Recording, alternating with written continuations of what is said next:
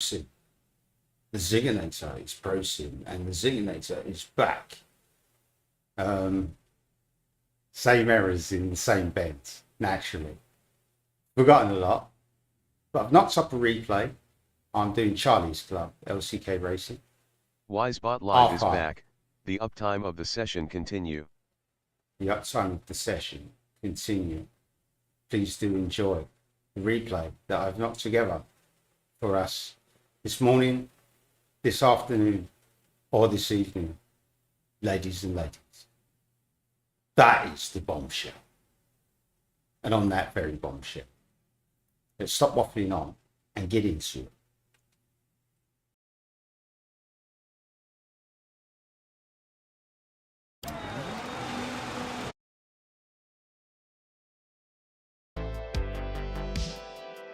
Now there was a famine in the land, so Abram went down to Egypt to live there for a while because the famine was severe. As he was about to enter Egypt, he said to his wife Sarai, "Look, I know that you are a beautiful woman, and when the Egyptians see you, they will say, 'This is his wife.' Then they will kill you, but will let you live. Botrix Please has say you correctly are my joined the sister, channel. so that I will be treated well for your sake, and on account of you, my life will be spared." So when Abram entered Egypt, the Egyptians saw that the woman was very beautiful. When Pharaoh's officials saw Sarai, they commended her to him, and she was taken into the palace of Pharaoh. He treated Abram well on her account, and Abram acquired sheep and cattle, male and female donkeys, men servants and maidservants, and camels. The Lord, however, afflicted Pharaoh and his household with severe plagues because of Abram's wife Sarai. So Pharaoh summoned Abram and asked, "What have you done to me? Why didn't you tell me she was your wife? Why did you say, 'She is my sister,' so that I took her as my wife? Now then, here is your wife. Take her and go." Then Pharaoh gave his men orders concerning Abram, and they sent him away with his wife and all his possessions. So Abram went up out of Egypt into the Negev, he and his wife and all his possessions, and Lot was with him. And Abram had become extremely wealthy in livestock and silver and gold. From the Negev, he journeyed from place to place toward Bethel, until he came to the place between Bethel and Ai, where his tent had formerly been pitched, to the site where he had built the altar. And there Abram called on the name of the Lord. Now Lot, who was traveling with Abram, also had flocks and herds and tents. But the land was unable to support both of them while they stayed together, for they had so many possessions that they were unable to coexist. And there was discord between the herdsmen of Abram and the herdsmen of Lot. At that time, the Canaanites and the Perizzites were also living in the land. So Abram said to Lot, "Please let there be no contention between you and me, or between your herdsmen and my herdsmen. After all, we are brothers. Is not the whole land before you? Now separate yourself from me. If you go to the left, I will go to the right. If you go to the right, I will go to the left." And Lot looked out and saw that the whole plain of the Jordan, all the way to Zoar, was well watered like the garden of the Lord, like the land of Egypt. This was before the Lord destroyed Sodom and Gomorrah. So Lot chose the whole plain of the Jordan for himself, and set out toward the east. And Abram and Lot parted company. Abram lived in the land of Canaan, but Lot settled in the cities of the plain, and pitched his tent toward Sodom. But the men of Sodom were wicked, sinning greatly against the Lord. After Lot had departed, the Lord said to Abram, "Now lift up your eyes from the place where you are, and look to the north, and south, and east, and west. For all the land that you see, I will give to you and your offspring forever. I will make your offspring like the dust of the earth, so that if one could count the dust of the earth, then your offspring could be counted. Get up and walk around the land, through its length and breadth, for I will give it to you." So Abram moved his tent and went to live near the oaks of Mamre and Hebron, where he built an altar to the Lord. In those days, Amraphel, king of Shinar, Arioch, king of Elasar, Kedorlaomer, king of Elam, and Tidal, king of Goyim, went to war against Bera, king of Sodom, Birsha, king of Gomorrah, Shinab, king of Admah, Shemeber, king of Zeboim, and the king of Bela, that is, Zoar. The latter five came as allies to the valley of Siddim, that is, the Salt Sea. For 12 years they had been subject to Kedorlaomer, but in the 13th year they rebelled. In the 14th year, Kedorlaomer and the kings allied with him went out and defeated the Rephaites in Ashtaroth-Karnaim, the Zuzites in Han, the Emites in Sheva Kiriathaim, and the Horites in the area of Mount Seir, as far as El Paran, which is near the desert. Then they turned back to invade En-Mishpat, that is, Kadesh, and they conquered the whole territory of the Amalekites, as well as the Amorites who lived in Hazazon Tamar. Then the king of Sodom, the king of Gomorrah, the king of Admah, the king of Zeboim, and the king of Bela, that is Zoar, marched out and arrayed themselves for battle in the valley of Siddim against Kedorlaomer, king of Elam, Tidal, king of Goyim, Amraphel, king of Shinar, and Arioch, king of Elasar, 4 kings against 5. Now the valley of Siddim was full of tar pits, and as the kings of Sodom and Gomorrah fled, some men fell into the pits, but the survivors fled to the hill country. The 4 kings seized all the goods of Sodom and Gomorrah and all their food, and they went on their way. They also carried off Abram's nephew Lot and his possessions, since Lot was living in Sodom. Then an escapee came and reported this to Abram the Hebrew. Now Abram was living near the oaks of Mamre the Amorite, a brother of Eshcol and Aner, all of whom were bound by treaty to Abram. And when Abram heard that his relative had been captured, he mobilized the 318 trained men born in his household, and they set out in pursuit as far as Dan. During the night, Abram divided his forces and routed Kedorlaomer's army, pursuing them as far as Hobah, north of Damascus. He retrieved all the goods, as well as his relative Lot and his possessions, together with the women and the rest of the people. After Abram returned from defeating Kedorlaomer and the kings allied with him, the king of Sodom went out to meet him in the valley of Shaveh, that is, the king's valley. Then Melchizedek, king of Salem, brought out bread and wine, since he was priest of God Most High. And he blessed Abram and said, Blessed be Abram by God Most High, creator of heaven and earth, and blessed be God Most High, who has delivered your enemies into your hand. Then Abram gave Melchizedek 1/10 of everything. The king of Sodom said to Abram, Give me the people, but take the goods for yourself. But Abram replied to the king of Sodom, I have raised my hand to the Lord God Most High, creator of heaven and earth, and I will not accept even a thread or a strap of a sandal or anything that belongs to you, lest you should say, I have made Abram rich.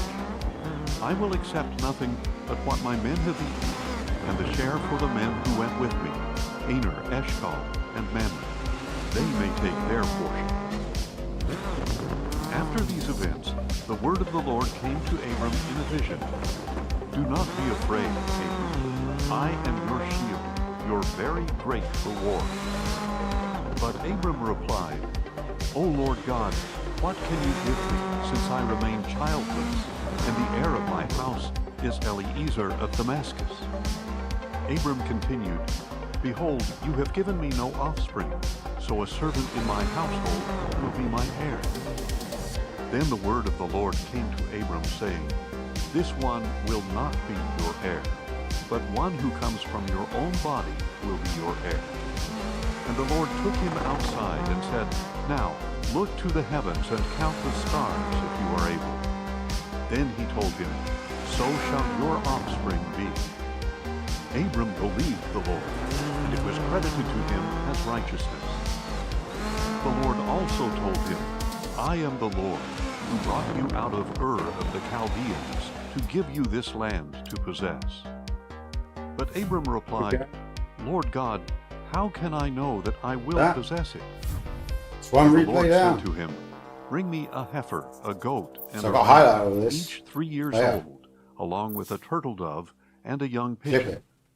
So Abram Stuff. brought all these to him, split each of them down the middle, and laid the halves nice. opposite each other.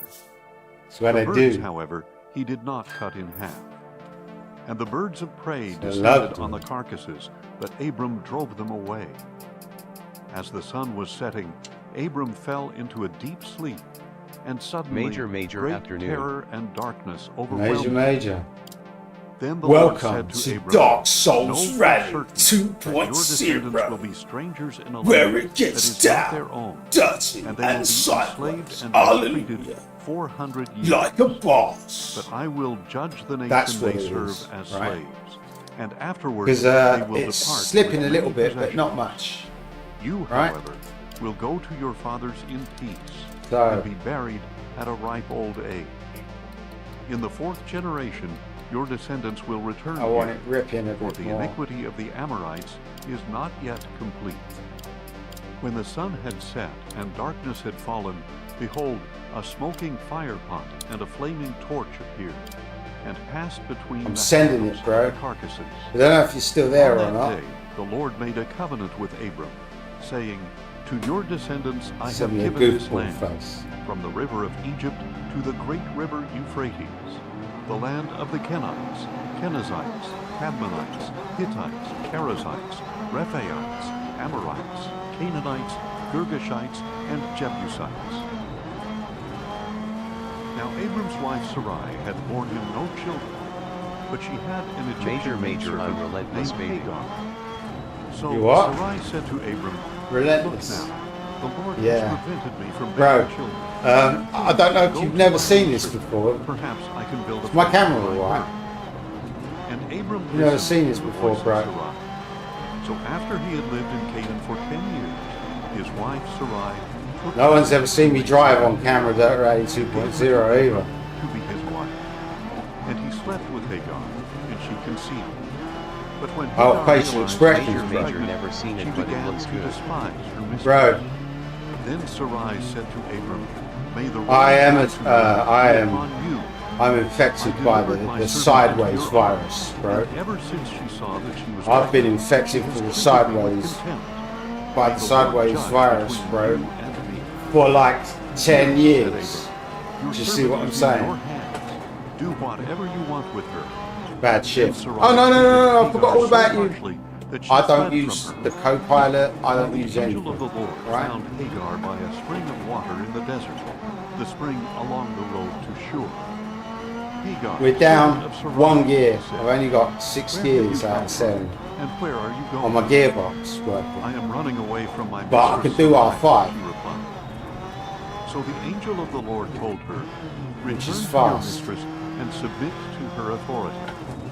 Then the angel added, "I will greatly multiply your offspring, so that they will be too numerous to count." You should be able to see my Angel of the controller Lord inputs, proceeded, right? At the bottom of the "Behold, screen. you have conceived and will I bear work a it son, hard, bro. and you shall name him Ishmael. For the Lord has heard your cry of affliction. He will be a wild donkey of a man, and his hand will be against everyone, and everyone's hand against him. He will live in hostility toward all his brothers." So Hagar gave this name to the Lord who had spoken to her, "You are the God who sees me." For she said, "Here I have seen the one who sees me." Therefore the well was called Beer Lahairoi. It is located between Kadesh and Beerah. And Hagar bore Abram a son, and Abram gave the name Ishmael to the son she had borne. Ooh. Abram was 86 years Ooh. old when Hagar bore Ishmael to him. When Abram was 90, Did that for the replay, right? the Lord appeared to I'm an him expedition and driver. said, "I See what I'm have saying? done all In right. these games, in the Walk sideways before section, me, right? and be blameless. The sideways I kingdom. will establish my covenant between me That's what I and you, represent, and bro. I will multiply you It's exceedingly." this. Then Abram fell face down, and God said to him, "As for me, this is my covenant with you. You will be the father of many nations. No longer That's why you need to get wheel, bro. Abram, but your name will be Abraham. Then we race. For I have made you a father of many nations. Oh, Front I will make you suspensions. exceedingly Too fruitful. springy. I will make nations of you, and kings will descend from you. I will establish my covenant as an everlasting covenant between me and you and your descendants after you, to be your God and the God of your descendants after you. And to you and your descendants I will give the land where you are residing, all the land of Canaan, as an eternal possession, and I will be their God. God also said to Abraham, you must keep my covenant, you and your descendants in the generations after you. This is my covenant with you and your descendants after you, which you are to keep. Every male among you must be circumcised. You are to circumcise the flesh of your foreskin. Yeah, I apply these This will things, be a right? sign of the covenant between me and you. I love flying. Generation Oh, after why? generation, every male Shy. must be circumcised when he is 8 days old, including those born in your household and those purchased from a foreigner, even those who are not your offspring. Whether they are born in your household or purchased, they must be circumcised. My covenant in your flesh will be an everlasting covenant. But if any male is not circumcised, he will be cut off from his people. He has broken my covenant. Then God said to Abraham, as for Sarai your wife, do not call her Sarai, for her name is to be Sarah. And I will bless her, and will surely give you a son by her. I will bless her, and she will be the mother of nations. Kings of peoples will This is descend what I from do, her. bro. You still there? Abraham fell face down. Then I love he it. laughed and I said love to getting himself, sideways. can a child be born to a man Love who sending is it. 100 years old? Can Sarah give birth at the age of 90? And Abraham said to God, What's going on, man? oh, that Ishmael Where'd you might go, dude? live under your blessing.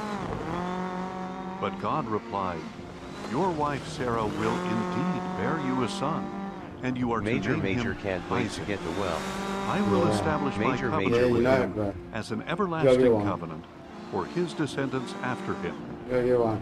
As for Ishmael, I have heard you, and I I will was going to surely load up bless some him. sim drifting, I will make him fruitful and multiply him greatly. but I haven't got my He settings will style. become the father of 12 rulers, and I will make him into a great nation. But I will establish my covenant with Isaac, whom Sarah will bear to you at this time next year. When he had finished speaking with Abraham, God went up from him. On that very day, Abraham took his son Ishmael, and all those born in his household or purchased with his money, every male among the members of Abraham's household, and he circumcised them just as God had told him. So Abraham was 99 years old when he was circumcised, and his son Ishmael was 13. Abraham and his son Ishmael were circumcised on the same day, and all the men of Abraham's household, both servants born in his household and those purchased from foreigners, were circumcised with him. Then the Lord appeared to Abraham by the oaks of Mamre in the heat of the day, while he was sitting at the entrance of his tent. And Abraham looked up and saw 3 men standing nearby. When he saw them, he ran from the entrance of his tent to meet them and bowed low to the ground. My Lord, said Getting Abraham, sideways there. if I have clipped found the favor tree. in your sight, please do not pass your servant by. Let a little water be brought, that you may wash your feet and rest yourselves under the tree. And I will bring a bit of bread, so that you may refresh yourselves. Oh This is yeah, I why clipped you that have as your well. servant's way. I felt that knock After on the that, door. you may continue on your way. Yes, they replied. You may do as you have said. Trying to tame it So there. Abraham hurried into the tent and I said should be to clutch Sarah, kicking quick, that. prepare 3 seahs Right? of Normally I fine would, flour, but I lost knead my it, and bottle. bake some Oh, this bread. was great.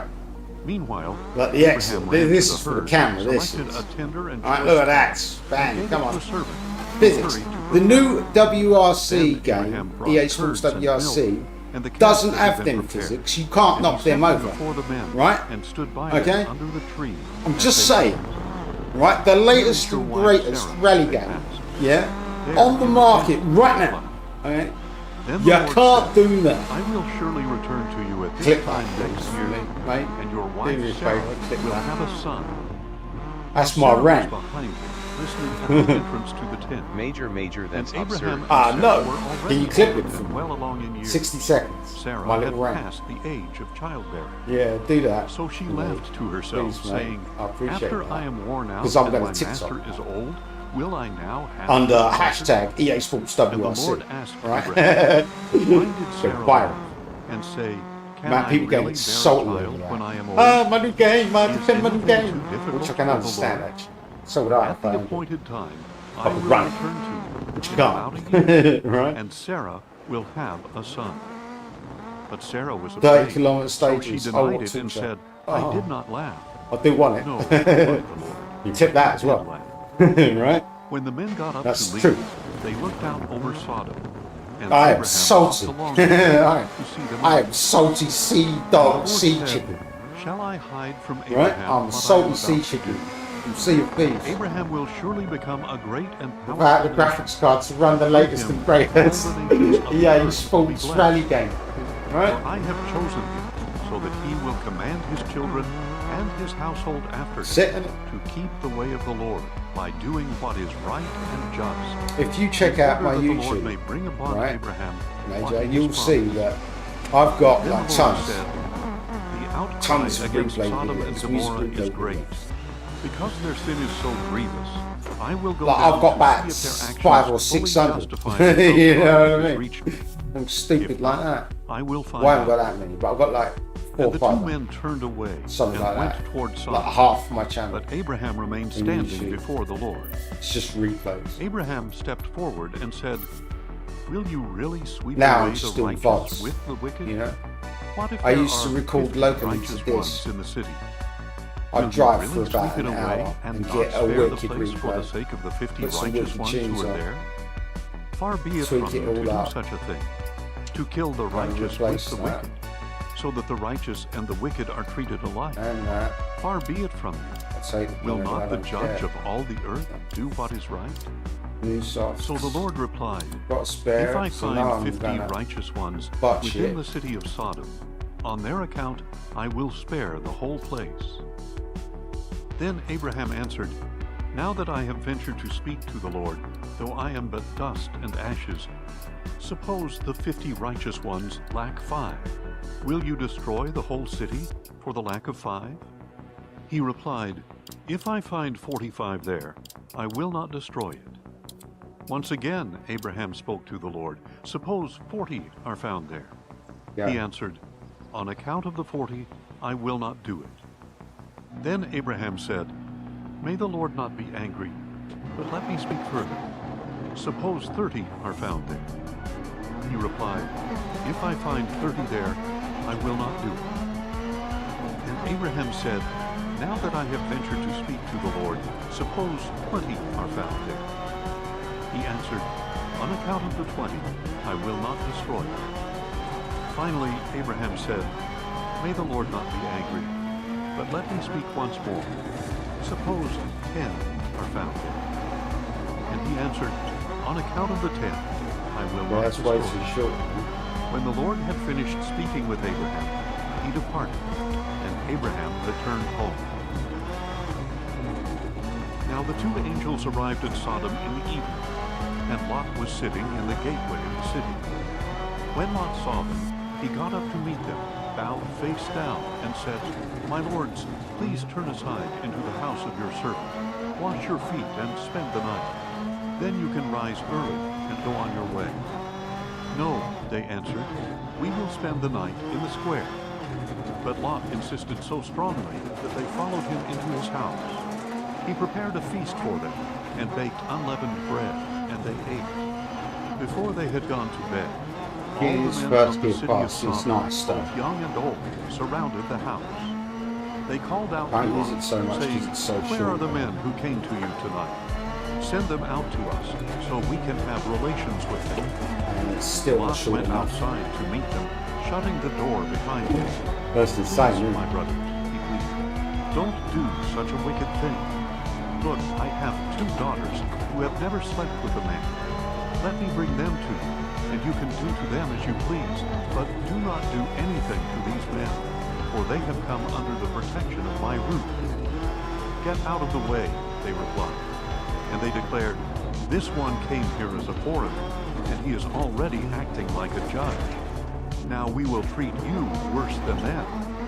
And they pressed in on Lot and moved in to break down the door. But the men inside reached out, pulled Lot into the house with them, and shut the door. And they struck the men at the entrance, young and old, with blindness, so that they wearied themselves trying to find the door. Then the two men said to Lot, do you have anyone else here, a son-in-law, your sons or daughters, or anyone else in the city who belongs to you? Get them out of here, because we are about to destroy this place. For the outcry to the Lord against its people is so great that he has sent us to destroy it. So Lot went out and spoke to the sons-in-law who were pledged in marriage to his daughter. Get up, he said, get out of this place, for the Lord is about to destroy the city. But his sons-in-law thought he was joking. Forgot about you. At daybreak, the angels hurried Lot along, saying, get up, take your wife and your two daughters who are here, or you will be swept away in the punishment of the city. But when Lot hesitated, the men grabbed his hand and the hands of his wife and his two daughters, and they led them safely out of the city because of the Lord's compassion for them. As soon as the men had brought them out, one of them said, run for your lives. Do not look back, and do not stop anywhere on the plain. Flee to the mountains, or you will be swept away. But Lot replied, no, my lords, please. Your servant has indeed found favor in your sight, and you have shown me great kindness by sparing my life. Oh no! But I cannot run to the mountains. After the replay. The disaster will overtake me, We've had and I will an die. accident. Look, Bad one. there is a town we've nearby definitely where had an I can flee, accident. and it is a small place. Please, let me flee there. Is it not a small place? Then my If life you got will all be that saved. spare, I would have been completely out. Very well, he answered. I will grant this request as well, and will not demolish the town you indicate. Hurry, run there quickly, for I cannot do anything until you reach it. That is why the town was called Zoar. And by the time the sun had risen over the land, Lot had reached Zoar. Then the Lord rained down sulfur and fire on we'll Sodom be and fine. Gomorrah from the Held it. Lord out of the heavens. Save. He destroyed these cities and the entire plain, including all the inhabitants of the cities and everything that grew on the ground. But Lot's wife looked back, and she became a pillar of salt. Early the next morning, Abraham got up and returned to the place where he had stood before the Lord. He looked down toward Sodom and Gomorrah and all the land of the plain, and he saw the smoke rising from the land, like smoke from a furnace. So when God destroyed the cities of the plain, he remembered Abraham, and he brought Lot out of the catastrophe. That's me driving the cities where he driving the donkey off it. Lot and his two daughters left Zoar and settled in the mountains, for he was afraid to stay in Zoar. So, where they lived come around in spending, a I hit the lights. One Little day, bit of air there. the older daughter said to the younger, our father is Slowly. old. There's and one there is thing no we've got man to do, in the though. land to sleep It's with graphics us, options. as is the custom over all the Brightness. earth. Come, let us get our father drunk with wine, so we can sleep with him There and we go. preserve his line.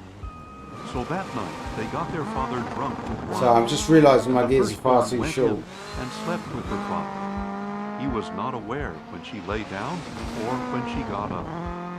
The next day, the older daughter said to the younger, look, I slept with my father last night. Let us get him drunk with wine again tonight, so you can go in and sleep with him, and we can preserve our father's line. So again that night, they got their father drunk with wine, and the younger daughter went in and slept with him. He was not aware when she lay down or when she got up. Thus both of Lot's daughters became pregnant by their father. The older daughter gave birth to a son and named him Moab.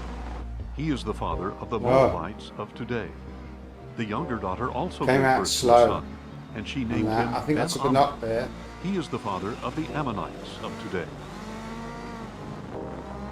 Now Abraham journeyed from there to the region of the Negev and settled between Kadesh and Shur.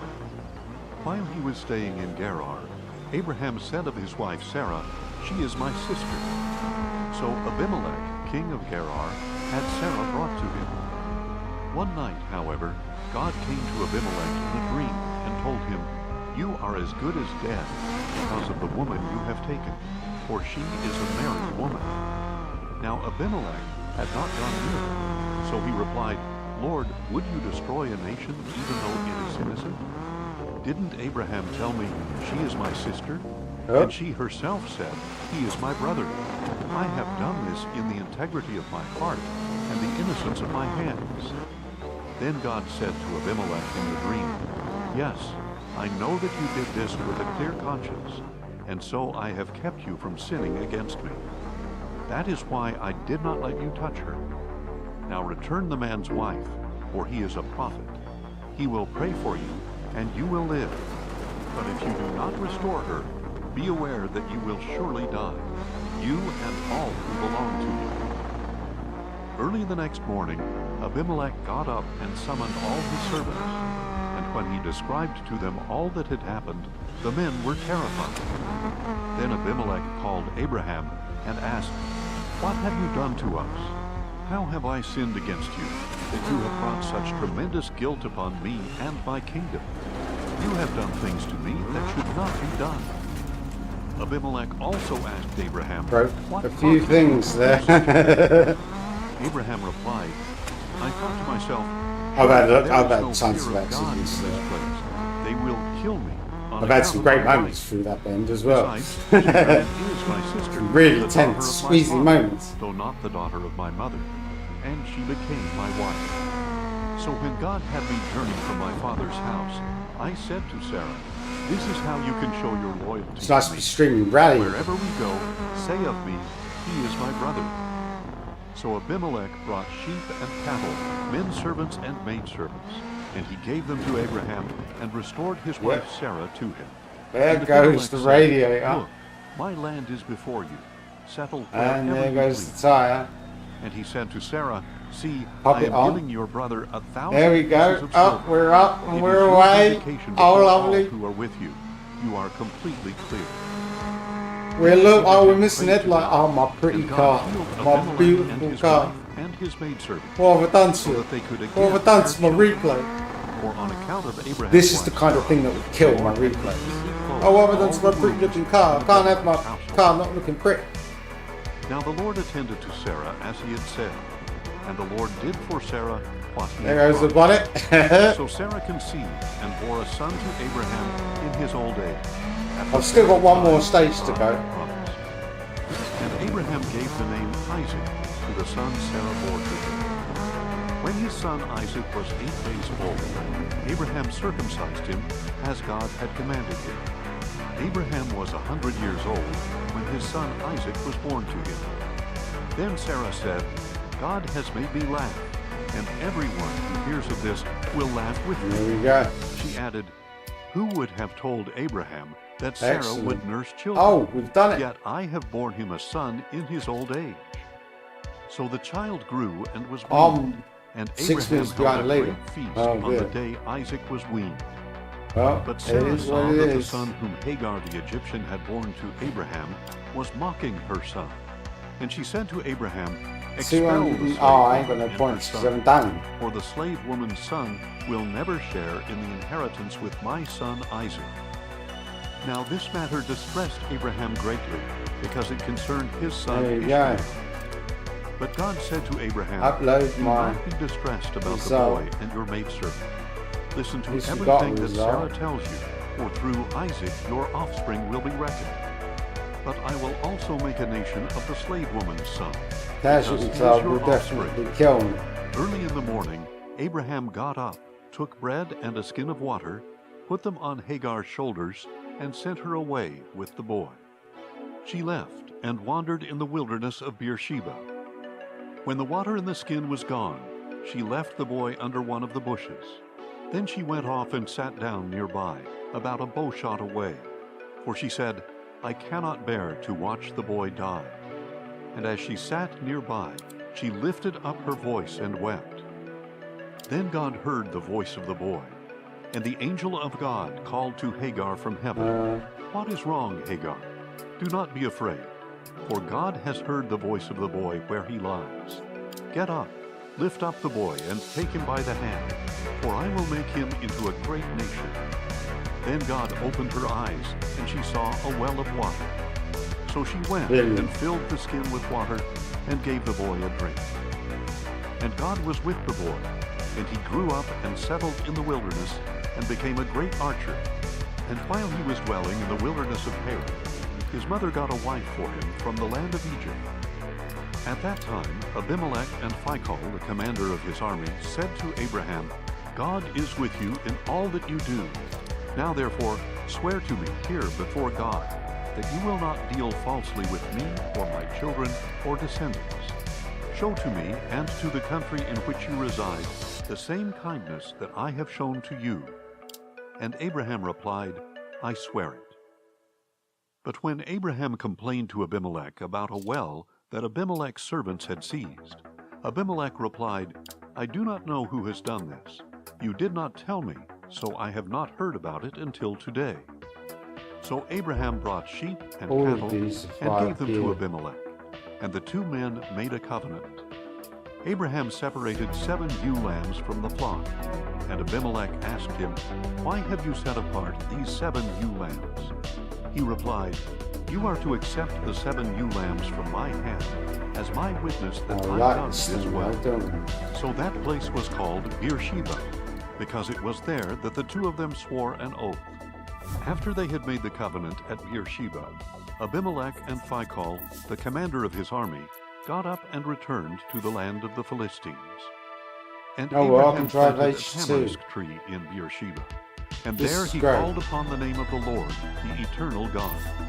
And Abraham resided in the land of the Philistines for a long time. Some time later, God tested Abraham and said to him, Abraham. Here I am, he answered.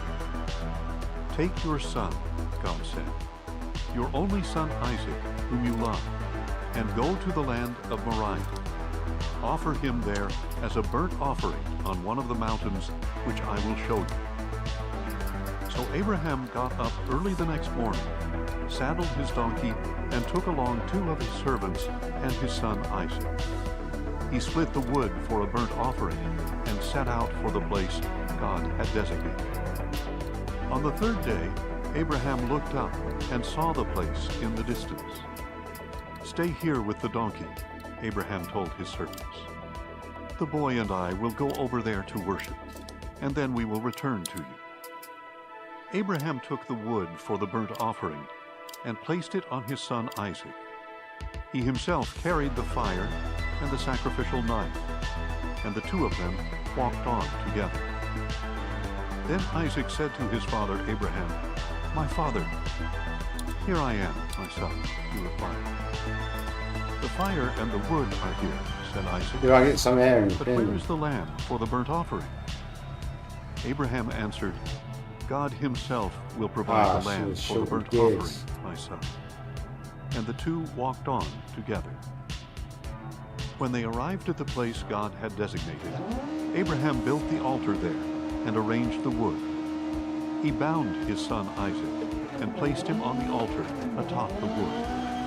Then Abraham reached out his hand and took the knife to slaughter his son. Just then the angel of the Lord called out to him from heaven, Abraham, Abraham. Here I am, he replied. Do not lay a hand on the boy or do anything to him, said the angel. For now I know that you fear God, since you have not withheld your only son from me. Then Abraham looked up and saw behind him a ram in a thicket, caught by its horns. So he went and took the ram and offered it as a burnt offering in place of his son. And Abraham called that place, The Lord Will Provide. So to this day it is said, On the mountain of the Lord it will be provided. And the angel of the Lord called to Abraham from heaven a second time, saying, By myself I have sworn, declares the Lord, that because you have done and have not withheld your only son, I will surely bless you, and I will multiply your descendants like the stars in the sky and the sand on the seashore. Your descendants will possess the gates of their enemies, and through your offspring, all nations of the earth will be blessed. Oh yeah, because you have obeyed that's what we was my looking for. voice. Abraham How's that for a went back to his replay? For a servants, clip? and they Love got up that. and set out together for Beersheba.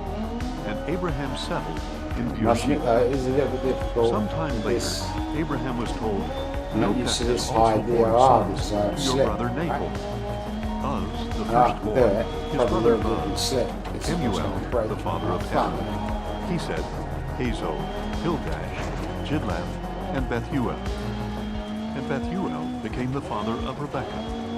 Milcah bore these 8 sons to Abraham's brother Nahor. Moreover, Nahor's concubine, whose name was Reumah, bore Tebah, Gaham, Tahash, and Maacah. Now Sarah lived to be 127 years old. She died in Kiriath Arba, that is Hebron, in the land of Canaan. And Abraham went out to mourn and to weep for her. Then Abraham got up from beside his dead wife, and said to the Hittites, I am a foreigner and an outsider among you. Give me a burial site among you so that I can bury my dead. The Hittites replied to Abraham, Listen to us, sir. You are God's chosen one among us. Bury your dead in the finest of our tombs. None of us will withhold his tomb for burying your dead. Then Abraham rose and bowed down before the people of the land, the Hittites. If you are willing for me to bury my dead, he said to them, listen to me and approach Ephraim son of Zohar on my behalf to sell me the cave of Machpelah that belongs to him. It is at the end of his field. Let him sell it to me in your presence for full price, so that I may have a burial site. Now Ephraim was sitting among the sons of Heth. So in the presence of all the Hittites, 900 is a lot. sitting, I think I could do this Ephraim at the 7th Hittite round. answered Abraham, No, I my like lord, them. listen to me. I give you the field, and I give you the cave that is in it. I give it to you in the presence of my people. Bury your dead. Again, Abraham bowed down before the people of the land, and said to Ephraim in their presence, If you will please listen to me, I will pay you the price of the field. Accept it from me, so that I may bury my dead there. Ephraim answered Abraham, Listen to me, my lord. The land is worth 400 shekels of silver. But what is that between you and me? Bury your dead. Abraham agreed to Ephraim's terms, and weighed out for him the price he had named in the hearing of the Hittites, 400 shekels of silver, according to the standard bad of the tune. merchants. Bad. So Ephraim's field at Machpelah near Mamre, the cave that was in it, and all the trees within the boundaries of the field were deeded over to Abraham's possession in the presence of all the Hittites who had come to the gate of his city. After this, Abraham buried his wife Sarah in the cave of the field at Machpelah near Mamre, And that is, at 900 in the land of Canaan. So the field and its cave were deeded by the Hittites to Abraham as a burial site. By now Abraham was old and well along in years, and the Lord had blessed him in every way. So Abraham instructed the chief servant of his household, who managed all he owned, Place your hand under my thigh, and I will have you swear by the Lord, the God of heaven and the God of earth, that you will not take a wife for my son from the daughters of the Canaanites among whom I am dwelling, but will go to my country and my kindred to take a wife for my son Isaac. The servant asked him, What if the woman is unwilling to follow me to this land? Shall I then take your son back to the land from which you came? Abraham replied, Make sure that you do not take my son back there. The Lord, the God of heaven, who brought me from my father's house and my native land, who spoke to me and promised me on oath, saying, To your offspring I will give this land. He will send his angel before you, so that you can take a wife for my son from there. And if the woman is unwilling to follow you, then you are released from this oath of mine. Only do not take my son back there. So the servant placed his hand under the thigh of his master Abraham, and swore an oath to him concerning this matter. Then the servant took 10 of his master's camels, and departed with all manner of good things from his master in hand. and he set out for Whoa. Nahor's hometown in Aram Naharaim. As evening approached, he made the camels kneel down near the well outside the town at the time when the women went out to draw water. O Lord God of my master Abraham, he prayed, please grant me success today, and show kindness to my master Abraham. Here I am, standing beside the spring, and the daughters of the townspeople are coming out to draw water. Now may it happen that the girl to whom I say, please let down your jar that I may drink, and who responds, drink, and I will water your camels as well, let her be the one you have appointed for your servant Isaac. By this I will know that you have shown kindness to my master. Before the servant had finished praying, Rebekah came out with her jar on her shoulder. She was the daughter of Bethuel, son of Milcah, the wife of Abraham's brother Nahor. Now the girl was very beautiful, a virgin who had not had relations with any man.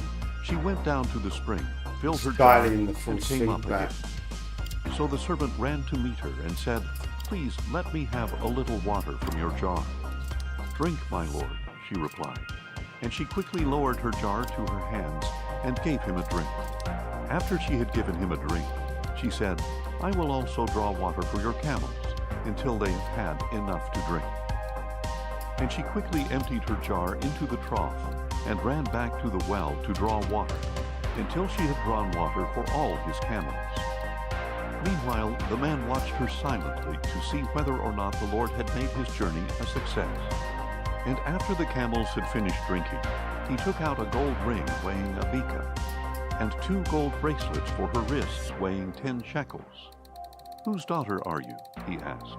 Please tell me, is there room in your father's house for us to spend the night? She replied, I am the daughter of Bethuel, the son that Milcah bore to Nahor. Then she added, we have plenty of straw and feed, as well as a place for you to spend the night. Then the man bowed down and worshipped the Lord, saying, Blessed be the Lord, the God of my master Abraham, who has not withheld his kindness and faithfulness from my master. As for me, the Lord has led me on the journey to the house of my master's relatives. The girl ran and told her mother's household about these things.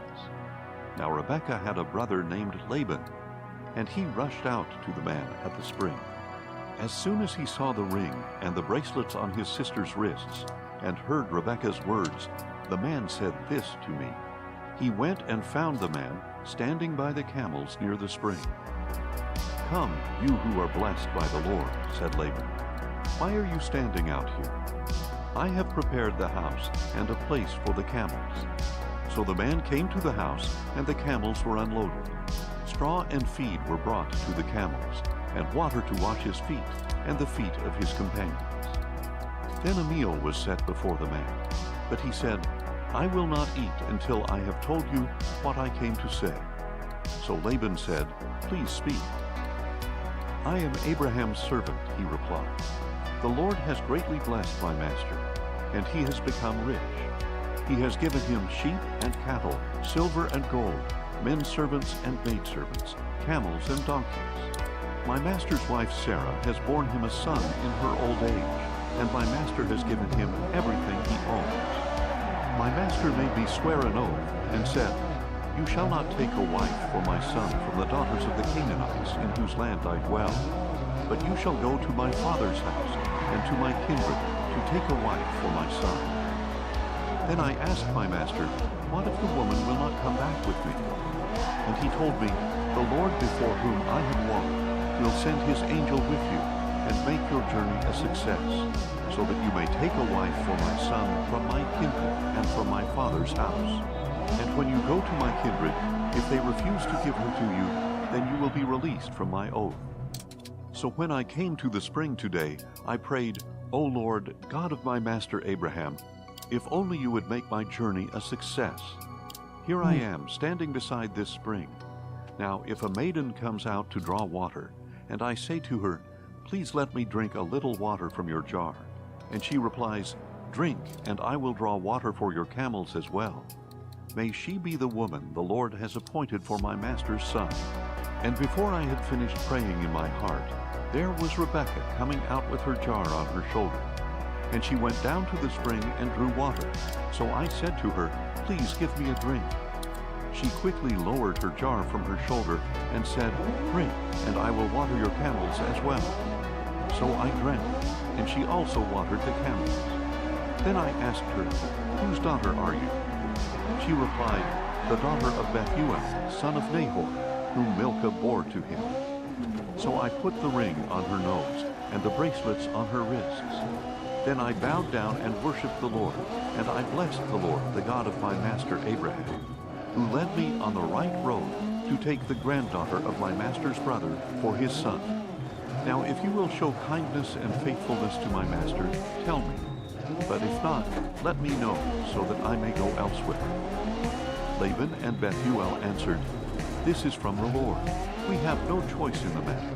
Rebekah is here before you. Take her and go, and let her become the wife of your master's son, just as the Lord has decreed."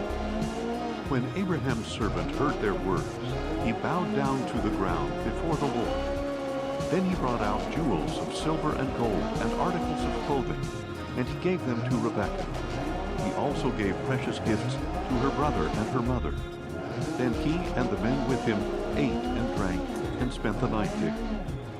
When they got up the next morning, he said, "Send me on my way to my master."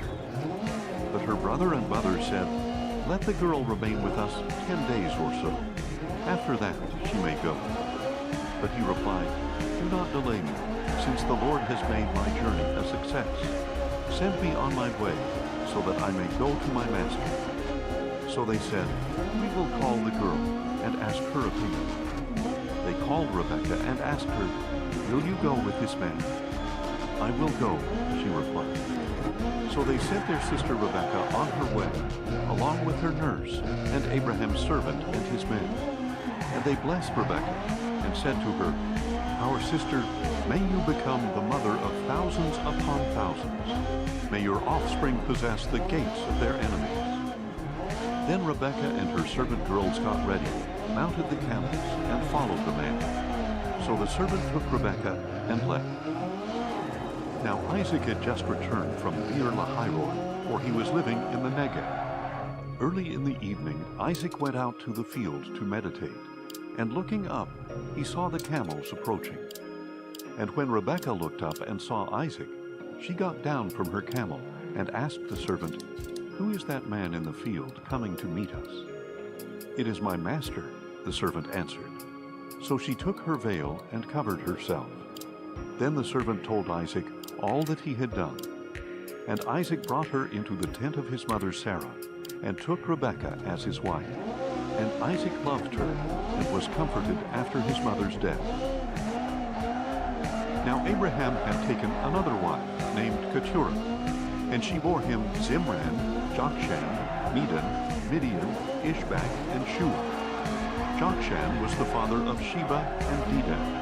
And the sons of Dedan were the Asherites, the Letusites, and the Leumites. The sons of Midian were Ephah, Epher, Hanoch, Abida, and Aldeah. All these were descendants of Keturah.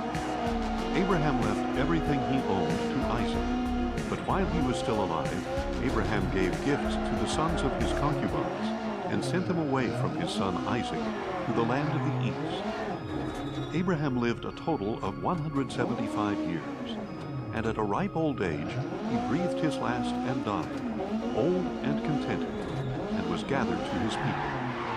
His sons Isaac and Ishmael buried him in the cave of Machpelah near Mamre, in the field of Ephron, son of Zohar the Hittite. This was the field that Abraham had bought from the Hittites. Abraham was buried there with his wife Sarah. After Abraham's death, God blessed his son Isaac, who lived near Beer Lahai-roi. This is the account of Abraham's son Ishmael, whom Hagar the Egyptian, Sarah's maidservant, bore to Abraham. These are the names of the sons of Ishmael in the order of their birth: Nebaioth, the firstborn of Ishmael, then Kedar, Adbeel, Mibsam, Mishma, Duma, Massa, Hadad, Tema, Jeter, Naphish, and Kedemah. These were the sons of Ishmael, and these were their names by their villages and encampments. 12 princes of their tribes. Ishmael lived a total of 137 years. Then he breathed his last and died, and was gathered to his people. Ishmael's descendants settled from Havilah to Shur, which is near the border of Egypt as you go toward Ashur. And they lived in hostility toward all their brothers. This is the account of Abraham's son Isaac. Abraham became the father of Isaac, and Isaac was 40 years old when he married Rebekah, the daughter of Bethuel the Aramean from Padan-Aram, and the sister of Laban the Aramean. Later, Isaac prayed to the Lord on behalf of his wife, because she was barren. And the Lord heard his prayer, and his wife Rebekah conceived. But the children inside her struggled with each other, and she said, "Why is this happening to me?" So Rebekah went to inquire of the Lord, and he declared to her, "Two nations are in your womb, and two peoples from within you will be separated. One people will be stronger than the other, and the older will serve the younger." When her time came to give birth, there were indeed twins in her womb. The first one came out red, covered with hair like a fur coat, so they named him Esau. After this, his brother came out grasping Esau's heel, so he was named Jacob. And Isaac was 60 years old when the twins were born. When the boys grew up, Esau became a skillful hunter, a man of the field, while Jacob was a quiet man who stayed at home. Because Isaac had a taste for wild game, he loved Esau, but Rebekah loved Jacob. One day, while Jacob was cooking some stew, Esau came in from the field and was famished. He said to Jacob, "Let me eat some of that red stew, for I am famished." That is why he was also called Edom. "First, sell me your birthright," Jacob replied. "Look," said Esau, "I am about to die. This is what they so recommend. What good is a birthright to me?" "Swear to me first," Jacob said. So Esau swore to Jacob and sold him the birthright. Then Jacob gave some bread and lentil stew to Esau, who ate and drank, and then got up and went away. Thus Esau despised his birthright.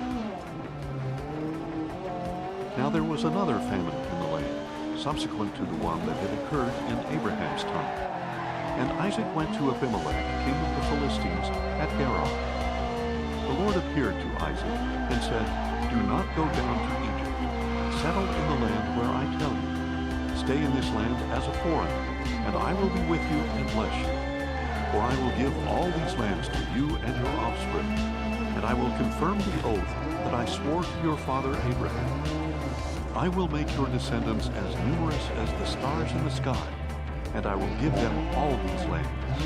And through your offspring, all nations of the earth will be blessed, because Abraham listened to my voice and kept my charge, my commandments, my statutes, and my laws." So Isaac settled in Gerar. But when the men of that place asked about his wife, he said, "She is my sister." For he was afraid to say, "She is my wife," since he thought to himself, "The men of this place will kill me on account of Rebekah, because she is so beautiful."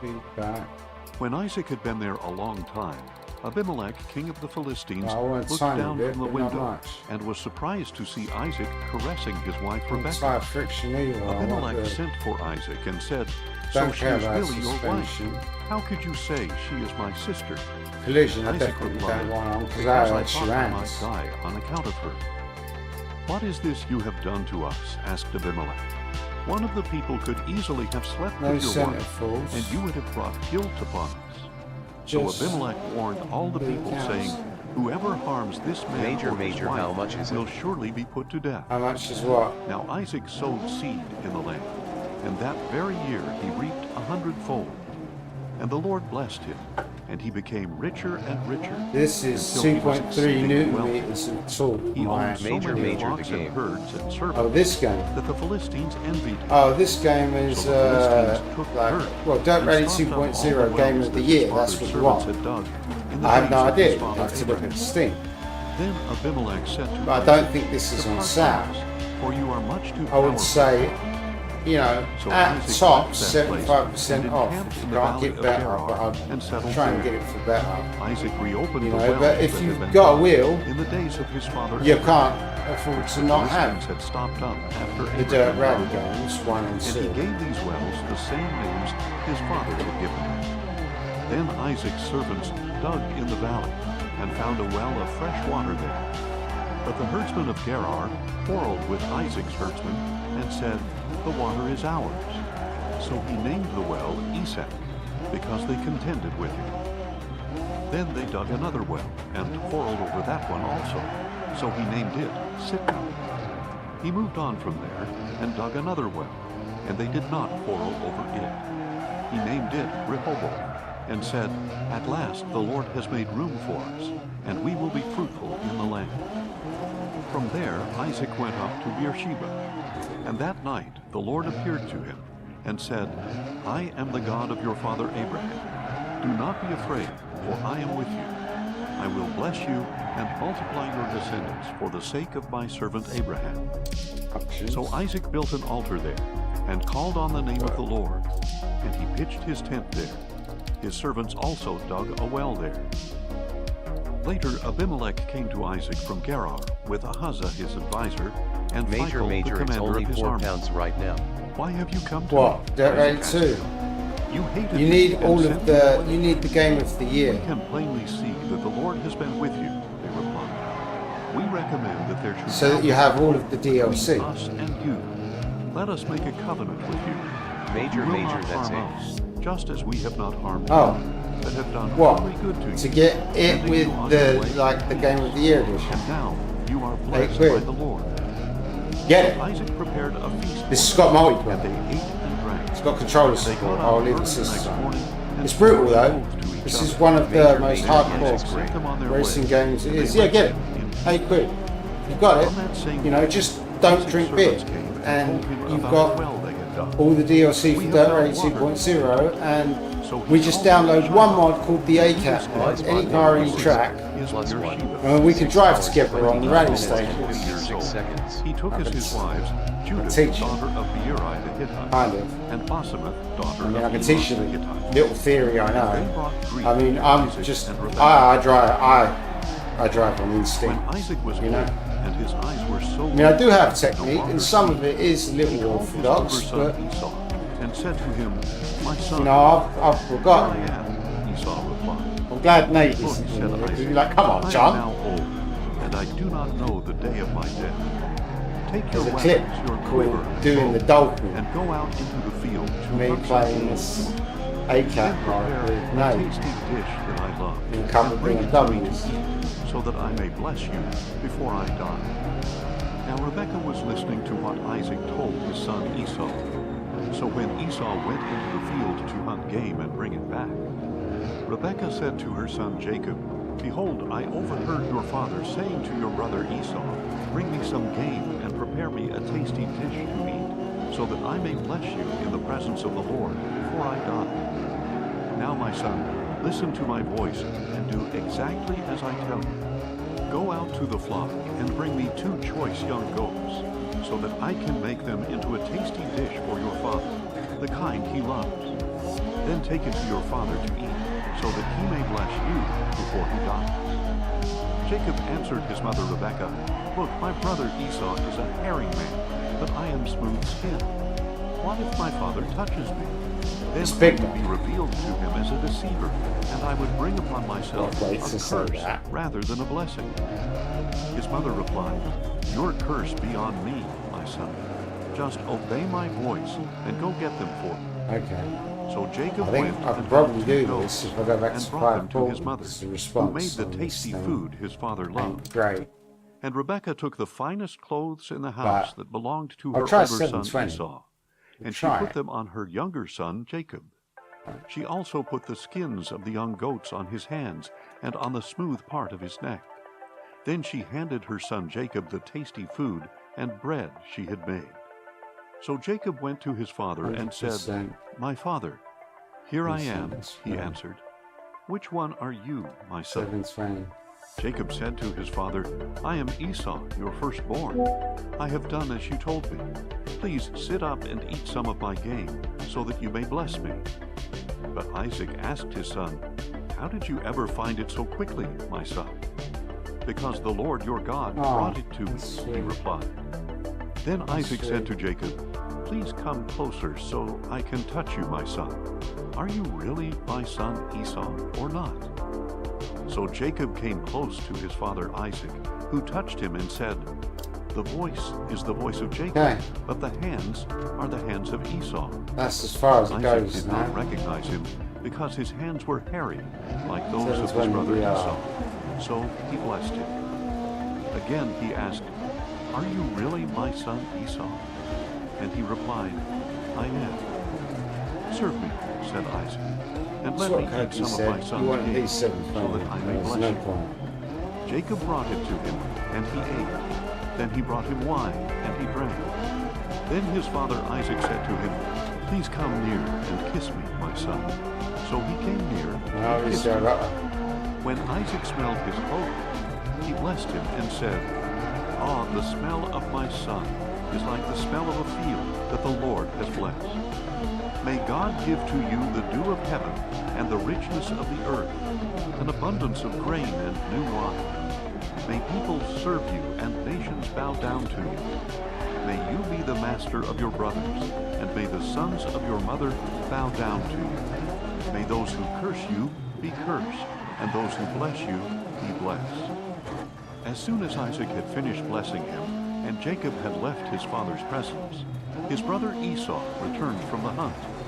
He too made some tasty food, brought it to his father, and said to him, "My father, sit up and eat of your son's game, so that you may bless me." But his father Isaac replied, "Who are you?"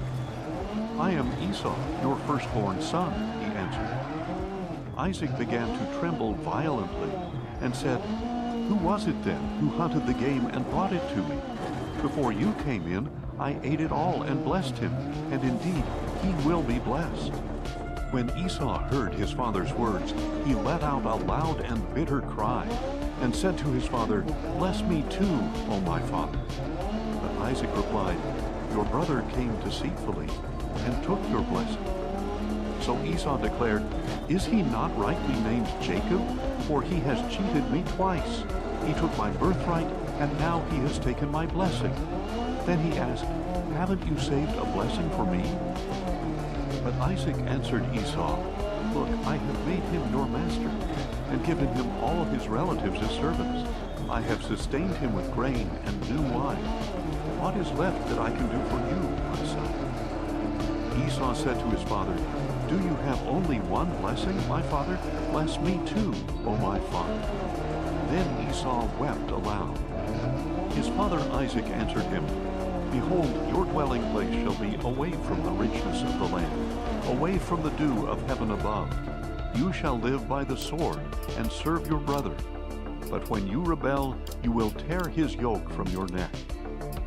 Esau held a grudge against Jacob because of the blessing his father had given him.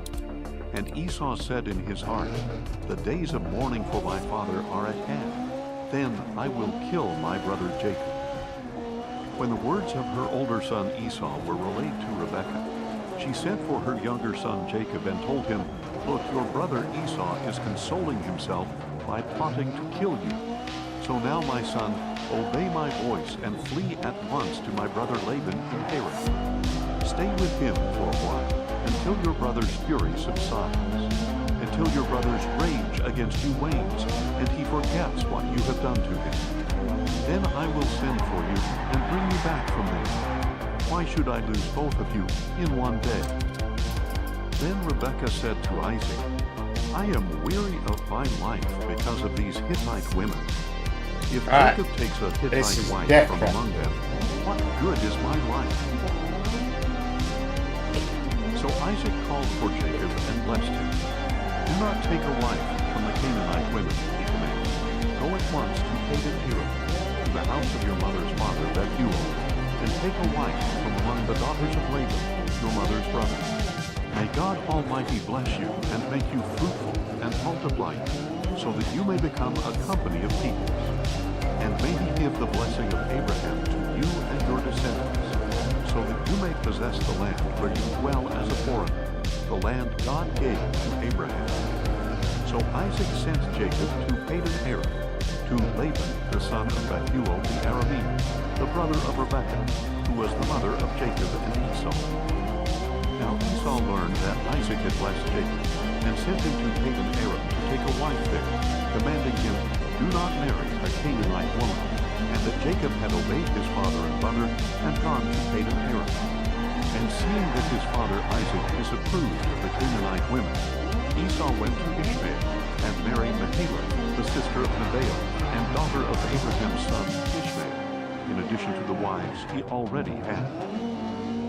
Meanwhile, Jacob left Beersheba and set out for Haran. On reaching a certain place, he spent the night there because the sun had set. And taking one of the stones from that place, he put it under his head and lay down to sleep.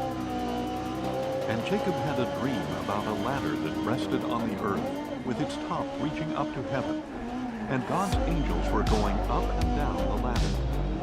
And there at the top, the Lord was standing, and saying, "I am the Lord, the God of your father Abraham, and the God of Isaac. I will give you and your descendants the land on which you now lie. Your descendants will be like the dust of the earth, and you will spread out to the west and east and north and south. All the families of the earth will be blessed through you and your offspring. Look, I am with you, and I will watch over you wherever you go, and I will bring you back to this land.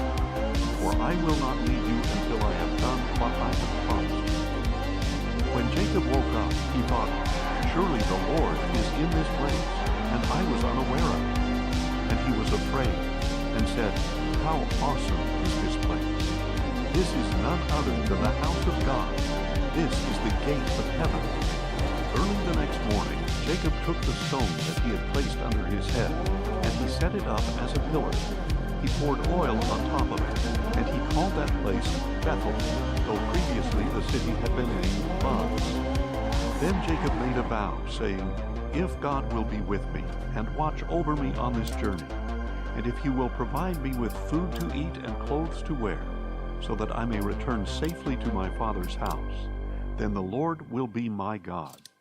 And this stone I have set up as a pillar will be God's house, and of all that you give me, I will surely give you a tenth." Jacob resumed his journey and came to the land of the people of the east. He looked and saw a well in the field, and near it lay 3 flocks of sheep, because the sheep were watered from this well. And a large stone covered the mouth of the well. When all the flocks had been gathered there, the shepherds would roll away the stone from the mouth of the well and water the sheep. Then they would return the stone to its place over the mouth of the well. "My brothers," Jacob asked the shepherds, "where are you from?" "We are from Haran," they answered. "Do you know Laban, the grandson of Nahor?" Jacob asked. "We know him," they replied. "Is he well?" Jacob inquired. "Yes," they answered, "and here comes his daughter Rachel with his sheep." "Look," said Jacob, "it is still broad daylight. It is not yet time to gather the livestock, water the sheep, and take them back to pasture." But they replied, "We cannot until all the flocks have been gathered, and the stone has been rolled away from the mouth of the well. Then we will water the sheep." While he was still speaking with them, Rachel arrived with her father's sheep, for she was a shepherdess. As soon as Jacob saw Rachel, the daughter of his mother's brother Laban, with Laban's sheep, he went up and rolled the stone away from the mouth of the well, and watered his uncle's sheep. Then Jacob kissed Rachel and wept aloud. He told Rachel that he was Rebekah's son, a relative of her father, and she ran and told her father. When Laban heard the news about his sister's son Jacob, he ran out to meet him. He embraced him and kissed him and brought him to his home, where Jacob told him all that had happened. Then Laban declared, "You are indeed my own flesh and blood." After Jacob had stayed with him a month, Laban said to him, "Just because you are my relative, should you work for nothing?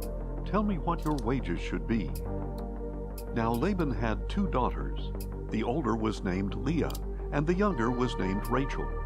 Leah had weak eyes, but Rachel was shapely and beautiful. Since Jacob loved Rachel, he answered, "I will serve you 7 years for your younger daughter Rachel." Laban replied, "Better that I give her to you than to another. Stay here with me." So Jacob served 7 years for Rachel, yet it seemed but a few days because of his love for her. Finally Jacob said to Laban, "Grant me my wife, for my time is complete, and I want to sleep with her." So Laban invited all the men of that place and prepared a feast. But when evening came, Laban took his daughter Leah and gave her to Jacob, and he slept with her. And Laban gave his servant girl Zilpah to his daughter Leah as her maidservant. When morning came, there was Leah. "What have you done to me?" Jacob said to Laban. "Wasn't it for Rachel that I served you? Why have you deceived me?" Laban replied, "It is not our custom here to give the younger daughter in marriage before the older. Finish this week's celebration, and we will give you the younger one in return for another 7 years of work." And Jacob did just that. He finished the week's celebration, and Laban gave him his daughter Rachel as his wife. Laban also gave his servant girl Bilhah to his daughter Rachel as her maidservant. Jacob slept with Rachel as well, and indeed he loved Rachel more than Leah. So he worked for Laban another 7 years. When the Lord saw that Leah was unloved, he opened her womb, but Rachel was barren. And Leah conceived and gave birth to a son, and she named him Reuben, for she said, "The Lord has seen my affliction. Surely my husband will love me now." Again she conceived and gave birth to a son, and she said, "Because the Lord has heard that I am unloved, he has given me this son as well." So she named him Simeon. Once again Leah conceived and gave birth to a son, and she said, "Now at last my husband will become attached to me, because I have borne him 3 sons." So he was named Levi. And once more she conceived and gave birth to a son, and said, "This time I will praise the Lord." So she named him Judah. Then Leah stopped having children. When Rachel saw that she was not bearing any children for Jacob, she envied her sister. "Give me children, or I will die," she said to Jacob. Jacob became angry with Rachel and said, "Am I in the place of God, who has withheld children from you?" Then she said, "Here is my maidservant Bilhah. Sleep with her, that she may bear children for me, so that through her I too can build a family." So Rachel gave Jacob her servant Bilhah as a wife, and he slept with her. And Bilhah conceived and bore him a son. Then Rachel said, "God has vindicated me. He has heard my plea and given me a son." So she named him Dan. And Rachel's servant Bilhah conceived again and bore Jacob a second son. Then Rachel said, "In my great struggles I have wrestled with my sister and won." So she named him Naphtali. When Leah saw that she had stopped having children, she gave her servant Zilpah to Jacob as a wife. And Leah's servant Zilpah bore Jacob a son. Then Leah said, "How fortunate!" So she named him Gad. When Leah's servant Zilpah bore Jacob a second son, Leah said, "How happy The I am, last resort. for the women call me Can I happy." still even do it with So she named 540? him Am I Asher. limited to 540? Now during the wheat harvest, Reuben went that's out not and found some mandrakes the in end the of the field. world. I'm grateful. When he brought them to his fact, mother, I'm so Rachel thankful I begged can at Leah, least get it "Please give me sideways." some of your son's mandrakes." But Can't Leah limit it to replied, 540, "Is it not that's enough that fine. you have taken away my husband? Now you want to take my son's mandrakes as well?" "Very well," said Rachel.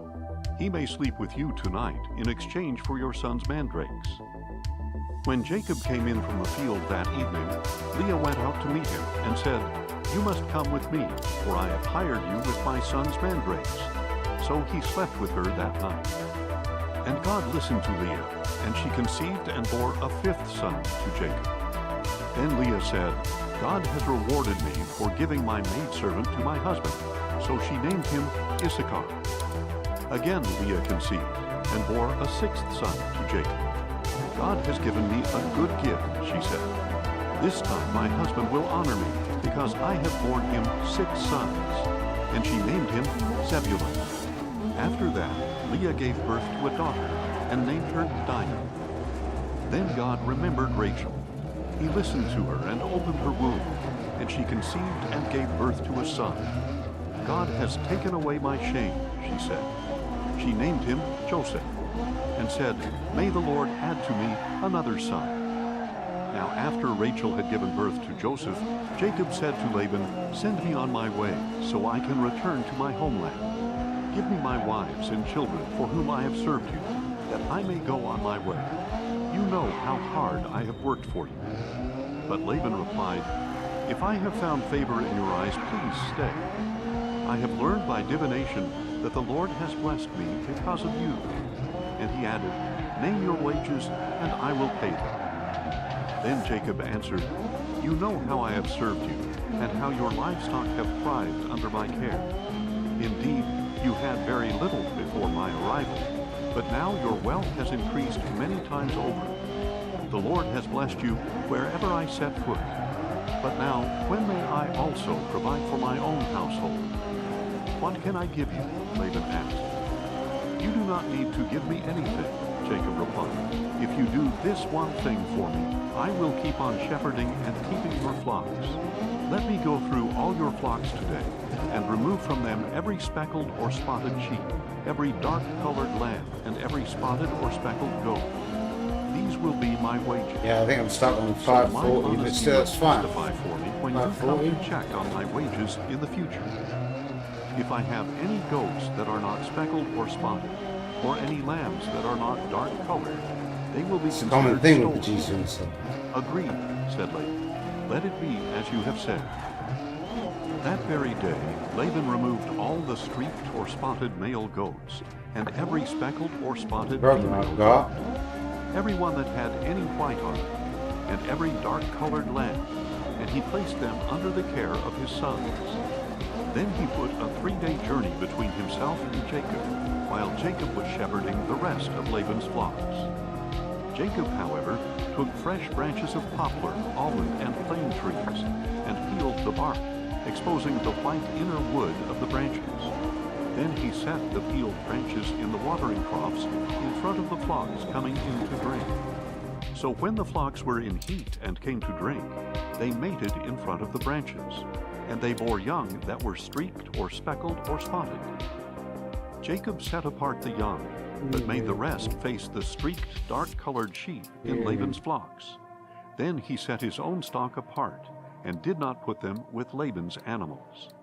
Whenever the stronger females of the flock were in heat, Jacob would place the branches in the troughs, in full view of the animals, so that they would breed in front of the branches. But if the animals were weak, he did not set out the branches. So the weaker animals went to Laban, and the stronger ones to Jacob. Thus Jacob became exceedingly prosperous. He owned large flocks, maidservants and menservants, and camels and donkeys. Now Jacob heard that Laban's sons were saying, Jacob has taken away all that belonged to our father, and built all this wealth at our father's expense.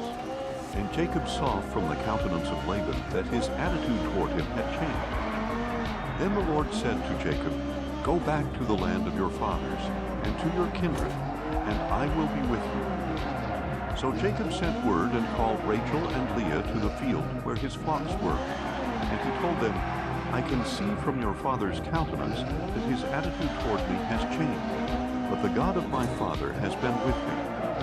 You know that I have served your father with all my strength, and although he has cheated me and changed my wages 10 times, God has not allowed him to harm me. If he said, the speckled will be your wages, then the whole flock bore speckled offspring. If he said, the streaked will be your wages, then the whole flock bore streaked offspring. Thus God has taken away your father's livestock and given them to me.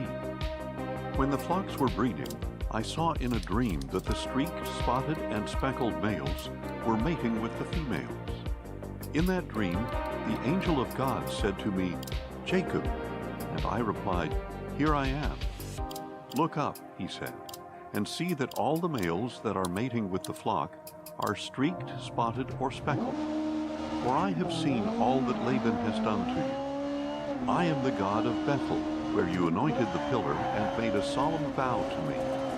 Now get up and leave this land at once, and return to your native land." And Rachel and Leah replied, "Do we have any portion or inheritance left in our father's house? Are we not regarded by him as outsiders? Not only has he sold us, but he has certainly squandered what was paid for us. Surely all the wealth that God has taken away from our father belongs to us and to our children.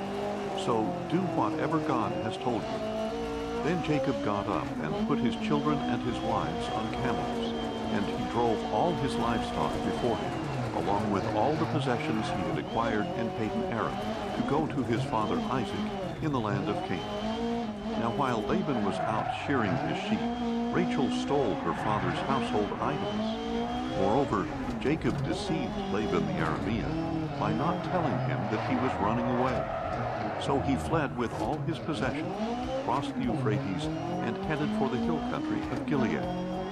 On the third day, Laban was informed that Jacob had fled. So he took his relatives with him, pursued Jacob for 7 days, and overtook him in the hill country of Gilead. But that night God came to Laban the Aramean in a dream, and warned him, "Be careful not to say anything to Jacob, either good or bad." Now Jacob had pitched his tent in the hill country of Gilead when Laban overtook him, and Laban and his relatives camped there as well. Then Laban said to Jacob, "What have you done? You have deceived me and carried off my daughters like captives of war. Why did you run away secretly and deceive me without even telling me? I would have sent you away with joy and singing, with tambourines and harps. But you did not even let me kiss my grandchildren and my daughters goodbye. Now you have done a foolish thing. I have power to do you great harm. But last night the God of your father said to me, 'Be careful not to say anything to Jacob, either good or bad.' Now you have gone off because you long for your father's house. But why have you stolen my gods?" "I was afraid," Jacob answered, "for I thought you would take your daughters from me by force. If you find your gods with anyone here, he shall not live. In the presence of our relatives, see for yourself if anything is yours, and take it back." For Jacob did not know that Rachel had stolen the idols. So Laban went into Jacob's tent, then Leah's tent, and then the tents of the 2 maidservants, but he found nothing. Then he left Leah's tent and entered Rachel's tent. Now Rachel had taken Laban's household idols, put them in the saddlebag of her camel, and was sitting on them. And Laban searched everything in the tent, but found nothing. Rachel said to her father, "Sir, do not be angry that I cannot stand up before you, for I am having my period." So Laban searched, but could not find the household idols. Then Jacob became incensed and challenged Laban. "What is my crime?" he said. "For what sin of mine have you so hotly pursued me? You have searched all my goods. Have you found anything that belongs to you? Put it here before my brothers and yours, that they may judge between the 2 of us. I have been with you for 20 years now. Your sheep and goats have not miscarried, nor have I eaten the rams of your flock. I did not bring you anything torn by wild beasts. I bore the loss myself, and you demanded payment from me for what was stolen by day or night. As it was, the heat consumed me by day and the frost by night, and sleep fled from my eyes. Thus for 20 years I have served in your household, 14 years for your 2 daughters, and 6 years for your flocks, and you have changed my wages 10 times. If the God of my father, the God of Abraham, and the fear of Isaac had not been with me, surely by now you would have sent me away empty-handed. But God has seen my affliction and the toil of my hands, and last night he rendered judgment." But Laban answered Jacob, "These daughters are my daughters, these sons are my sons, and these flocks are my flocks. Everything you see is mine. Yet what can I do today about these daughters of mine, or the children they have borne? Come now, let us make a covenant, you and I, and let it serve as a witness between you and me." So So Jacob picked out a stone and set it up as a pillar, and he said to his relatives, "Gather some stones." So they took stones and made a mound, and there by the mound they ate. Laban called it Jagar-Saadutha, and Jacob called it Galeed. Then Laban declared, "This mound is a witness between you and me this day." Therefore the place was called Galeed. It was also called Mizpah, because Laban said, "May the Lord keep watch between you and me when we are absent from each other. If you mistreat my daughters or take other wives, although no one is with us, remember that God is a witness between you and me." Laban also said to Jacob, "Here is the mound, and here is the pillar I have set up between you and me. This mound is a witness, and this pillar is a witness, that I will not go past this mound to harm you, and you will not go past this mound and pillar to harm me. May the God of Abraham and the God of Nahor, the God of their father, judge between us." So Jacob swore by the fear of his father Isaac. Then Jacob offered a sacrifice on the mountain and invited his relatives to eat a meal. And after they had eaten, they spent the night on the mountain. Early the next morning, Laban got up and kissed his grandchildren and daughters and blessed them. Then he left to return home. Jacob also went on his way, and the angels of God met him. When Jacob saw them, he said, "This is the camp of God." So he named that place Mahanaim. Jacob sent messengers ahead of him to his brother Esau in the land of Seir, the country of Edom. He instructed them, "You are to say to my master Esau, 'Your servant Jacob says, I have been staying with Laban and have remained there until now. I have oxen, donkeys, flocks, men servants, and maidservants. I have sent this message to inform my master, so that I may find favor in your sight.' When the messengers returned to Jacob, they said, 'We went to your brother Esau, and now he is coming to meet you, he and 400 men with him.' In great fear and distress, Jacob divided his people into 2 camps, as well as the flocks and herds and camels. He thought, if Esau comes and attacks one camp, then the other camp can escape.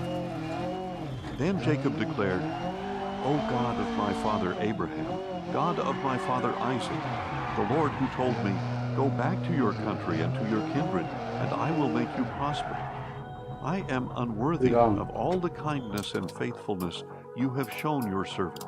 Indeed, with only my staff I came across the Jordan, but now I have become 2 camps. Please deliver me from the hand of my brother Esau, for I am afraid that he may come and attack me and the mothers and children with me.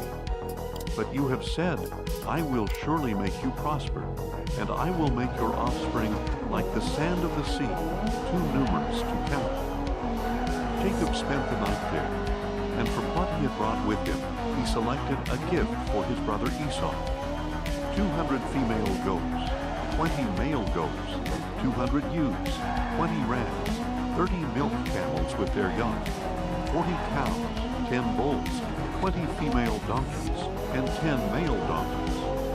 He entrusted them to his servants in separate herds and told them, 'Go on ahead of me and keep some distance between the herds.' He instructed the one in the lead, 'When my brother Esau meets you and asks, "To whom do you belong? Where are you going? And whose animals are these before you?" Then you are to say, "They belong to your servant Jacob. They are a gift sent to my lord Esau. And behold, Jacob is behind us." He also instructed the second, the third, and all those following behind the herds, "When you meet Esau, you are to say the same thing to him. You are also to say, "Look, your servant Jacob is right behind us." For he thought, "I will appease Esau with the gift that is going before me. After that I can face him, and perhaps he will accept me." So Jacob's gifts went on before him, while he spent the night in the camp. During the night, Jacob got up and took his 2 wives, his 2 maidservants, and his 11 sons, and crossed the ford of the Jabbok. He took them and sent them across the stream, along with all his possessions. So Jacob was left all alone, and there wrestled with him until daybreak. When the man saw that he could not overpower Jacob, he struck the socket of Jacob's hip and dislocated it as they wrestled. Then the man said, "Let me go, for it is daybreak." But Jacob replied, "I will not let you go unless you bless me." "What is your name?" the man asked. "Jacob," he replied. Then the man said, "Your name will no longer be Jacob, but Israel, because you have struggled with God and with men, and you have prevailed." And Jacob requested, "Please tell me your name." But he replied, "Why do you ask my name?" Then he blessed Jacob there.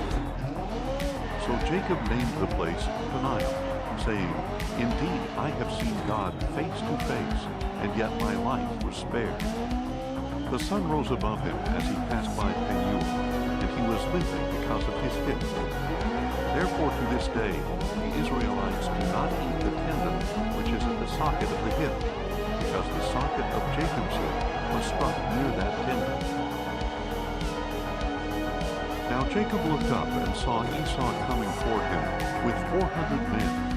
So he divided the children among Leah, Rachel, and the 2 maidservants. He put the maidservants and their children in front, Leah and her children next, and Rachel and Joseph at the rear. But Jacob himself went on ahead and bowed to the ground 7 times as he approached his brother. Esau, however, ran to him and embraced him, threw his arms around his neck and kissed him, and they both wept. When Esau looked up and saw the women and children, he asked, "Who are these with you?"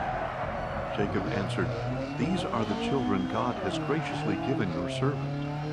Then the maidservants and their children approached and bowed down. Leah and her children also approached and bowed down. And then Joseph and Rachel approached and bowed down. "What do you mean by sending this whole company to meet me?" asked Esau. "You find favor in your sight, my lord," Jacob answered. "I already have plenty, my brother," Esau replied. "Keep what belongs to you." But Jacob insisted, "No, please, if I have found favor in your sight, then receive this gift from my hand. For indeed, I have seen your face, and it is like seeing the face of God, since you have received me favorably. Please accept my gift that was brought to you, because God has been gracious to me, and I have all I need." So Jacob pressed him until he accepted. Then Esau said, "Let us be on our way, and I will go ahead of you." But Jacob replied, "My Lord knows that the children are frail, and I must care for sheep and cattle that are nursing their young. If they are driven hard for even a day, all the animals will die.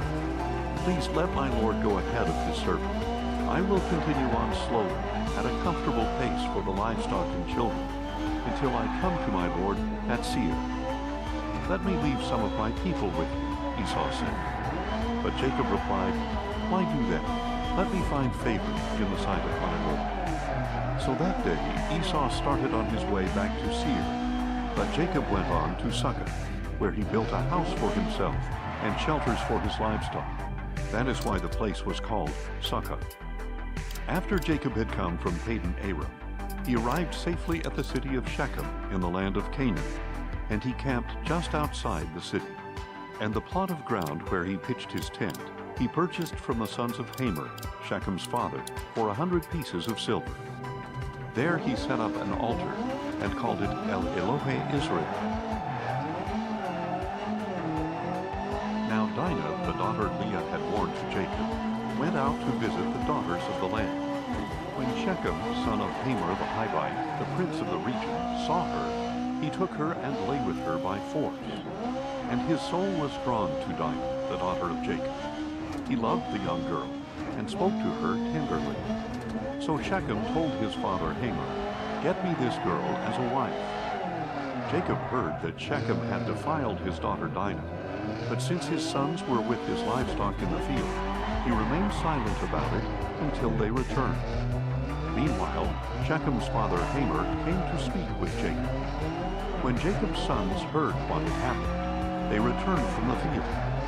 They were filled with grief and fury because Shechem had committed an outrage in Israel by lying with Jacob's daughter, a thing that should not be done. But Hamor said to them, "My son Shechem longs for your daughter. Please give her to him as his wife. Intermarry with us. Give us your daughters, and take our daughters for yourselves. You may settle among us, and the land will be open to you. Live here, move about freely, and acquire your own property." Then Shechem said to Dinah's father and brothers, "Grant me this favor, and I will give you whatever you ask. Demand a high dowry and an expensive gift, and I will give you whatever you ask. Only give me the girl as my wife." But because Shechem had defiled their sister Dinah, Jacob's sons answered him and his father Hamor Major darts online. "We cannot do such a thing," they said. Really? "To give our sister to an uncircumcised man would be I a need to get disgrace my to us. settings We will dialed consent in. to this on one condition, My that you will. become circumcised like us. That's like priority Every number one of your one. males. Then we will give you our daughters and take your daughters for ourselves.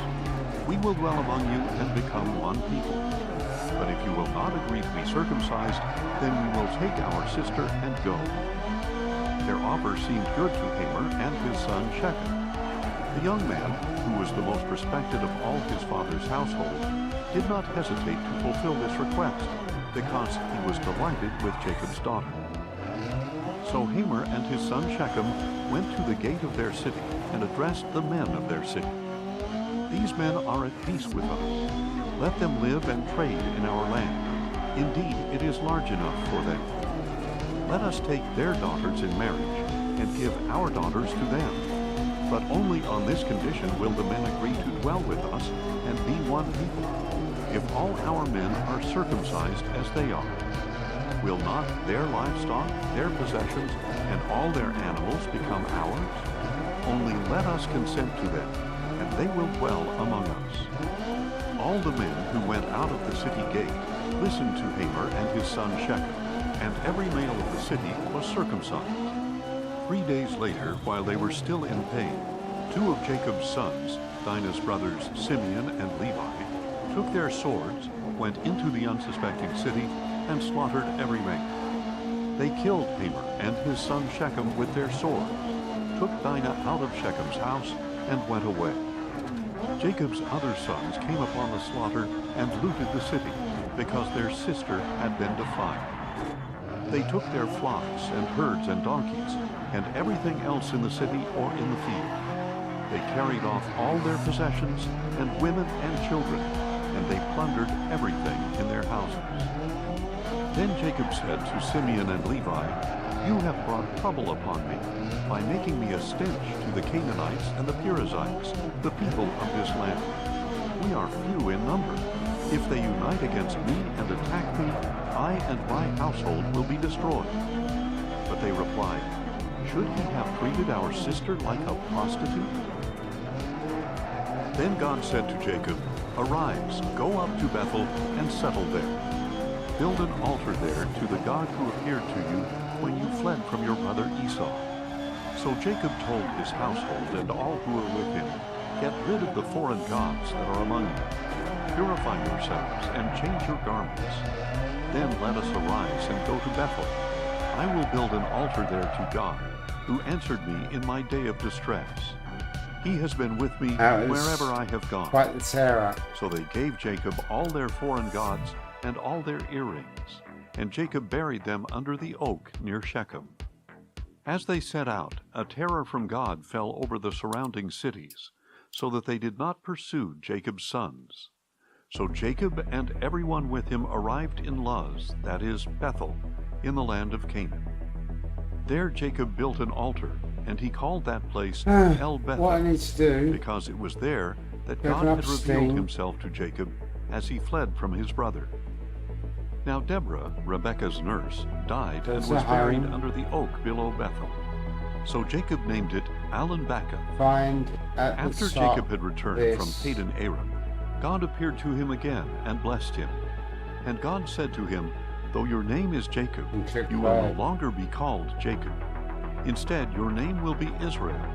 So God named him Israel. And God told Why isn't it him, working? I am God Almighty. Ah, Be of course fruitful it's and working. multiply. A nation, Single even player. a company of nations, shall come from This you, thing, and kings shall descend from on you. this thing. The I'll land just that I click gave go. to Abraham and Isaac, I will give to you, and I will give this land to your descendants after you.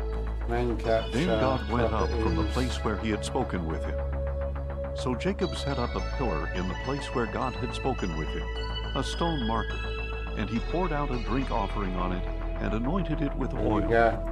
Jacob called the place where God had spoken with him Bethel. Later they set out from Bethel, and while they were still some distance from Ephrath, Rachel began to give birth, and her labor was difficult. Oh, well. During looks her like I'm severe stuck. labor, the midwife said to her, Do not be afraid, Oh, for you are man, having forgot about another that. son. And with her last breath, for she was dying, she named him Ben-Oni, but his father called him Benjamin. So Rachel died and was buried on the way to Ephrath, that is Bethlehem. Jacob set up a pillar on her grave. Oh my It marks days. Rachel's tomb to That this is day. really hot. Israel again set out and pitched his tent beyond the Tower of Eder. While Israel was living in that region, Reuben went in and slept with his father's concubine Bilhah, and Israel heard about it. Jacob had 12 sons. The sons of Leah were Reuben, the firstborn of Jacob, Simeon, Levi, Judah, Issachar, and Zebulun. The sons of Rachel were Joseph and Benjamin. The sons of Rachel's maidservant Bilhah were Dan That is and quite hot. Naphtali. And the sons of Leah's maidservant Right. Zilpah were Gad and Slips. Asher. These are the sons Yeah, of that's what Jacob it should who were be. born to him in Padan Aram. Jacob returned to his father Isaac at Mamre, near Kiriath Arba, that is Hebron, where Abraham and Isaac had stayed. And Isaac lived 180 years. Then he breathed his last and died, and was gathered to his people, old and full of years. Where's my full suit? And his back sons on? Esau and Jacob buried him. This is the account of Esau. I've got that still is full Edom. suit back. Esau took his wives from the daughters of Canaan. Ada, daughter of Elon the Hittite, Oholibamah, daughter of Anah and granddaughter of Zibeon the Hivite, and Basemath, daughter of Ishmael and sister of Nebaioth. Let's load it up again. And Ada bore Eliphaz to Esau. Basemath gave birth to Ruel, and Oholibamah gave birth to Jeush, but- Jalem, and Korah. These were the sons of Esau, who were born to him in the land of Canaan. Later Esau took his wives and sons and daughters, and all the people of his household, along with his livestock, all his other animals, and all the property he had acquired in Canaan. And he moved to a land far away from his brother Jacob, for their possessions were too great for them to dwell together. The land where they stayed could not support them because of their livestock. So Esau, that is Edom, settled in the area of Mount Seir. Oh, This is the account of Esau, the father of the Edomites, in the area of Mount Seir. These are the names of Esau's sons: Eliphaz, son of Esau's wife Ada, and Reuel, son of Esau's wife Basemath. The sons of Eliphaz were Teman, Omar, Zepho, Gatam, and Kenaz. Additionally, Timnah, a concubine of Esau's son Eliphaz, gave birth to Amalek. These are the grandsons of Esau's wife Ada. These are the sons of Reuel: Nahath, Zerah, Shammah, and Mizah. They are the grandsons of Esau's wife Basemath. These are the sons of Esau's wife Oholibamah, daughter of Anah and granddaughter of Zibeon, whom she bore to Esau: Jeush, Jalem, and Korah. These are the chiefs among the sons of Esau. The sons of Eliphaz, the firstborn of Esau: chiefs Teman, Omar, Zepho, Kenaz, Korah, Gatam, and Amalek. They are the chiefs of Eliphaz in the land of Edom, and they are the grandsons of Ada. These are the sons of Esau's son Reuel: chiefs Nahath, Zerah, Shema, and Mizah. They are the chiefs descended from Reuel in the land of Edom, and they are the grandsons of Esau's wife Basemath. These are the sons of Esau's wife Oholibamah: chiefs Jeush, Jalem, and Korah. They are the chiefs descended from Esau's wife, Oholibamah, the daughter of Abraham. All these are the sons of Esau, that is Edom, and they were their chiefs. These are the sons of Seir the Horite, who were living in the land: Lotan, Shobal, Zibeon, Anah, Dishon, Ezer, and Dishan. They are the chiefs of the Horites, the descendants of Seir, in the land of Edom. The sons of Lotan were Hori and Timna. Timna was Lotan's sister. These are the sons of Shobal: Alvan, Manahath, Ebal, Shepho, and Onan. These are the sons of Zibeon: Aiah and Anah. This is the Anah who found the hot springs in the wilderness as he was pasturing the donkeys of his father Zibeon. These are the children of Anah: Dishon and Oholibamah, daughter of Anah. These are the sons of Dishon: Hemdan, Eshban, Ithran, and Kiran. These are the sons of Ezer: Bilhan, Zeavan, and Achan. These are the sons of Dishon: Uz and Aran. These are the chiefs of the Horites: chiefs Lotan, Shobal, Zibeon, Anah, Dishon, Ezer, and Dishan. These are the chiefs of the Horites according to their divisions in the land of Seir. These are the kings who reigned in the land of Edom before any king reigned over the Israelites. Bela, son of Beor, reigned in Edom. The name of his city was Dinhabah. When Bela died, Jobab, son of Zerah from Basra, reigned in his place. When Jobab died, Husham from the land of the Temanites reigned in his place. When Husham died, Hadad, son of Bedad, who defeated Midian in the country of Moab, reigned in his place, and the name of his city was Avith. When Hadad died, Samlah from Masrekah reigned in his place. When Samlah died, Shaul from Rehoboth on the Euphrates reigned in his place. When Shaul died, Baal-Hanan, son of Achbor, reigned in his place. When Baal-Hanan, son of Achbor, died, Hadad reigned in his place. His city was named Peiuth, and his wife's name was Mehetabel, daughter of Matred, the daughter of Mezahath. These are the names of Esau's chiefs, according to their families and regions, by their names: chiefs Timna, Alva, Jetheth, Oholibamah, Elah, Pinon, Kenaz, Teman, Mibzar, Magdiel, and Iran. These were the chiefs of Edom, according to their settlements in the land they possessed. Esau was the father of the Edomites. Now Jacob lived in the land where his father had resided, the land of Canaan. This is the account of Jacob. When Joseph was 17 years old, he was tending the flock with his brothers, the sons of his father's wives, Bilhah and Zilpah, and he brought their father a bad report about them. Now Israel loved Joseph more than his other sons, because Joseph had been born to him in his old age. So he made him a robe of many colors. When Joseph's brothers saw that their father loved him more than any of them, they hated him and could not speak a kind word to him. Then Joseph had a dream, and when he told it to his brothers, they hated him even more. He said to them, "Listen to this dream I had. We were binding sheaves of grain in the field, and suddenly my sheaf rose and stood upright, while your sheaves gathered around and bowed down to mine. Do you intend to reign over us?" his brothers asked. "Will you actually rule us?" So they hated him even more because of his dream and his statements. Then Joseph had another dream and told it to his brothers.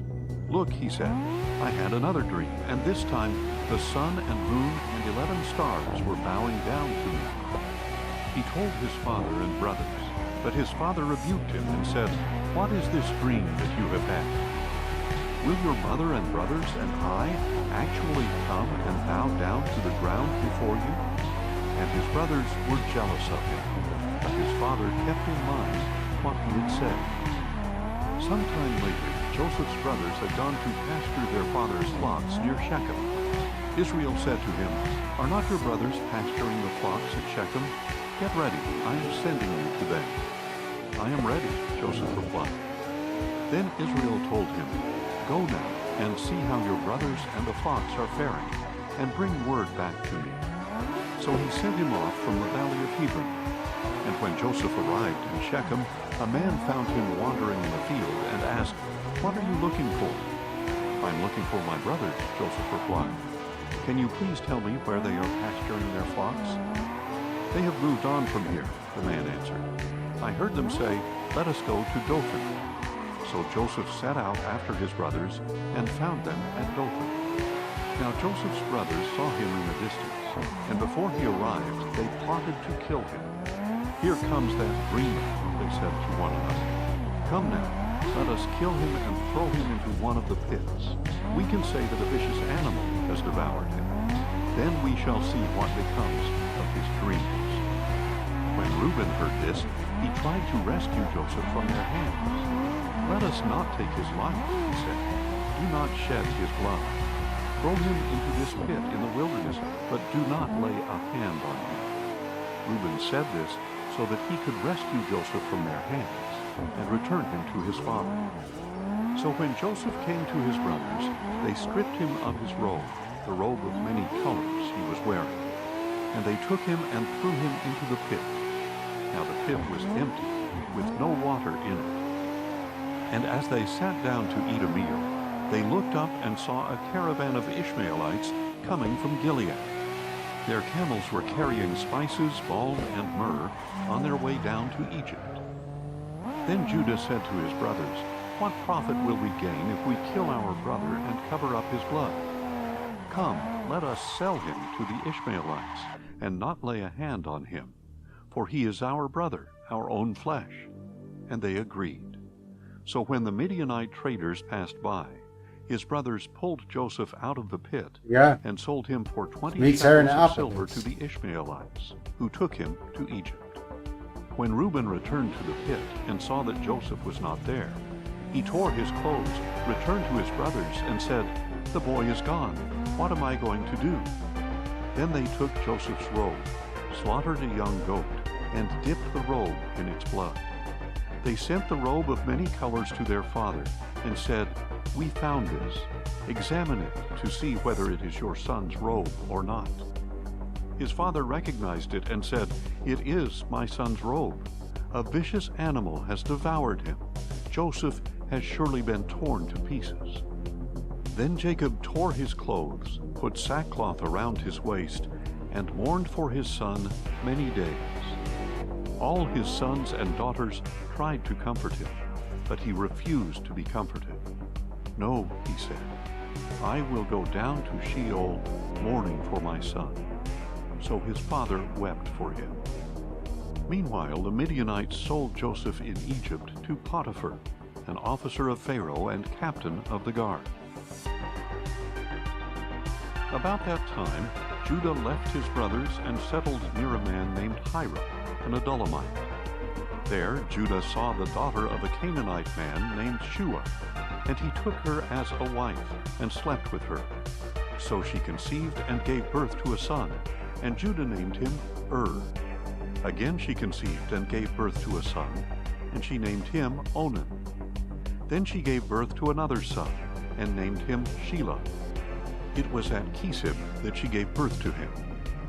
Now Judah acquired a wife for his firstborn, and her name was Tamar. But Judah's firstborn, was wicked in the sight of the Lord, so the Lord put him to death. Then Judah said to Onan, "Sleep with your brother's wife, perform your duty as her brother-in-law, and raise up offspring for your brother." But Onan knew that the offspring would not belong to him. So whenever he would sleep with his brother's wife, he would spill his seed on the ground, so that he would not produce offspring for his brother. What he did was wicked in the sight of the Lord, so he put Onan to death as well. Then Judah said to his daughter-in-law Tamar, "Live as a widow in your father's house until my son Shelah grows up." For he thought, he may die too, like his brothers. So Tamar went to live in her father's house. After a long time, Judah's wife, the daughter of Shua, died. When Judah had finished mourning, he and his friend Hira the Adullamite went up to his sheep shearers at Timnah. When Tamar was told, your father-in-law is going up to Timnah to shear his I sheep. am just She removed her widow's garments, covered sorting her face out. with a veil to disguise herself, and sat at the entrance to Enaim, which is on the way to Timnah. For she saw that although Shelah had grown up, she had not been given to him as a wife. When Judah saw her, he thought she was a prostitute, because she had covered her face. All right. Realizing that she was his daughter-in-law, he went over That's to good. her and said, "Come now, let me sleep with That's what you." it should be. "What will you give me for sleeping with you?" she Right. inquired. That's sorted. "I will send you a young just goat need from my to flock," change Judah this. answered. But she replied, "Only if you leave me something as a pledge until you send it." "What pledge should I give you?" he asked. She answered, "Your seal and your cord, and the staff in your hand." So he gave them to her and slept with her, and she became pregnant by Are him. you still there, bro? Then Tamar got up and departed, and she removed her veil and put on her widow's garments again. Major? Now when Don't know Judah if you sent can his hear me friend or not. Hira the Major, Adullamite major, no. with the young goat Good. to collect the items he had left You're with not the here. woman, So then he you could won't not see find her. this. He asked the men of that place, Main "Where is the capture shrine prostitute properties. who was beside the road at Enaim?" "No shrine prostitute has been here," they answered. So Hira returned to Judah and said, See this guy "I could not here? find her. And furthermore, This the men is of our that guy, place said, bro. No Major, shrine major, prostitute has unfortunately been I'm not here. here. Let her keep It's a the sad, items," Judah sad replied. situation. Real "Otherwise, sad, we will sad become a story, bro. laughingstock. After all, I did send her this young goat, but you could not find her." About 3 months Won't later, lie. Judah was told, "Your daughter-in-law Because- Tamar has prostituted Major, herself, major, can and you now hear me on she is Discord? pregnant. Can I Bring hear her this out," call? Judah replied. "Let no, her I be can't. burned to death." As she was being brought out, Discord? Tamar sent a Am I- message to her father-in-law. Chat? No, I can't. "I am pregnant by the man to Can whom now, these though. items belong." And she Oh, you added, can now. "Please examine them. Whose seal and cord and staff are these?" How you doing, man? Judah How you doing? recognized the items and said, "She is more righteous than I, since I did not give her to my Yeah, son right. Shelah." Yeah, He did not too have bad, relations thanks. with her again.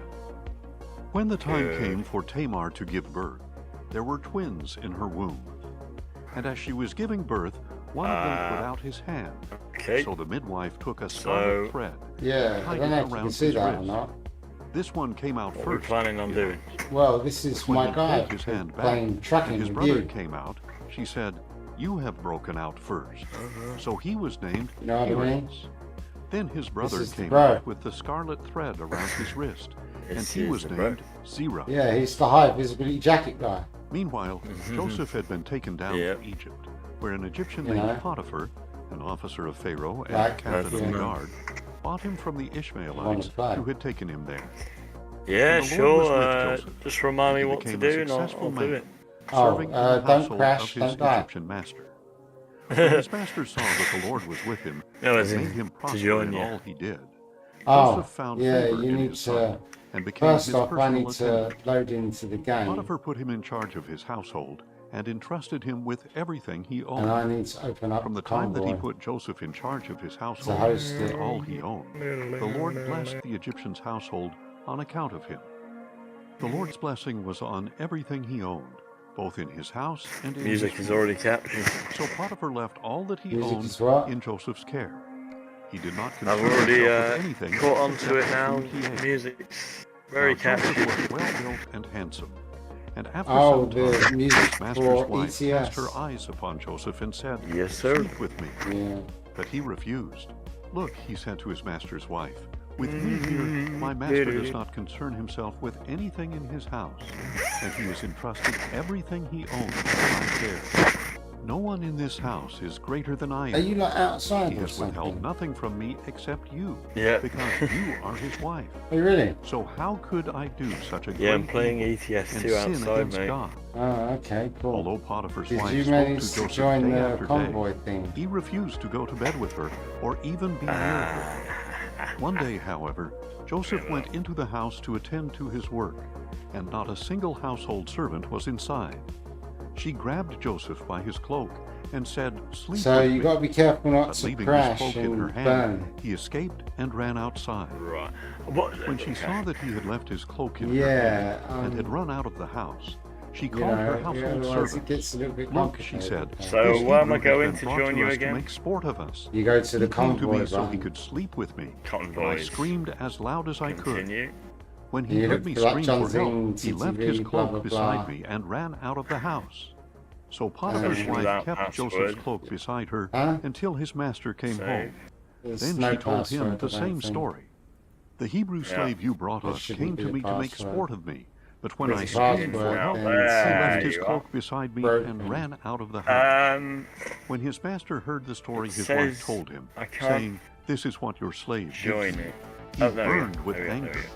So Joseph's a while. master took him and had him thrown into Says the you can't join prison it, what? where the king's No, prisoners no were worries, confined. no worries. Can you hear me? While Joseph Yeah, was no there in the worries. prison, the Lord was with him and extended kindness to him, granting him favor in I'm in the the eyes of convoy. the prison warden. And the Convoy. warden put all the prisoners under Joseph's care, so that he was responsible for all that was done in the prison. The warden did not concern himself with anything under Joseph's care, because the Lord was with Joseph and gave him success in whatever he did. Sometime later, the king's cupbearer and baker offended their master, the king of Egypt. See you Pharaoh was donkeys.co.uk. angry with his two officers, the chief cupbearer and the chief baker, and imprisoned them in the house of the captain of the guard, the same prison where Joseph was confined.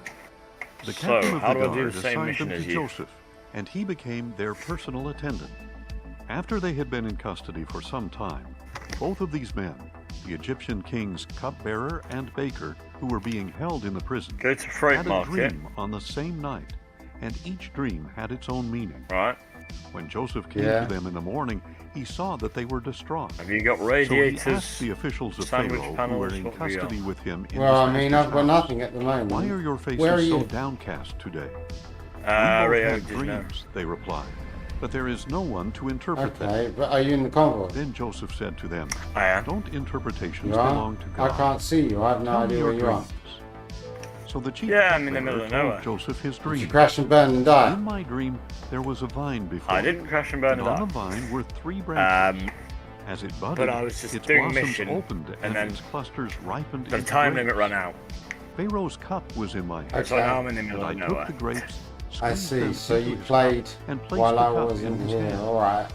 Correct. Joseph replied, "This Okay, is that's the good. You need interpretation. money. The 3 branches are 3 days. So, Within 3 days, Pharaoh will lift up your head and restore your position. You will put Pharaoh's cup in his hand, just as you did Where when are you were you his in? cupbearer. But when it goes What well for city you, are you please remember me and show me Rio de kindness Janeiro? by mentioning me to Okay. Pharaoh, that he might bring me out of I this am. prison. so did you pick For I up a was job? kidnapped from the land of the Hebrews, and I did, even but it ran here out. I have done nothing for which they should have put me in this dungeon." Oh. When the chief So, baker you saw wanna that pick the up a new one, interpretation or- was favorable, Well, I'm he quite said far to away at the Joseph, moment. "I too had a dream. I'm There were literally 3 on baskets the of white coast. bread on my head. In the top basket were all sorts of baked goods for Pharaoh, but the birds were eating them out of the basket on Come my try head." and get to you, Joseph replied, but "This is the interpretation. don't The 3 really baskets have are space 3 where you days. are.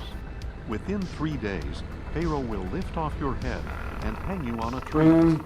Then the birds will eat I'm the going flesh to need of your to body." open up Oh, the I map. see where you On are. the 3rd day, See where you which was Pharaoh's birthday, he Yeah. held a feast for you want all me to his come to you? officials.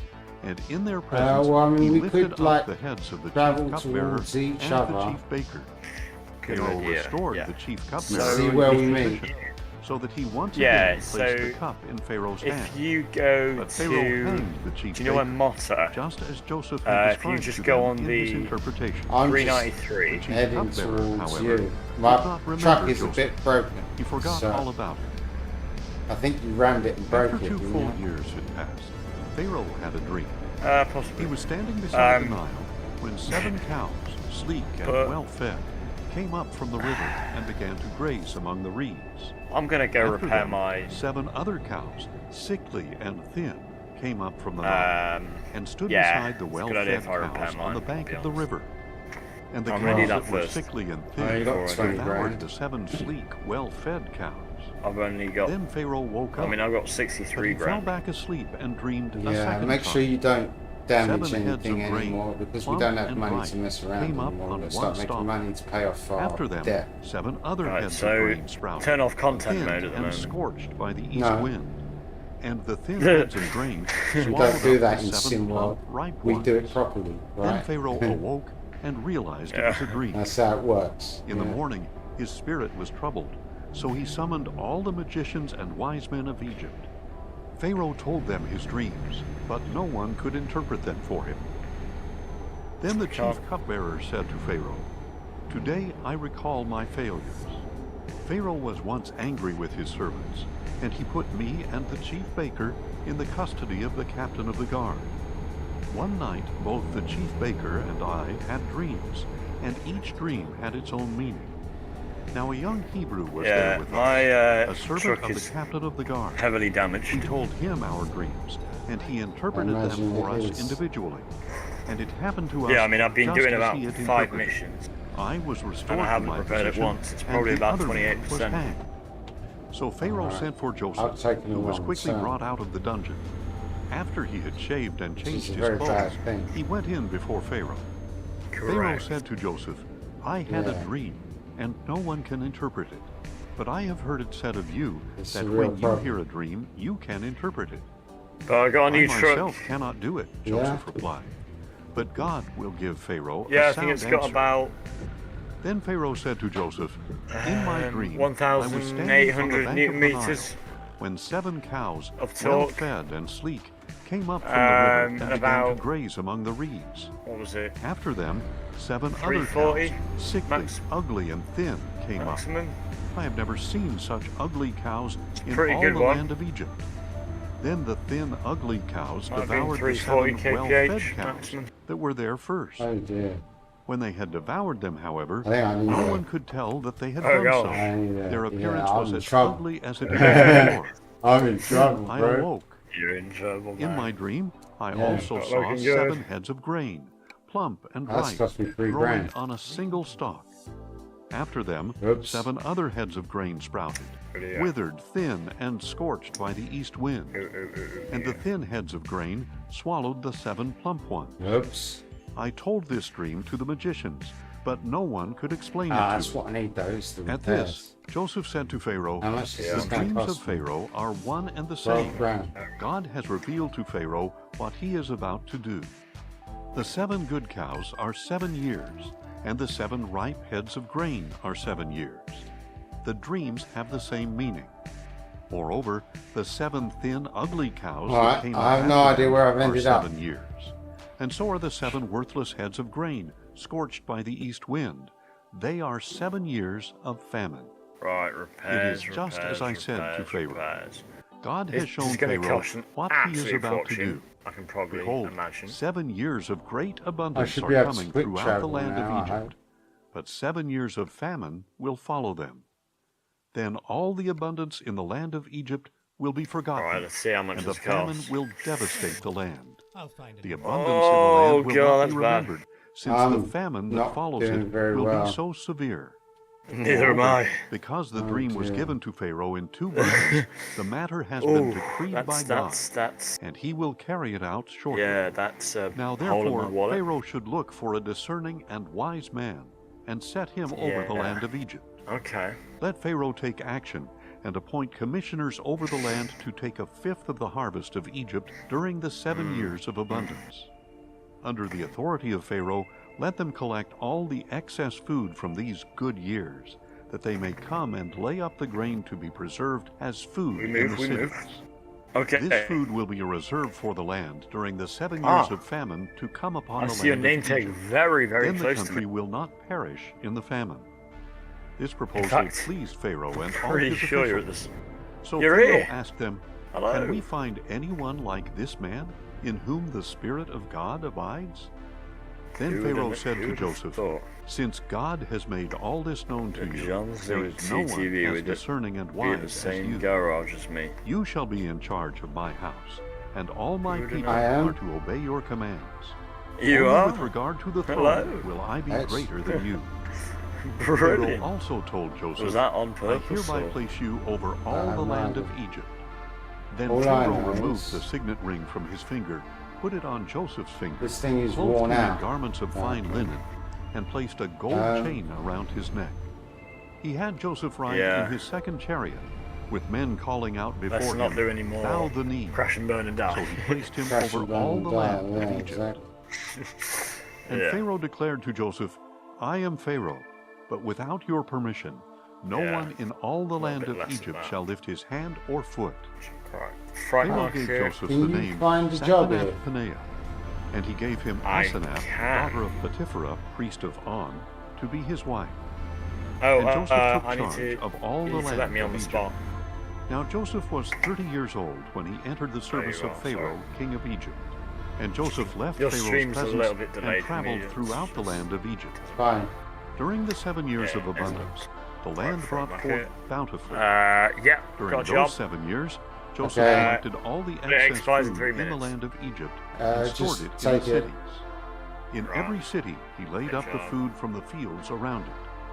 So Control Joseph screen stored up floating in grain that. in Right, such so abundance, like the minus. sand of the sea, that he stopped keeping track of it, for it was beyond measure. Before the years of famine arrived, 2 sons were born to Joseph by God. Asenath, Right. daughter of Potipharah, priest of On. Here we go. Joseph named the firstborn Manasseh, saying, "God has made me forget all my hardship and all my father's household." And the second son he Okay, named where Ephraim, is this job? saying, "God has made Oh, me it's here. fruitful in the land of my affliction." When the 7 years of abundance in the land of Egypt came to an end, the 7 years of famine began, just as Joseph had said. Right, I'm ready for you. And although there was famine in every All right. country, Yeah, there was hang on, food ready? throughout the I'm land just of going to Egypt. hook up. Don't go When anywhere extreme yet. hunger Don't came run. to all the land of Egypt, and the Yeah, people go cried straight. out to Pharaoh for food, he told Assume all the that you Egyptians, just can't, "Go to yeah. Joseph and do whatever he tells you." Oh, sorry. When the Yeah, famine had just spread assume over you all can't, the because land, normally I put the Joseph settings opened where up we all can. the storehouses and Break sold it. grain Yeah. to the Egyptians. For the famine was Do that. severe in the land of Egypt. By default. And every nation came to Joseph in Egypt to buy grain, because the famine was severe over all the earth. When Jacob learned that there was grain in Egypt, he said to his sons, "Why are you staring at one another? Look," he added, "I have heard that there is grain in Egypt. Go down there and buy some for us, so that we may live and not die." So 10 of Joseph's Right, come on brothers in. went down to buy grain from Okay. Egypt. But Jacob did not send Joseph's brother Benjamin with his brothers, for he said, "I am afraid that harm might befall him." So the sons of Israel were among those who came to buy grain, since the famine had also spread to the land of Canaan. Now Joseph was the ruler of the land. He was the one who sold grain to all its people. So when his brothers arrived, they bowed down before him with their faces to the ground. I'm And probably when going Joseph to just saw drive the his speed brothers, limit on this he one, alright? recognized them, but he treated sure. them as strangers and Yeah, spoke thanks. harshly to them. "Where have you come from?" Well, drive a little bit below it "From the land of because, Canaan," you know, he replied. with the settings "We are we've here got, to it's buy quite food." easy to check these Although things. Joseph recognized his brothers, They're not Yeah. upgraded they did not either, recognize so, him. you know, Joseph we're in, remembered his dreams we're about in them like death traps, and said, you know? "You are spies. Yeah. You have come to see if We're our in land iron is vulnerable." coffins. "Not so, my lord," Correct. they replied. "Your servants have come to buy food. We are all sons of one man. Your servants are honest men, not spies." "No," he told them. "You have come to see if our land is vulnerable." But they answered, "Your I just servants put are the 12 cruise brothers, control on, the sons like, of one man in the land of Canaan. The like youngest anyone is now else. with our father, and one is no more." Then Joseph declared, "Just as I said, you are spies. And Oh, this it's is just how on you the will be right here. tested. Yep. As surely as Pharaoh lives, you shall not leave this place unless your youngest brother comes here. Send one of your number to get your brother. The rest of you will be confined, so that the truth of your words may be tested. If they are untrue, then as surely as Pharaoh lives, you are spies." So Joseph imprisoned them for 3 days. And on the 3rd day he said to them, "I fear God, so do this, and you will live. If you are honest, leave one of your brothers in custody, while the rest of you go Oh, and wow. take back grain to relieve the hunger of your household, So much All right. for Then bring your immersion. youngest We're brother both to parking me, in the same so that spot. your words can be verified, that you may not die." Sorry. To this, they It's consented. fine. Then I'll they get said it to in one a bit. another, "Surely we are being Okay. punished because of our Oh no, brother. I won't. We It's saw fine. his Those anguish annoying when he pleaded trailers. with us, but we would not Yeah. listen. That is why this distress has come upon us." And Reuben responded, "Didn't I tell you not to sin against the boy? But you would not listen. Now we must Hate these account for things. his blood." They did not realize that Joseph understood them, since there was an interpreter between them. And he turned away from them and wept. When he turned back and spoke to them, he took Simeon from them and had him bound before their eyes. Then Joseph gave orders to fill their bags it's with one of the grain, annoying to return ones. each man Yeah. silver to his sack, and to give them provisions God for their bless journey. America. This order was carried out, and they loaded the grain on their Plus, donkeys because and departed. You're At like the place in the where way. they I lodged can't for even the see what I'm night, doing. one of them I opened his sack I to get understand. feed It's for his wonderful. donkey, Yeah. and he saw the silver This in the is mouth of the sack. complicated. "My silver has been returned," he said to his brothers. You know? "It is You're here blocking in my my sack." mirrors. Their hearts sank, I- and trembling they I am very turned sorry. to one another and said, "What is this that God has done to us?" When they reached their father Jacob in the land of Canaan, they described to him all that had happened to them. "The man who is lord of the land spoke harshly to us and accused us of spying on the country. I do But we apologize. told him, 'We are honest men, not spies. We are 12 brothers, sons of one father. Yeah. One is no Don't be more, reversed. and the youngest is now with our He's not. father I'm not. in the land of Canaan.' Oh, you're not? Then the man who is Okay, lord of the you've got land it. said to us, Here we go. 'This is how I will know whether you are honest. Leave one brother with me. Yep. Take food to relieve the hunger of your households, and go. But bring your youngest brother back to me, so I will know that you are not spies, but honest Who men. cares? Then I will give really your brother back how to you, super and neat you it can is. trade Just get in it the land.' hooked up the way. Right. As they began emptying their sacks, there in each man's Right. sack was There his we bag go. of silver. And when they and their father saw the bags of silver, they Right. were Now dismayed. you do yours. Their father Jacob said to them, 'You have deprived me of my sons. Joseph is gone, and Simeon is no more. Now you want to take Benjamin. Everything is going against me.' Why is it? Then Reuben said to his father, 'You may kill I don't my have two any sons idea how if long I I fail have. to bring him If back I've to got you. someone Put him coming in my over care, tonight or and not. I will return him.' But Jacob replied, You know what I mean? 'My son will not go down there with you, for his brother is Yeah. dead, and he alone is left. If any harm comes to him on your journey, you will bring my gray hair down to Sheol in sorrow.' Is that a John Zing sleepover? Now the famine was Mhm. still severe in the land. So when Jacob's sons had eaten all the grain I they had brought am- from John- Egypt, A their John father Zing said to them, sleepover. 'Go back and buy us a little more John's in food.' sleepover. But Judah Yeah. replied, Sounds 'The fun. man solemnly warned us, "You will not see my face again unless your brother is with you. If you will send our brother with us, we will go down and buy food for you. But if you will not send him, we A will one not go." job from Rio For the de man told Janeiro. us, "You It's will that not see my face 2.9 again grand. unless your brother is with you." "Why did you It's bring like this trouble over upon me?" here. Israel asked. "Why did you tell the man you had another brother?" They replied, "The man questioned us in detail about ourselves and our family. Is your father still alive? Give me a Do second, you have mate. another brother?" All And right, we mate. answered him accordingly. How could we possibly know that he would say, I'm "Bring your spamming brother here"? the dock button. It And doesn't Judah work. said to his father Israel, You need to make "Send the the thing boy green. with me, and we And will you go need at to be once, stationary so that and we put may the live I haven't and got it not stationary. die, Never neither mind. we, Never mind. nor you, My nor bad. our children. I will Right. guarantee his safety. Continue. You may hold me personally responsible. If I do not bring him right, back where are we and going? set him before Well, I took a you, then right may I and then bear I'm the guilt pegging it before down you the all thing. my life. But there's a If job we had not delayed, that we could goes have from come Rio and de gone Janeiro twice to by somewhere. now." Then their father Santo Israel Ant. said to That's them, it. "If it must be so, Oh, then do this. oh. Put some of the best Can't afford products to of the take land damage. in your packs, and I carry can't them even down afford as to a pull gift the for me. tyres, really. A little balm and a So- little honey, spices and myrrh, Stamps on the pistachios brakes and like a almonds. mercenary Take double because I've the been silver doing rally with sim, so you that know what I you may mean? return the So silver that was put back I'm all into the brutal mouths on the of your brakes sacks. now. Perhaps you it know? was a mistake. Take your brother as well." You know what I Return mean? to the man at Yeah. once. Yeah. May God Almighty Rally, grant and you I'm mercy used to before the man, that he may release your other stamping brother on the brakes. along with Benjamin. As for me, If I am bereaved, I am bereaved.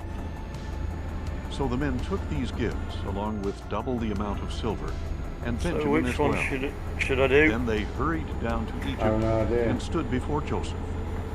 So When Joseph saw we're Benjamin parting, with his brothers, are we? he said to the steward of his Huh? house, "Take these men Are we to my parting? house, slaughter an Well, animal I mean, and prepare I'm it, for they not shall dine with me concentrating at noon." and The destroying man my did as Joseph had suspension. commanded, But yeah, can you and took see the where brothers to I am? Joseph's house. But the On brothers that. were frightened that they had been taken to Joseph's house. I mean, if you take the They had same been job as brought me, I here think it because of the teleports silver where that was I am. returned I'm in not our sure. bags the first time, they I said. don't know what job you've got. They intend to I haven't overpower got us it yet. and Picking take it us up. as slaves, along with our donkeys. Yeah, I don't know which one you're picking up. So they approached Joseph's steward and spoke to him at the Well, entrance to at the the house. moment, neither do I, because "Please, sir," they said, it's "we hidden. really did come down behind here the the first corner. time to buy food. But when we came to the place we lodged for the night, we opened our sacks, and behold, each of us found his silver in the mouth of his sack. It was the full amount of our silver, and we have brought it back with us. We have brought additional silver with us to buy food. Is there any way We you do can not know cancel who a put our job? silver in our sacks." You can, but it costs you money to "It is cancel fine," it. said the steward. "Do not be afraid. Oh, damn it. Your God, the All God right, of your I've father, taken the job, gave you can the take treasure it that now. was in your sacks. I received your silver." Then Go he to the brought scene. Benjamin out to them. And then And the pick that steward job. took the men into Joseph's house, gave them water to wash their feet, Yeah, and provided food for their All right. donkeys. Just taking a job now. Since the brothers had been What do you mean told you that they just were taken going the to job? eat a meal there, they prepared their gift for Joseph's I arrival. told you I was at picking noon. one up. When Joseph came home, they presented him with the gifts. What have they you had done? brought, Have you taken a and job they of bowed your to own? the ground before him. Just give me a He second. asked if they were well, and then he asked, "How is your elderly father That you told me female, about? you know what I mean? I Is don't he even still know alive?" how much time I've got "Your left. servant, our father, is Today's well," Monday, he isn't it? answered. "He is still alive." And they My bowed life has down got to all honor him. complicated now. When Joseph looked up and saw his Now, brother when I had no Benjamin, real his life, own man, it's mother's just son, streamed so he much asked, more. "Is this your youngest brother, the one you told me about?" Then he declared, "May God be gracious to you, my son." All right. Joseph hurried out because Taking he the was job now. moved to tears for his brother, Copy and that. he went to a private room to weep. Did it teleport you Then here? he washed his face and came back out. Regaining his composure, he said, "Serve the meal." They separately served Joseph, his brothers, and the Egyptians. They ate separately because the Egyptians would not Although I eat do with the see you Hebrews, very close since to me on that the was map. detestable to them. Yeah, that's They were seated before Joseph. Joseph in order by age, from the firstborn to the youngest. And the men looked at Oh, one another in seriously? astonishment. When the portions were served to them from Joseph's table, Benjamin's portion was 5 times larger than any of the others. So they feasted and drank freely with Joseph. Then Joseph instructed his steward, "Fill the men's sacks with as much food as they can carry, and put each one's silver in the mouth of his sack. Put my cup, the silver one, in the mouth of the youngest one's sack, along with the silver for his grain." So the steward did as Joseph had instructed. At daybreak, the men were sent on their way with their donkeys. They had not gone far from the city when Joseph told his steward, "Pursue the men at once, and when you overtake them, ask, 'Why have you repaid good with evil? Is this not the cup my master drinks from and uses for divination? What you have done is wicked.'" When the steward overtook them, he relayed these words to them. "Why does my lord say these things?" they asked. "Your servants could not possibly do such a thing. We even brought back to you from the land of Canaan the silver we found in the mouths of our sacks. Why would we steal silver or gold from your master's house? If any of your servants is found to have it, he must die, and the rest will become slaves of my lord." "As you say," replied the steward, "but only the one who is found with the cup will be my slave, and the rest of you shall be free of blame." So each one quickly lowered his sack to the ground and opened it. The Now, I steward warn searched, ya, this beginning is with a the 20-ton oldest load. and ending with the youngest, and the cup was found Yeah. in Benjamin's sack. Then they all tore their clothes, loaded their donkeys, and returned to the city. When Judah and his brothers arrived at Joseph's house, he was still there. That's and they fell nothing. to the ground before him. What is you this need to go deed in you have done? inside there and Joseph pick it declared. up. Do you not know that a man like me There's can a car surely behind you. divine the truth? What can we say to my lord? Yeah, Peter well, I replied. can't gotta wait. How can we plead? Simple How as that. can we justify ourselves? You know what I mean? God Brilliant. has exposed the Oi, iniquity don't of your damage servants. me and We are now stuff. my lord's slaves, both we and the one who was found with the cup. Top our content. But Joseph replied, Far be it from me to do this. We need to make The money, man who was bro. found with the cup will be my Well, and slave. there's enough The space. rest of Go you through your may How do I return get- to your father in Right, peace. hang on, so Then Judah approached Get in this Joseph turn, and turn said, right. Sir, please let your servant speak Yep. personally Give me a to my second. lord. Do not be angry with your servant, for you are equal to Pharaoh himself. My lord asked his servants, Do you have a father or a brother? And we Yeah. answered, We have an Grab on the elderly father sidewalk, and a bro. younger brother, the child of his old age. The boy's brother is dead. He is the only one of his father's sons left, and his father loves him. Really good. Take a left and Then then you take told another your left servants, and you can see Bring the him green down mark, to I me think. so that I can see him for myself. So we said to my lord, The boy cannot leave his father. we are heard If again. he were to leave, his father would die. But you said to your servants, Unless your younger brother comes down with you, Right, you so will I not got it see now. my face again. Now when we returned to your servant, Well, my I father, mean, you should we be able relayed your to words see to it him. flashing and Then our go and father look said, it up. Go back and Yeah. buy us some food. But we answered, We cannot go down there unless Yeah, our younger hooligan brother goes days. with us. So if our younger brother is not with us, we cannot see the man. And your servant, my father, said to us, Right. You know that my wife bore me two That's the one sons. thing they didn't teach When me one of is them was gone, I driving. said, Surely he has been torn to pieces, and I have not seen him since. Now if you also take this one from me, and harm comes to him, you will bring my gray hair down to Sheol in sorrow. So if the boy is not with us when I return to your servant, Give me and a if my second, father, whose life is wrapped up in the boy's life, sees that the boy is not with us, he will die. Then your servants will have brought the gray hair of your servant our father down to Sheol in sorrow. Indeed, your servant guaranteed the boy's safety to my father, saying, If I do not return him to you, I will bear the guilt before you, my If you're father, having trouble all with my this, life. just a Now suspension please, might help. let your servant How do I stay do here that? as my lord's slave in place of the boy. Huh? Let him Adjusting return the with his suspension brother. height, how do I do For that? how can I I go don't back think to you my have to, father without the boy? But I could you have not to look bear in to the key see the lines. misery that would overwhelm me. Just make sure you've got it centered and back into it Then Joseph could no longer as control much himself as you before can, all his and it attendants, should hook up. and he cried out, Send everyone away from me. So none of them were with Joseph when he made himself known to his brothers. But he wept so loudly that the Egyptians heard him, and Pharaoh's household soon heard of it. Try it Joseph again. said to his brothers, I am Joseph. Is my father still alive? But they were unable to answer him because they were terrified in his presence. Then Joseph said to his brothers, Please come near me. And they did so. I am Joseph, your brother, he said, the one you sold into Egypt.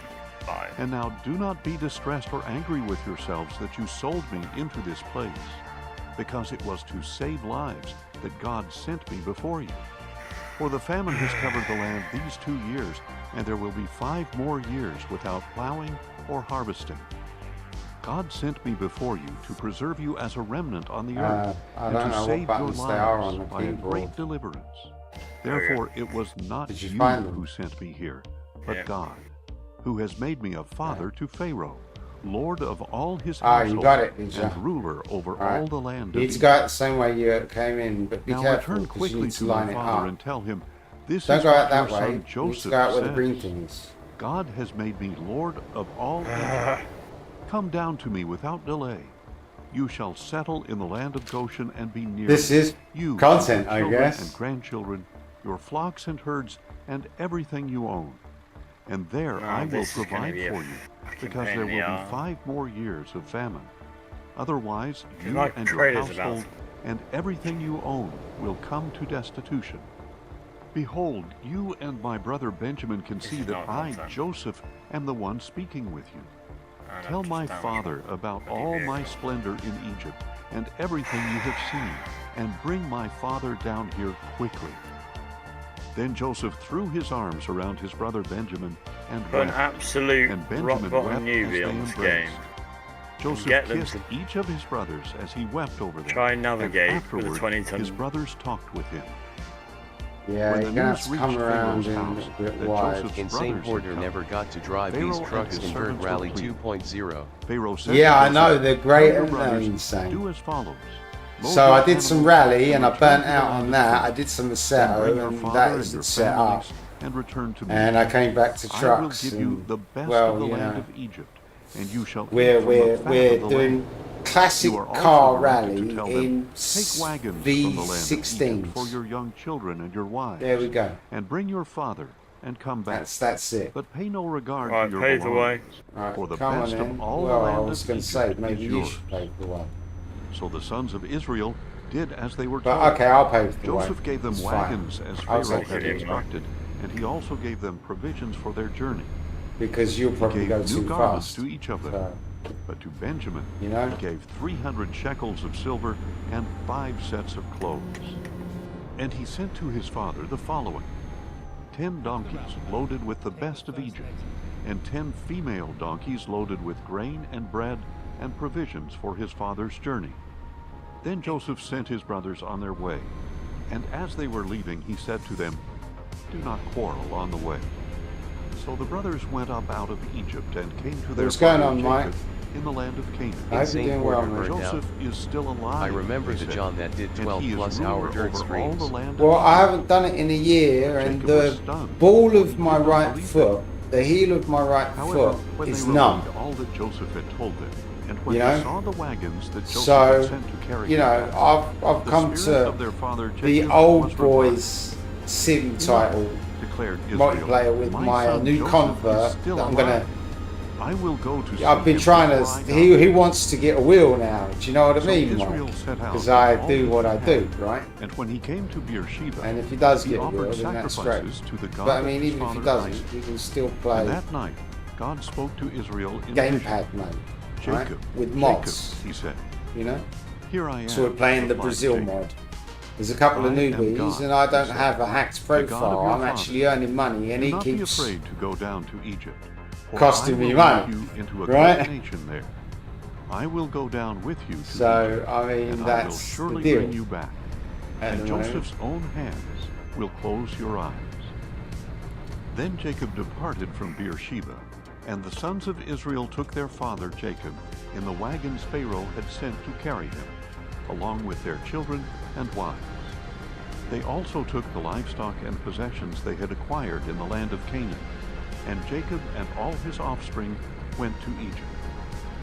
Jacob took with him to Egypt his sons and grandsons, and his daughters and granddaughters, God all Bennett, his offspring. and everyone. Now these are the names of the sons of Israel, Jacob and his descendants, who went to Egypt. Reuben, Jacob's firstborn. The sons of Reuben, Hanok, Palu, Hezron, and Carmi. I The shouldn't sons really of Simeon, out, Jemuel, Jamin, Ohad, Jachin, but I don't Zohar, have a and choice. Shaul, the son of a Canaanite woman. The sons of Levi, Gershon, Kohath, and Merari. The sons of Judah, So I'm just going to Ur, go in the Onan, middle of the road because Sheba, I'm tabbing out Perez, and to Zerah. read stuff. But Just Ur don't have and two Onan monitors. died in the land of Canaan. Well, I do, but I The don't have the sons of second one Perez, up. Hezron, and Hamel. The sons of Issachar, Tola, Huvah, Job, and Shimron. The sons of Zebulun, Sered, Elon, and Jaliel. These are the sons of Leah, born to Jacob in Padan Aram, in addition to his daughter Dinah. The total number of sons and daughters was 33. The sons of Gad, Ziphion, Haggai, Shunai, Esbon, Eri, Herodai, and Areli. The children of Asher, Imnah, Ishva, Ishvi, Beriah, and their sister Serah. The sons of See? Beriah, And that is, Heber and that's how Barak. pro I am insane. These are the sons of Jacob, Right? born to Zilpah. You know what I who mean, Laban mate? gave to I his am daughter proper Leah. pro. 16 Yeah. in all. Yeah. The sons of Jacob's wife I Rachel, can Joseph and Euro Benjamin. truck and type Manasseh on and Zap Ephraim Zap. were born to Joseph in the land of Egypt I'm elite. by Asenath, I'm elite daughter trucker, of right? Potiphera, priest You know of what I On. mean? The sons of Benjamin, Bela, Becher, Ashbel, Hira, Naaman, Ehi, Rosh, Muppim, Huppim, I don't know what and speed On. you're Insane traveling quarter at. proper These pro. are the sons of Yeah. Rachel, Sounds born to good to Proper Jacob, pro. 14 It's a in straight all. road. The son of Dan, Hushim. The sons of Naphtali, Yeah. Josiel, I mean, Uni, I guess we Jezer, want to and watch Shillem. Gil. These are the sons Yeah. of Jacob, born to Bilhah, whom Laban gave to his daughter Rachel. 7 I in all. mean, I'm All cruising those at belonging 60 to Jacob who came to Egypt, his direct in descendants, like 10th besides gear, the which wives is of Jacob's expensive. sons, But numbered 66 persons. And with the 2 sons who had been born to Joseph in Egypt, the members of Jacob's yeah, I'm family cruising who went at to 60 Egypt in were 12th 70 gear. in all. Now Jacob had sent Judah ahead of him to Joseph to get directions to Goshen. When Jacob's family arrived in the land of Goshen, Joseph prepared his chariot and went there to meet his father Israel. Joseph presented himself to him, embraced him, and wept profusely. Then Israel said to Joseph, "Finally I can die, now that I have seen your face and know that you are still alive." Joseph said to his brothers I and was to slow his to father's like household, 50, "I will no, go up and 45, inform Pharaoh. yeah. My brothers and my father's household in the Trying land to. of Canaan have come to me. The men are shepherds. They raise livestock, and they have brought their flocks and herds, and all that they own. When Pharaoh summons you and asks, 'What is your occupation?' you are Insane to say, quarter 10th 'Your gear. servants have raised livestock When you ever upgrading since to the our Fast youth, and Furious both 40th we gear and our gearbox. fathers. Oh, Then you will be allowed to settle in the you land know of about Goshen, that, Mike. since all shepherds are detestable to Are the we Egyptians." parking in the same spot again? Or is it giving So you a different Joseph spot went this and told time? Pharaoh, "My father and my brothers, with their flocks and herds and all they own, I'm going have for a come quick. from the land of Canaan You're and going are for now what? in Goshen." And he chose 5 I'm of his going for a brothers quick. and presented them before Pharaoh. "What is your occupation?" Pharaoh asked Joseph's brothers. You can waste your time. "Your on that. servants are shepherds," they replied, "both we Ah, you're and going to do our it quickly. fathers." So, Then they said I'm to gonna do it Pharaoh, quickie. "We have come to live in the land for a time, because there is no pasture for the flocks of your servants, since the famine in the land of Canaan has been severe. So now please allow your servants to settle in the land of Goshen." Pharaoh said to Joseph, "Now that your father and brothers have come to you, the land of Egypt is before you. Insane Settle quarter your have father fun, and mate. brothers in the Yeah. best part of the land. no Take problem. care. They may Bro, dwell God in the bless, land of man. Goshen. Insane I know quarter. this And is if you mega know of any exciting. talented men among them, put You know them what in I mean, charge Mike? of my own livestock." But we'll have to Then get your Joseph club brought in up. his father I'll put my Jacob club up and we'll have and to do some presented dirt him rally before and Pharaoh. stream it, bro. And Jacob blessed Pharaoh. You can get "How on many Discord years as have you well lived?" while Pharaoh we run asked. it. That would be great. "My travels have Yeah. lasted 130 years," Jacob That would replied. do it. That "My would get years it have done. been few and hard, and they have not matched the years of the travels of my fathers." Then Jacob blessed Pharaoh and departed from his presence. So Joseph settled his father and brothers in the land of Egypt, and gave them property in the best part of the land, Got the 5 district of grand. Ramesses, as Pharaoh had commanded. Joseph also provided his father and brothers and all his father's household with food for their family. There was no food, however, in all that region, Right, because I've the got a famine was so severe. The lands of cargo Egypt and Canaan route. had You been wanna take one of exhausted them? by the famine. Joseph collected Yeah. all the money to be found in the land of Alright. Egypt and How the much land of does the Canaan job pay? in exchange for the grain they were buying, 3.9. and he brought Oh, it in that into case, Pharaoh's that's great. palace. When the money from the Okay. lands of Egypt and Canaan was gone, all the Egyptians came to Joseph and said, "Give us food. Why should we die before your eyes? For our funds have run out."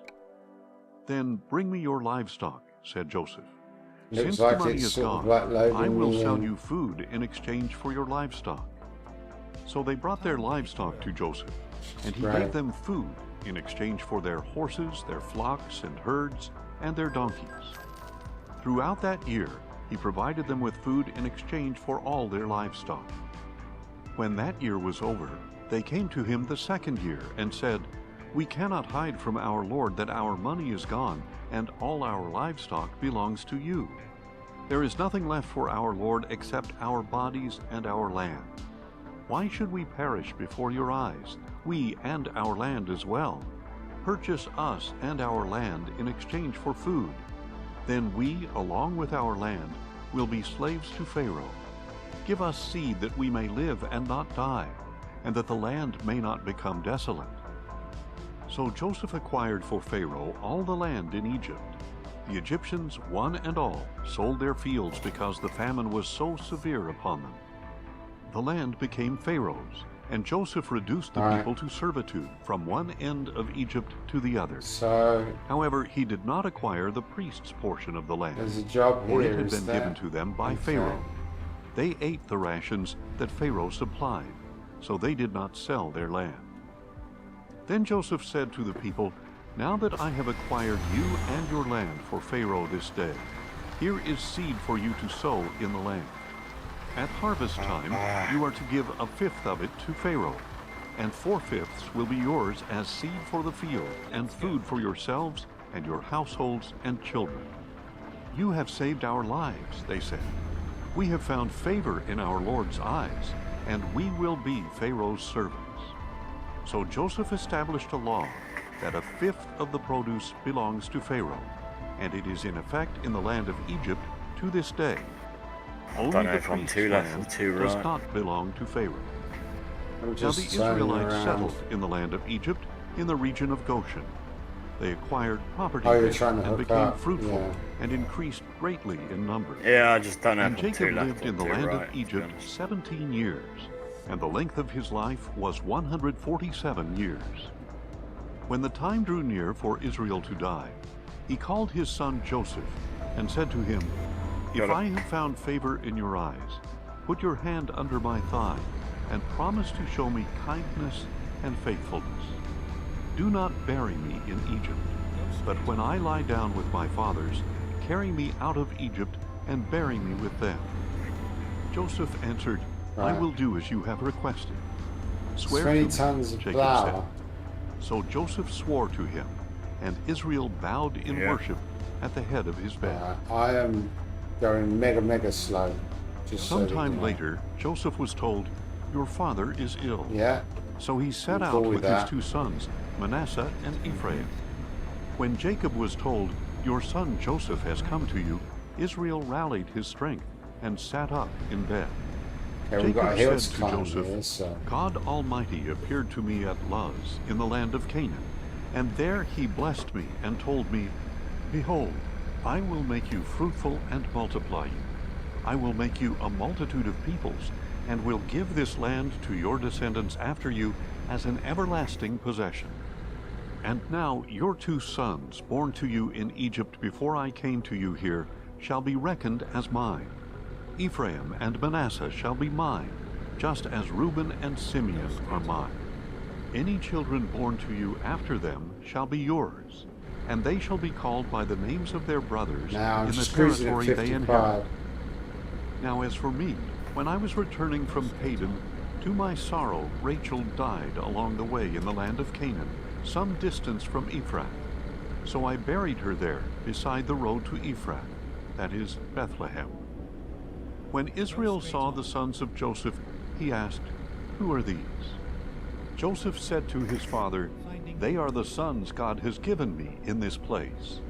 So Jacob said, 'Please bring them to me that I may bless Wisebot them.' 1 viewers, Now smiley Israel's face, eyesight 8 was hours poor 15 because minutes of and old 50 age. seconds. He could hardly see. Joseph brought his sons to him, and his father kissed them and embraced them. 'I never expected to see your face again,' Israel said to Joseph. 'But now God has let me see your children as well.' Then Joseph removed his sons from his father's knees and bowed face down. And Joseph took both of them, with Ephraim in his right hand toward Israel's left hand, and Manasseh in his left hand toward Israel's right hand, and brought them close to him. But Is Israel everything stretched okay out with his you? right hand and put it on the head of Ephraim, Yeah. the younger. And crossing his hands, he put his left on Manasseh's head, although Manasseh was the firstborn. Then he blessed Joseph and said, 'May the I'm just God sort of like before crawling whom my along fathers in, Abraham and 11th Isaac year. walked, the God who has been my shepherd all Pretty my slowly. life to this day, the Um, angel who has redeemed me Are from you? all harm, Can you see may me he on like bless the map? these boys.' and may they be called by my name. Yeah, but I was and just the names behind of my about 3 fathers, trucks. So Abraham that's and why I'm Isaac, saying. and I may they see. grow into a multitude upon the earth. When Joseph saw that his father had placed his right hand I'll on slow right Ephraim's down. head, he was displeased That's and fine. took his father's hand to move it from It's more Ephraim's purely head to canonical. Manasseh's. Not so, my father, Joseph said. This one is the firstborn. Put your right hand on his head. But his father refused. I know, my son, I know, he said. He too shall become a people, and he too shall be great. Nevertheless, his younger brother shall be greater than he, and his offspring shall become a multitude of nations. So that day Jacob blessed them and said, By you shall Israel pronounce this blessing. May God make you like Ephraim and Manasseh. So What he speed put are you Ephraim traveling? before Manasseh. Then 56. Israel said to Joseph, Oh, Look, okay. I am about to die, but God will be with you and bring you back to the land of your fathers. And to you, as one who is above your brothers, I give the ridge of land that I took from the Amorites with my sword and bow. Then Jacob called for his sons and said, Gather around, so that I can tell you what will happen to you in the days to come. Come together and listen, O sons of Jacob. Listen to your father Israel. Reuben, you are my firstborn, my might, and the beginning of my strength, excelling Yeah, in we've got honor, excelling bit of an in incline power. here. Uncontrolled as the waters, you will no longer excel, because you went up to your father's Ninth bed, gear ain't doing onto so my well. couch, and defiled it. Simeon and Levi are brothers. Their swords are weapons of violence. May I never Seventh enter gear their seems council. to be- May I never join their assembly. For they kill men Not in their right. anger and hamstring oxen on a whim. Cursed be their anger, for it is strong, and their wrath, for it is cruel. I will disperse them in Jacob and scatter them in Israel. Judah, your brothers shall praise you. Your hand shall be on the necks of your enemies. Your father's sons shall bow down to you. Judah is a young lion. My son, tanking you along. return from the I prey. know, right? Well, we're Like a lion, doing the he hill climb, crouches aren't and lies down.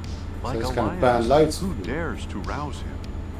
The scepter will not depart from Judah, It's free nor fuel, the mate. staff from between his feet, until Shiloh comes, and the allegiance it's not of the really now. nations is his. He ties his donkey to the vine, Yes. his colt It to the goes choicest up when you branch. get a new. He washes his garments new in quest. wine, his robes in the blood of grapes. I don't think it His does. eyes are darker than wine, Does and it? his teeth are whiter than milk. Yeah, I think it does. Zebulun think it shall does. dwell by the seashore and become a harbor for ships. His border shall extend to Sidon. Well, mine should be Issachar really is a low right strong now. It's donkey, lying basically down full. between the sheepfolds. He saw that his resting place was good, and that his land was pleasant. So he bent his shoulder to the burden, and submitted to labor as a servant. Dan shall provide justice for his people as one of the tribes of Israel.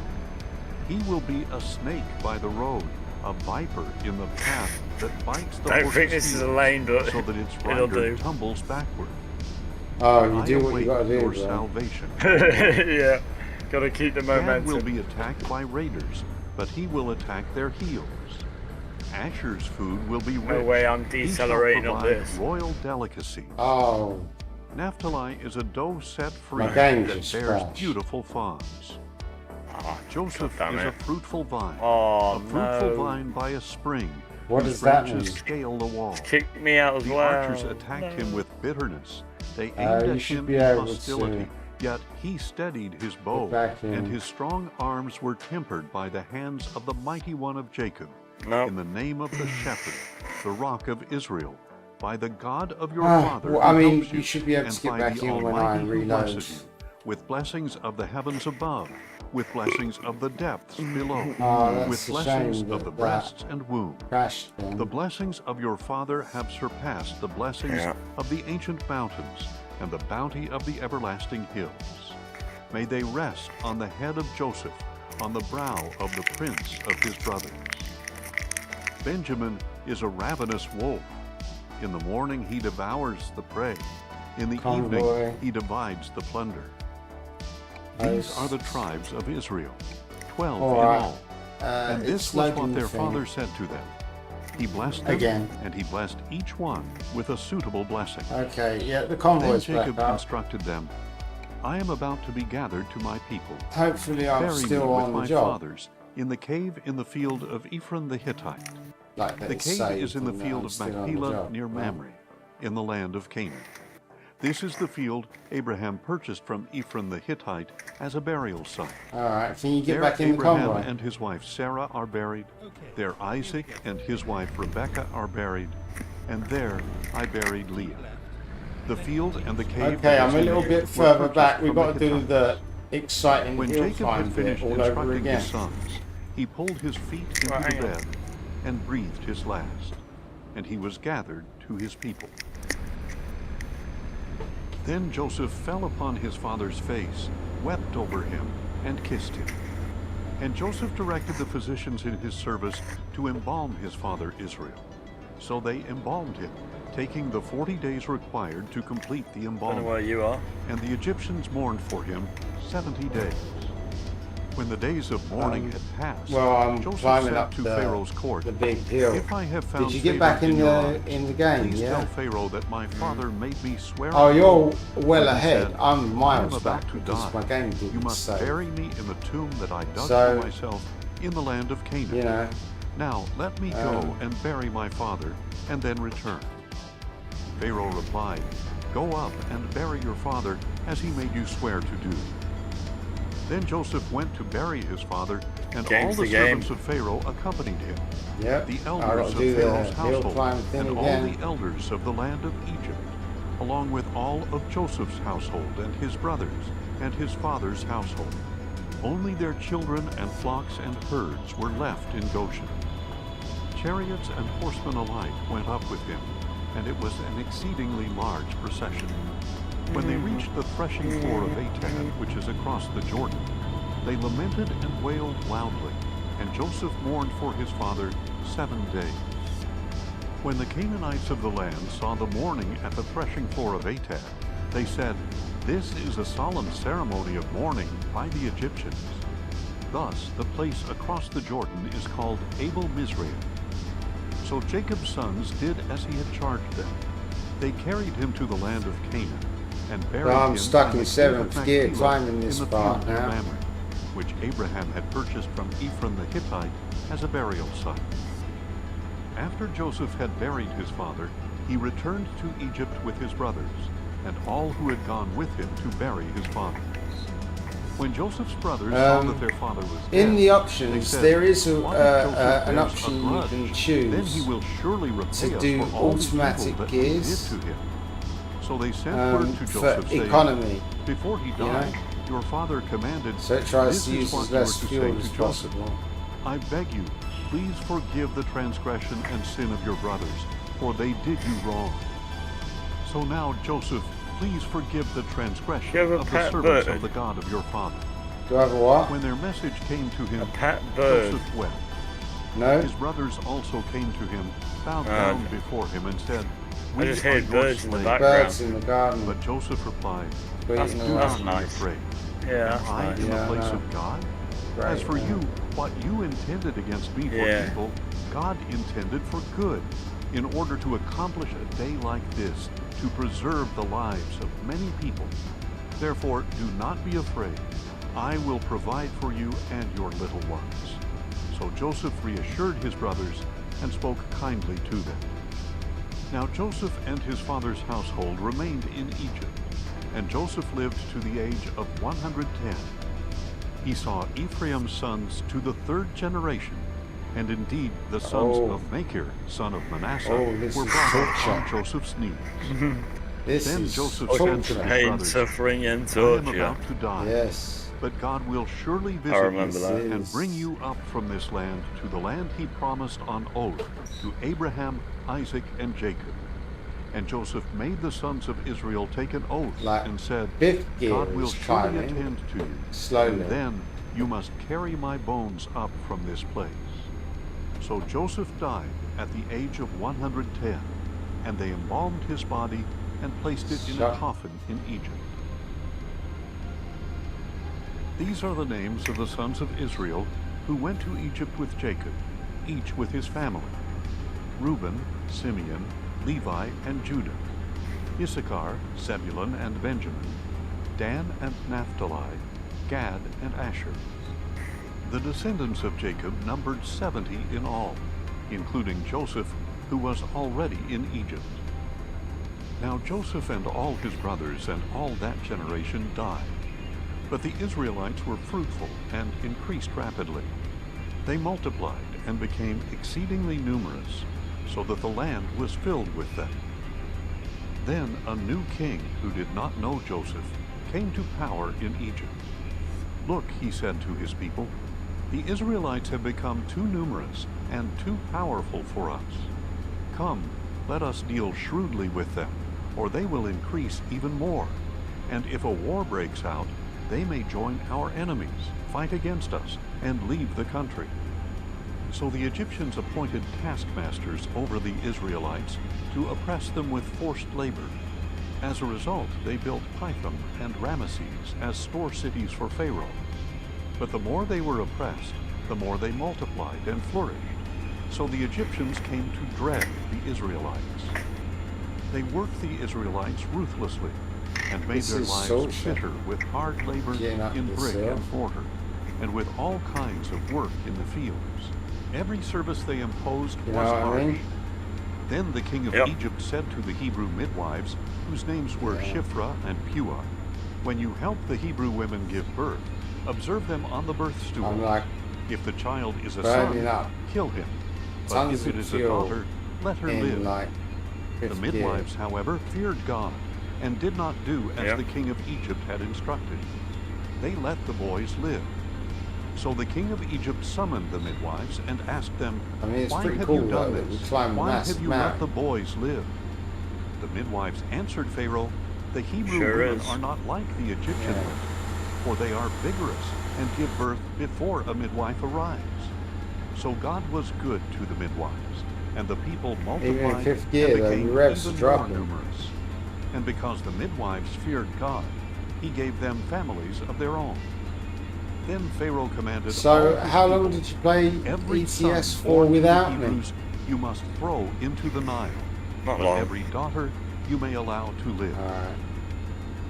Now a man of the house of Levi married a daughter of They have Levi, Teslas in this and she game? conceived and gave birth to a Yeah. son. There's all When she sorts of saw stuff in that this he was game a if you How like new it. is this game? She hid him for 3 months. But when she could no longer hide him, she got him a papyrus basket and coated it with tar and pitch. Then she placed the child in the basket and set it among the reeds along the bank of the Nile. And his sister stood at a distance to see what would happen to him. Soon the daughter of Pharaoh went down to bathe in the Nile, and her attendants were walking along the riverbank. And when she saw the basket among the reeds, she sent her maidservant to retrieve it. When she opened it, she saw the child, and behold, the little boy was crying. So she had compassion on him, and said, "This is one of the Hebrew children."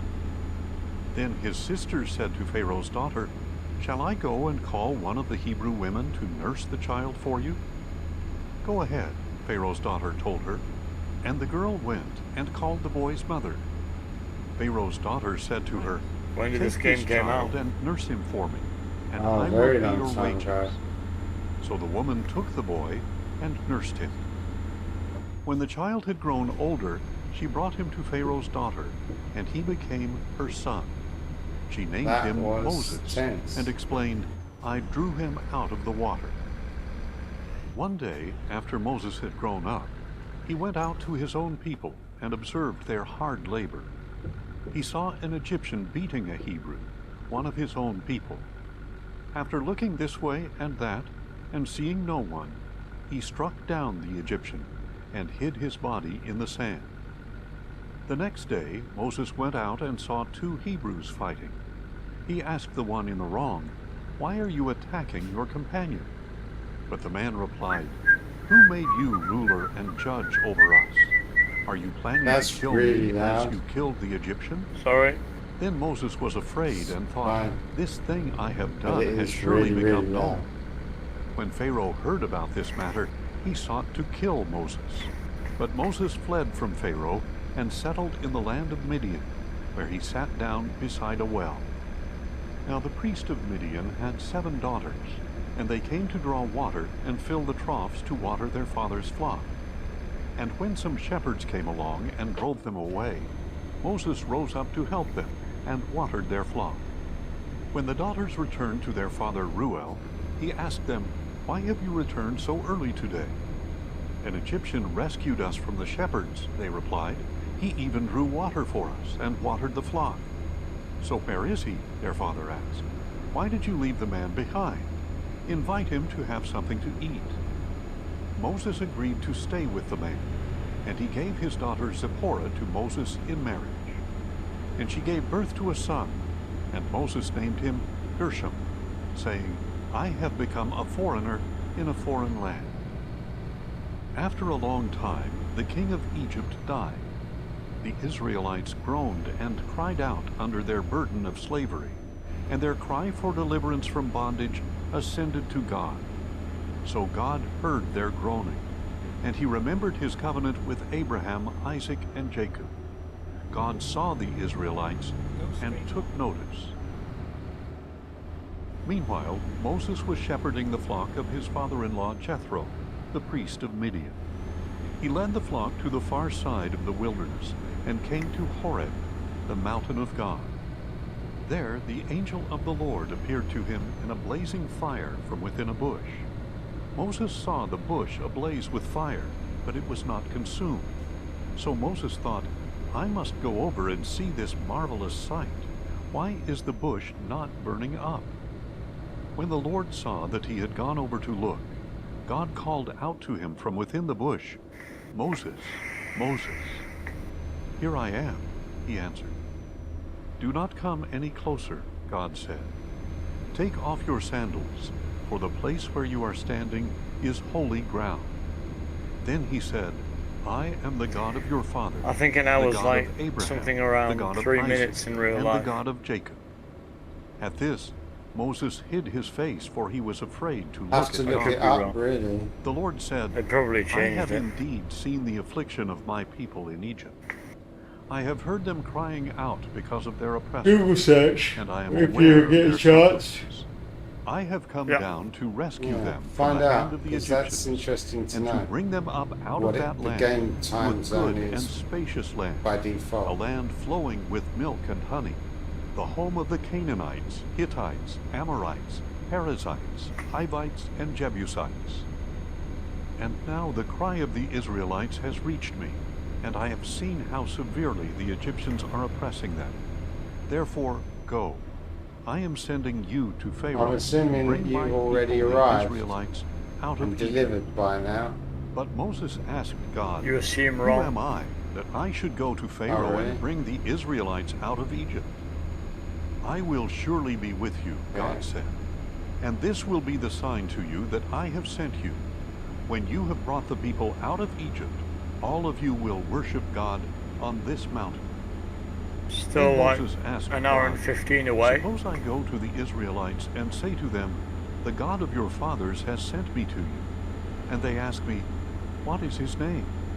What should I tell them?" This is 2 hours and God said to 19 Moses, "I am minutes here who for I me. am." But I'm This curious is what you are to how say to the much Israelites. time in game is "I am has time sent in our me to real you." world. God I know. also told Moses, "Say to the Israelites, 'The Lord, the God of your fathers, the God of Abraham, the God of Isaac, and the God of Jacob, has sent me to you. This is my name forever, and this is how I am to be remembered in every generation. Go, assemble the elders of Israel, and say to them, 'The Lord, the God of your fathers, the God of Abraham, Isaac, and Jacob, has appeared to me and said, I have surely attended to you, and have seen what has been done to you in Egypt. And I have promised to bring you up out of your affliction in Egypt, into the land of the Canaanites, Hittites, Amorites, Perizzites, Hivites, and Jebusites, a land flowing with milk and honey. The elders of Israel will listen to what you say, and you must go with them to the king of Egypt and tell him, 'The Lord, the God of the Hebrews, has met with us. Now, please let us take a 3-day journey into the wilderness so that we may sacrifice to the Lord our God. But I know that the king of Egypt will not allow you to go unless a mighty hand compels him. So I will stretch out my hand and strike the Egyptians with all the wonders I will perform among them. And after that, he will release you. And I will grant this people such favor in the sight of the Egyptians that when you leave, you will not go away empty-handed. Every woman shall ask her neighbor, and any woman staying in her house, for silver and gold jewelry and clothing, and you will put them on your sons and daughters. So you will plunder the Egyptians. Then Moses answered, "What if they do not believe me, or listen to my voice? For they may say, 'The Lord has not appeared to you.'" And the Lord asked him, "What is that in your hand?" Gosh, it sucks the energy out of you, doesn't it? "Throw it on the ground," What's said the climbing Lord. up hills? So Moses threw it on the ground, and it became a Well, snake. that and he also ran from I'm it. really tired. "Stretch out Oh, your yeah, hand yeah, I and know, grab it's it by great, the isn't tail," it? the Lord said Yeah. to Moses, It who really reached out does. his hand and caught the snake, and You it know, turned back that's into a why staff in his changing hand. gears is This is so that they may essential, believe that the because Lord, that's something the God you've of got their to do, and you've got to fathers, stay the on God top of of. Exactly, yeah. the God of I can Isaac, fall That and the God keeps of you Jacob, awake. has appeared to Yeah. you. Controller. Huh? Furthermore, Yeah. the Lord said to Moses, I "Put could your fall hand asleep just inside being on your a cloak." controller, you know what I mean? So he put his hand inside his cloak, and when he took Yeah, it out, totally. his hand Because was I leprous, don't have any white of those as gears snow. or anything. Yeah, you Put don't your have to hand back think inside and your cloak, do said the stuff. Lord. Yeah. Yeah, So I Moses know, put right? his hand back inside his cloak, and when he took it out, it was restored, like the rest of his skin. And the Lord said, "If they refuse to believe you, or heed the witness of the first sign, they may believe that of the second. But if they do not believe even these 2 signs, or listen to your voice, take some water from the Nile, and pour it on the dry ground. Then the water you take from the Nile will become blood on the ground." "Please, Lord," Moses replied, "I have never been eloquent, neither in the past, nor since you have spoken to your servant, for I am slow of speech and tongue." And the Lord said to him, "Who You know when gave you're man slowing his down mouth? from such a high Or speed, who is it makes better the to mute, or the jitter deaf, the brake the sighted, or than the to blind? hit Is it? it Like, not I, I the dab Lord? it, Now go. you know, yeah, I yeah. will very help you lightly. as you speak, and I That's will what I teach do. you what to say." Yeah, But you Moses shouldn't hit it replied, or else you start "Please, drifting Lord, around. send Yeah. someone else." I just very lightly Then the just anger dab of it the Lord burned until against Moses, it and he starts Yeah. said, slowing "Is down. not Aaron the Levite your brother? That's what I've been I doing, know yeah. that he can speak well, and he is now on his way to You know, meet you. I mean, When he sees will you, save he as will be much glad fuel. in You his know, heart. the harder you brake You are when you to don't speak need to to, him and put the words in his mouth. I will the help more both fuel of you you have to spend to speak, get back up to and I speed will again. teach you what to do. Yeah. He will speak to the people for you. He will be your spokesman, and it will be as if you were God to him. But take this staff in your hand, so you can perform signs with it." Then Moses went back to his father-in-law Jethro and said to him, "Please let me return to my brothers in Egypt to see if they are still alive." "Go in peace," Jethro replied. Now the Lord had said to Moses in Midian, "Go back to Egypt, for all the men who sought to kill you are dead." So Moses took his wife and sons, put them on a donkey, and headed back to Egypt. And he took the staff of God in his hand. The Lord instructed Moses, "When you go back to Egypt, see that you perform before Pharaoh all the wonders that I have put within your power. But I will harden his heart, I'm so like that he will 65 not let the kilometers people away. go. So how Then many tell Pharaoh minutes that is an this is hour? what the Lord says. Israel is my Give firstborn me a son, second. and I told you to let my son go so You that he said may that worship like me. 20 minutes ago. But since you have refused Yeah. to let him go, I'm still driving. behold, I will kill your firstborn son." Now at a lodging place along the way, the Lord met Moses and was about to kill him.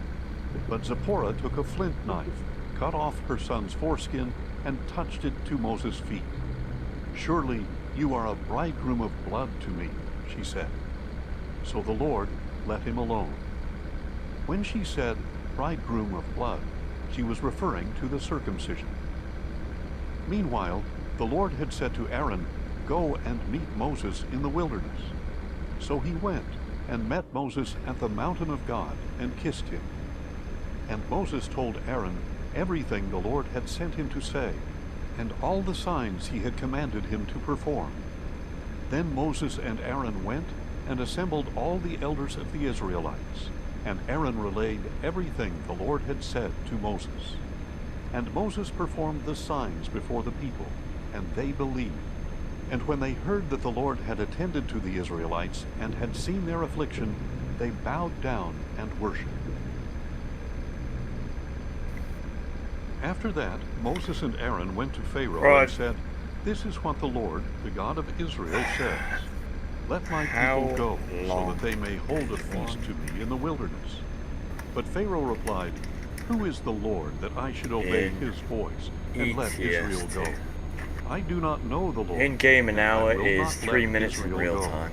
Okay, The so God you of was the right. Hebrews has met with us, they answered. Correct. "Please let us go on a 3-day journey into the wilderness to sacrifice to the Lord our God, Right, for okay, he we're may speeding strike us down with this plagues or hill, with the downhill sword." section. But the king of Egypt said to them, "Moses and Aaron, Yeah. why do you draw the people away from their work?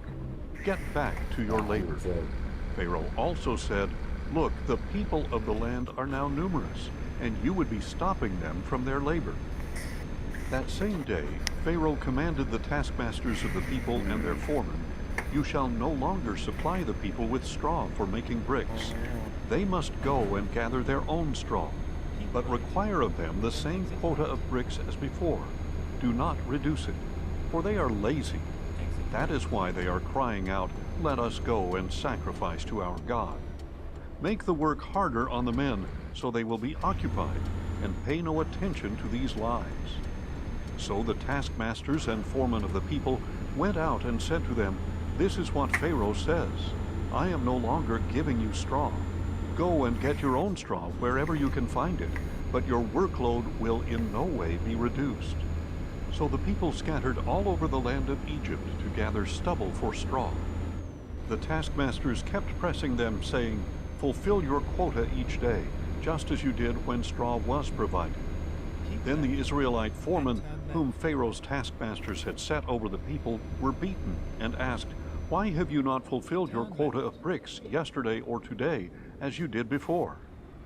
So the Israelite foreman went and appealed to Pharaoh. "Why are you treating your servants this way? No straw has been given to your servants, yet we are told, 'Make bricks.' Look, your servants are being beaten, but the fault is with your own people." "You are slackers," Pharaoh replied, "slackers. That is why you keep saying, 'Let us go and sacrifice to the Lord.' Now get to work. You will be given no straw, yet you must deliver the full quota of bricks." The Israelite foremen realized they were in trouble when they were No told, jobs. "You must not reduce your daily quota fine. of bricks." When they left Pharaoh, they confronted Moses and Aaron, who stood waiting to meet them. "May the Lord look upon you and judge you," the foreman said, "for you have made us a stench before Pharaoh and his officials. You have placed in their hand a sword to kill us."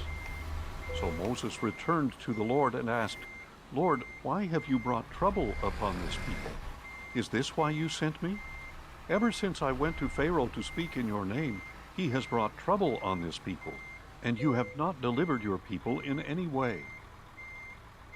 There we go. But the Lord said to Taskmaster Moses, "Now you maneuvering. will see Yeah, what I will do to nearly. Pharaoh. For It's because of nearly my perfect. mighty hand, he That's will good. let the Pro people fashion. go.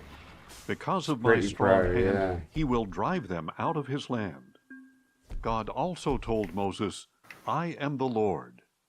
I appeared to Abraham, to Isaac, and to Jacob Oh, I as finally God leveled up. Almighty. But by my name, the Lord, I did not make myself known to them.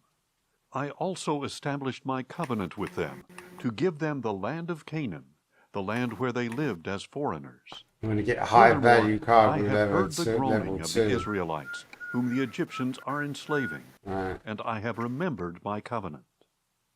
Therefore tell the Israelites, I'm I kind am the of Lord, tired. Are and I you? will bring you out from under the yoke of the Egyptians and deliver you from their bondage. No? I will redeem you with an outstretched arm and with mighty acts of judgment. I will I'm take not you extensively as my tired, own but people, yes, I am a little bit and tired. I will be your God. Then you will know that I am the Lord your Yeah. God, who brought you out from under the yoke of the Egyptians. I'm knackered. And I will bring you into the land that I swore to give to Abraham, so is Isaac, he and knackered? Jacob. Huh? I As will in you give wanna it get to off? you as a possession. I am the Lord. Moses relayed this message to the It's up Israelites. to you, mate. But on account of their broken spirit Yeah, I and mean, cruel well, bondage, I haven't eaten they did not anything listen to today. him. So the Lord said to Moses, Yeah, go get and yourself tell some Pharaoh, food, mate. king of Egypt, to Yeah. let the Israelites Yes, go I out will of his do that. land. Feed But in the the Lord's cats, presence, you know, Moses replied, and just If enjoy the Israelites enjoying will the not listen nature to me, outside, mate. then why would Pharaoh listen to me, since Yeah, I that's what you am should do. unskilled in speech?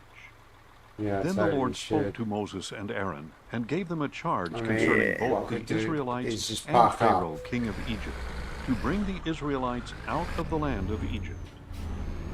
These were the heads Well, of their I'm probably fathers' going to houses. get up as well, The mate. sons of Reuben, Oh, really? the firstborn of Israel, I were was just going Hanok to and park up Phalu, while I did that Hezron and and leave the Carmel. stream on. These were the clans blah, of blah, Reuben. blah. The But I sons of guess you don't Simeon want to were play Jemuel, anymore either, right? Jamin, It's Ohad, drained you. Jachin, You're going to Zohar, bed, yeah? and Shaul, the son Well, of a I'm not Canaanite woman. going to bed, but I'm These going were to the go clans watch of some Simeon. YouTube These were probably, the or names of the Netflix. sons of Levi, Yeah. according to their records. That's actually But sounds I'll like be- a good Gershon, idea. Kohath, and Merari. Yeah, I'll be on Levi tomorrow. lived 137 Alright, years. God The bless sons of you. Yeah. Gershon It's were been great. Libni God bless, and man. Shimei by Yeah, their it's been clans. great. Yeah, it's... The sons of Kohath It's were always a Amram, laugh, isn't it? Izhar, Hebron, Yeah. and It Uzziah. is, yeah. It certainly Kohath is. lived 133 years. How do I The sons save of this Merari were Malai and Mushai. These were the clans of the Levites, Okay. according to their records. And Amram married his father's sister Jochebed, and she bore him Aaron and Moses. Yeah. Amram lived Okay. 137 See you, years. mate. The sons of Izhar were Korah, Nepheg, Goodbye. and Zikra. The sons of Uzziel were Mishael, Elzaphan, and Sithri. And Aaron married Elisheba, the daughter of Aminadab and sister of Nahshon. And she bore him Nadab and Abihu, Eleazar, and Ithamar. The sons of Korah were Azar, Elkanah, and Abiasaph. These were the clans of the Korahites. Aaron's son Eleazar married one of the daughters of Putiel, and she bore him Phinehas. These were the heads of the Levite families by their clans. It was this Aaron and Moses to whom the Lord said, Bring the Israelites out of the land of Egypt by their divisions. Moses and Aaron were the ones who spoke to Pharaoh, king of Egypt, in order to bring the Israelites out of Egypt. Now on the day that the Lord spoke to Moses in Egypt, he said to him, I am the Lord. Tell Pharaoh, king of Egypt, everything I say to you. But in the Lord's presence, Moses replied, Since I am unskilled in speech, why would Pharaoh listen to me? The Lord answered Moses, See, I have made you like God to Pharaoh, and your brother Aaron will be your prophet. You are to speak all that I command you, and your brother Aaron is to tell Pharaoh to let the Israelites go out of his land. But I will harden Pharaoh's heart, and though I will multiply my signs and wonders in the land of Egypt, Pharaoh will not listen to you. Then I will lay my hand on Egypt, and by mighty acts of judgment I will bring the divisions of my people, the Israelites, out of the land of Egypt. And the Egyptians will know that I am the Lord, when I stretch out my hand against Egypt and bring the Israelites out from among them. So Moses and Aaron did just as the Lord had commanded them. Moses was 80 years old, and Aaron was 83 when they spoke to Pharaoh. The Lord said to Moses and Aaron, When Pharaoh tells you, perform a miracle, you are to say to Aaron, Take your staff and throw it down before Pharaoh, and it will become a serpent.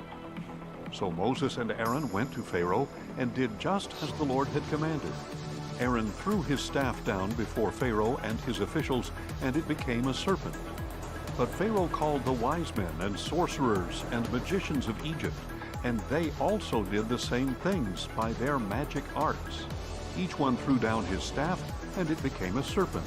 But Aaron's staff swallowed up the other staffs. Still, Pharaoh's heart was hardened, and he would not listen to them, just as the Lord had said. Then the Lord said to Moses, "Pharaoh's heart is unyielding. He refuses to let the people go. Go to Pharaoh in the morning as you see him walking out to the water. Wait on the bank of the Nile to meet him, and take in your hand the staff that was changed into a snake. Then say to him, 'The Lord, the God of the Hebrews, has sent me to tell you, let my people go, so that they may worship me in the wilderness. But you have not listened until now. This is what the Lord says. By this you will know that I am the Lord. Behold, with the staff in my hand, I will strike the water of the Nile, and it will turn to blood. The fish in the Nile will die, the river will stink, and the Egyptians will be unable to drink its water.' And the Lord said to Moses, 'Tell Aaron, take your staff and stretch out your hand over the waters of Egypt, over their rivers and canals and ponds and reservoirs, that they may become blood. There will be blood throughout the land of Egypt, even in the vessels of wood and stone.' Moses and Aaron did just as the Lord had commanded. In the presence of Pharaoh and his officials, Aaron raised the staff and struck the water of the Nile, and all the water was turned to blood. The fish in the Nile died, and the river smelled so bad that the Egyptians could not drink its water, and there was blood throughout the land of Egypt. But the magicians of Egypt did the same things by their magic arts.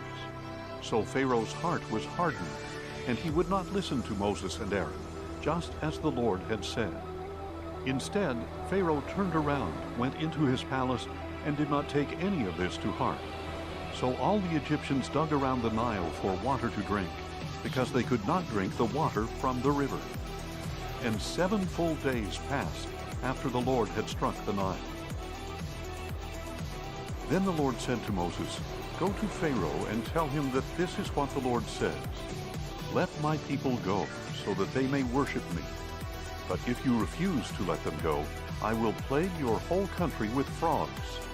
The Nile will teem with frogs, and they will come into your palace, and up to your bedroom, and onto your bed, into the houses of your officials and your people, and into your ovens and kneading bowls.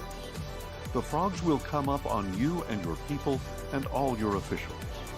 And the Lord said to Moses, "Tell Aaron, stretch out your hand with your staff over the rivers and canals and ponds, and cause the frogs to come up onto the land of Egypt." So Aaron stretched out his hand over the waters of Egypt, and the frogs came up and covered the land of Egypt. But the magicians did the same thing by their magic arts, and they also brought frogs up onto the land of Egypt. Pharaoh summoned Moses and Aaron and said, "Pray to the Lord to take the frogs away from me and my people. Then I will let your people go, that they may sacrifice to the Lord." Moses said to Pharaoh, "You may have the honor over me. When shall I pray for you and your officials and your people, that the frogs, except for those in the Nile, may be taken away from you and your houses?" "Tomorrow," Pharaoh answered. "May it be as you say," Moses replied, "so that you may know that there is no one like the Lord our God. The frogs will depart from you and your houses and your officials and your people. They will remain only in the Nile." After Moses and Aaron had left Pharaoh, Moses cried out to the Lord for help with the frogs that he had brought against Pharaoh. And the Lord did as Moses requested, and the frogs in the houses, the courtyards, and the fields died. They were piled into countless heaps, and there was a terrible stench in the land. When Pharaoh saw that there was relief, however, he hardened his heart and would not listen to Moses and Aaron, just as the Lord had said. Then the Lord said to Moses, "Tell Aaron, stretch out your staff and strike the dust of the earth, that it may turn into swarms of gnats throughout the land of Egypt." This they did, and when Aaron stretched out his hand with his staff and struck the dust of the earth, gnats came upon man and beast. All the dust of the earth turned into gnats throughout the land of Egypt. The magicians tried to produce gnats using their magic arts, but they could not, and the gnats remained on man and beast. "This is the finger of God," the magicians said to Pharaoh. But Pharaoh's heart was hardened, and he would not listen to them, just as the Lord had said. Then the Lord said to Moses, "Get up early in the morning, and when Pharaoh goes out to the water, stand before him and tell him that this is what the Lord says. Let my people go, so that they may worship me. But if you will not let my people go, I will send swarms of flies upon you and your officials and your people and your houses. The houses of the Egyptians and even the ground where they stand will be full of flies. But on that day I will give special treatment to the land of Goshen, where my people live. No swarms of flies will be found there. In this way you will know that I, the Lord, am in the land. I will make a distinction between my people and your people. This sign will take place tomorrow." And the Lord did so. Thick swarms of flies poured into Pharaoh's palace and into the houses of his officials. Throughout Egypt the land was ruined by swarms of flies. Then Pharaoh summoned Moses and Aaron and said, "Go, sacrifice to your God within this land." But Moses replied, "It would not be right to do that, because the sacrifices we offer to the Lord our God would be detestable to the Egyptians. If we offer sacrifices that are detestable before the Egyptians, will they not stone us? We must make a 3-day journey into the wilderness and sacrifice to the Lord our God as he commands us." Pharaoh answered, "I will let you go and sacrifice to the Lord your God in the wilderness, but you must not go very far. Now pray for me." "As soon as I leave you," Moses said, "I will pray to the Lord, so that tomorrow the swarms of flies will depart from Pharaoh and his officials and his people." But Pharaoh must not act deceitfully again by refusing to let the people go and sacrifice to the Lord. Then Moses left Pharaoh and prayed to the Lord, and the Lord did as Moses requested. He removed the swarms of flies from Pharaoh and his officials and his people. Not one fly remained. But Pharaoh hardened his heart this time as well, and he would not let the people go. Then the Lord said to Moses, "Go to Pharaoh and tell him that this is what the Lord, the God of the Hebrews, says. Let my people go, so that they may worship me. But if you continue to restrain them and refuse to let them go, then the hand of the Lord will bring a severe plague on your livestock in the field, on your horses, donkeys, camels, herds, and flocks. But the Lord will make a distinction between the livestock of Israel and the livestock of Egypt, so that no animal belonging to the Israelites will die." The Lord set a time, saying, "Tomorrow the Lord will do this in the land." And the next day the Lord did just that. All the livestock of the Egyptians died, but not one animal belonging to the Israelites died. Pharaoh sent officials and found that none of the livestock of the Israelites had died. But Pharaoh's heart was hardened, and he would not let the people go. Then the Lord said to Moses and Aaron, "Take handfuls of soot from the furnace. In the sight of Pharaoh, Moses is to toss it into the air. It will become fine dust over all the land of Egypt, and festering boils will break out on man and beast throughout the land." So they took soot from the furnace and stood before Pharaoh. Moses tossed it into the air, and festering boils broke out on man and beast. The magicians could not stand before Moses, because the boils had broken out on them and on all the Egyptians. But the Lord hardened Pharaoh's heart, and he would not listen to them, just as the Lord had said to Moses. Then the Lord said to Moses, "Get up early in the morning, stand before Pharaoh, and tell him that this is what the Lord, the God of the Hebrews, says. Let my people go, so that they may worship me. Otherwise, I will send all my plagues against you and your officials and your people, so you may know that there is no one like me in all the earth. For by this time I could have stretched out my hand and struck you and your people with a plague to wipe you off the earth. But I have raised you up for this very purpose, that I might display my power to you, and that my name might be proclaimed in all the earth. Still, you lord it over my people, and do not allow them to go. Behold, at this time tomorrow, I will rain down the worst hail that has ever fallen on Egypt, from the day it was founded until now. So give orders now to shelter your livestock and everything you have in the field. Every man or beast that remains in the field and is not brought inside will die when the hail comes down upon them. Those among Pharaoh's officials who feared the word of the Lord hurried to bring their servants and livestock to shelter. But those who disregarded the word of the Lord left their servants and livestock in the field. Then the Lord said to Moses, "Stretch out your hand toward heaven, so that hail may fall on all the land of Egypt, on man and beast, and every plant of the field throughout the land of Egypt." So Moses stretched out his staff toward heaven, and the Lord sent thunder and hail, and lightning struck the earth. So the Lord rained down hail upon the land of Egypt. The hail fell, and the lightning continued flashing through it. The hail was so severe that nothing like it had ever been seen in all the land of Egypt from the time it became a nation. Throughout the land of Egypt, the hail struck down everything in the field, both man and beast.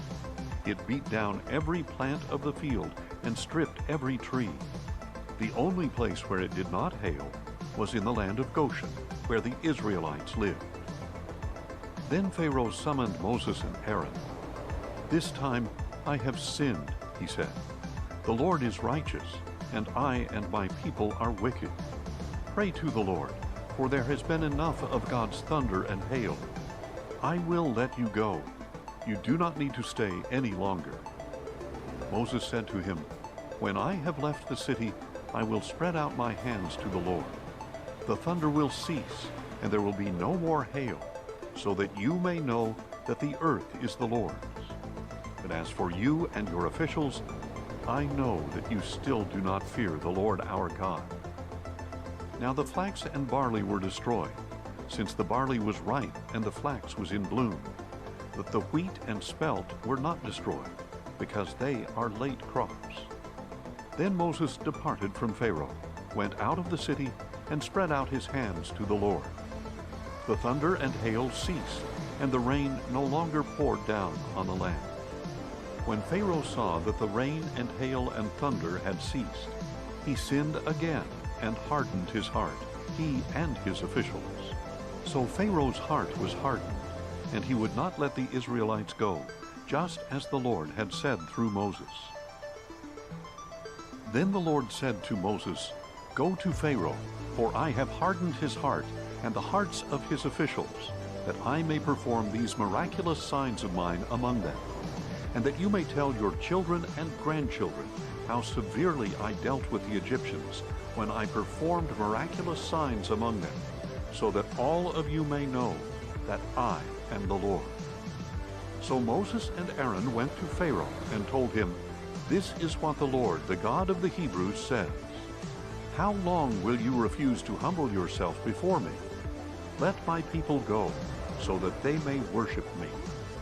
But if you refuse to let my people go, I will bring locusts into your territory tomorrow. They will cover the face of the land so that no one can see it. They will devour whatever is left after the hail and eat every tree that grows in your fields. They will fill your houses and the houses of all your officials and every Egyptian, something neither your fathers nor your grandfathers have seen since the day they came into this land." Then Moses turned and left Pharaoh's presence. Pharaoh's officials asked him, "How long will this man be a snare to us? Let the people go, so that they may worship the Lord their God. Do you not yet realize that Egypt is in ruins?" So Moses and Aaron were brought back to Pharaoh. "Go, worship the Lord your God," he said. "But who exactly will be going?" "We will go with our young and old," Moses replied. "We will go with our sons and daughters, and with our flocks and herds, for we must hold a feast to the Lord. Then Pharaoh told them, "May the Lord be with you if I ever let you go with your little ones. Clearly you are bent on evil. No, only the men may go and worship the Lord, since that is what you have been requesting." And Moses and Aaron were driven from Pharaoh's presence. Then the Lord said to Moses, "Stretch out your hand over the land of Egypt, so that the locusts may swarm over it and devour every plant in the land, everything that the hail has left behind." So Moses stretched out his staff over the land of Egypt, and throughout that day and night the Lord sent an east wind across the land. By morning the east wind had brought the locusts. The locusts swarmed across the land and settled over the entire territory of Egypt. Never before had there been so many locusts, and never again will there be. They covered the face of all the land until it was black, and they consumed all the plants on the ground and all the fruit on the trees that the hail had left behind. Nothing green was left on any tree or plant in all the land of Egypt. Pharaoh quickly summoned Moses and Aaron and said, "I have sinned against the Lord your God and against you. Now please forgive my sin once more and appeal to the Lord your God, that he may remove this death from me." So Moses left Pharaoh's presence and appealed to the Lord. And the Lord changed the wind to a very strong west wind that carried off the locusts and blew them into the Red Sea. Not a single locust remained anywhere in Egypt. But the Lord hardened Pharaoh's heart, and he would not let the Israelites go. Then the Lord said to Moses, "Stretch out your hand toward heaven, so that darkness may spread over the land of Egypt, a palpable darkness." So Moses stretched out his hand toward heaven, and total darkness covered all the land of Egypt for 3 days. No one could see anyone else, and for 3 days no one left his place. Yet all the Israelites had light in their dwellings. Then Pharaoh summoned Moses and said, "Go, worship the Lord. Even your little ones may go with you. Only your flocks and herds must stay behind." But Moses replied, "You must also provide us with sacrifices and burnt offerings to present to the Lord our God. Even our livestock must go with us. Not a hoof will be left behind, for we will need some of them to worship the Lord our God, and we will not know how we are to worship the Lord until we arrive." But the Lord hardened Pharaoh's heart, and he was unwilling to let them go. "Depart from me," Pharaoh said to Moses. "Make sure you never see my face again, for on the day you see my face, you will die." "As you say," Moses replied, "I will never see your face again." Then the Lord said to Moses, "I will bring upon Pharaoh and Egypt one more plague. After that, he will allow you to leave this place. And when he lets you go, he will drive you out completely.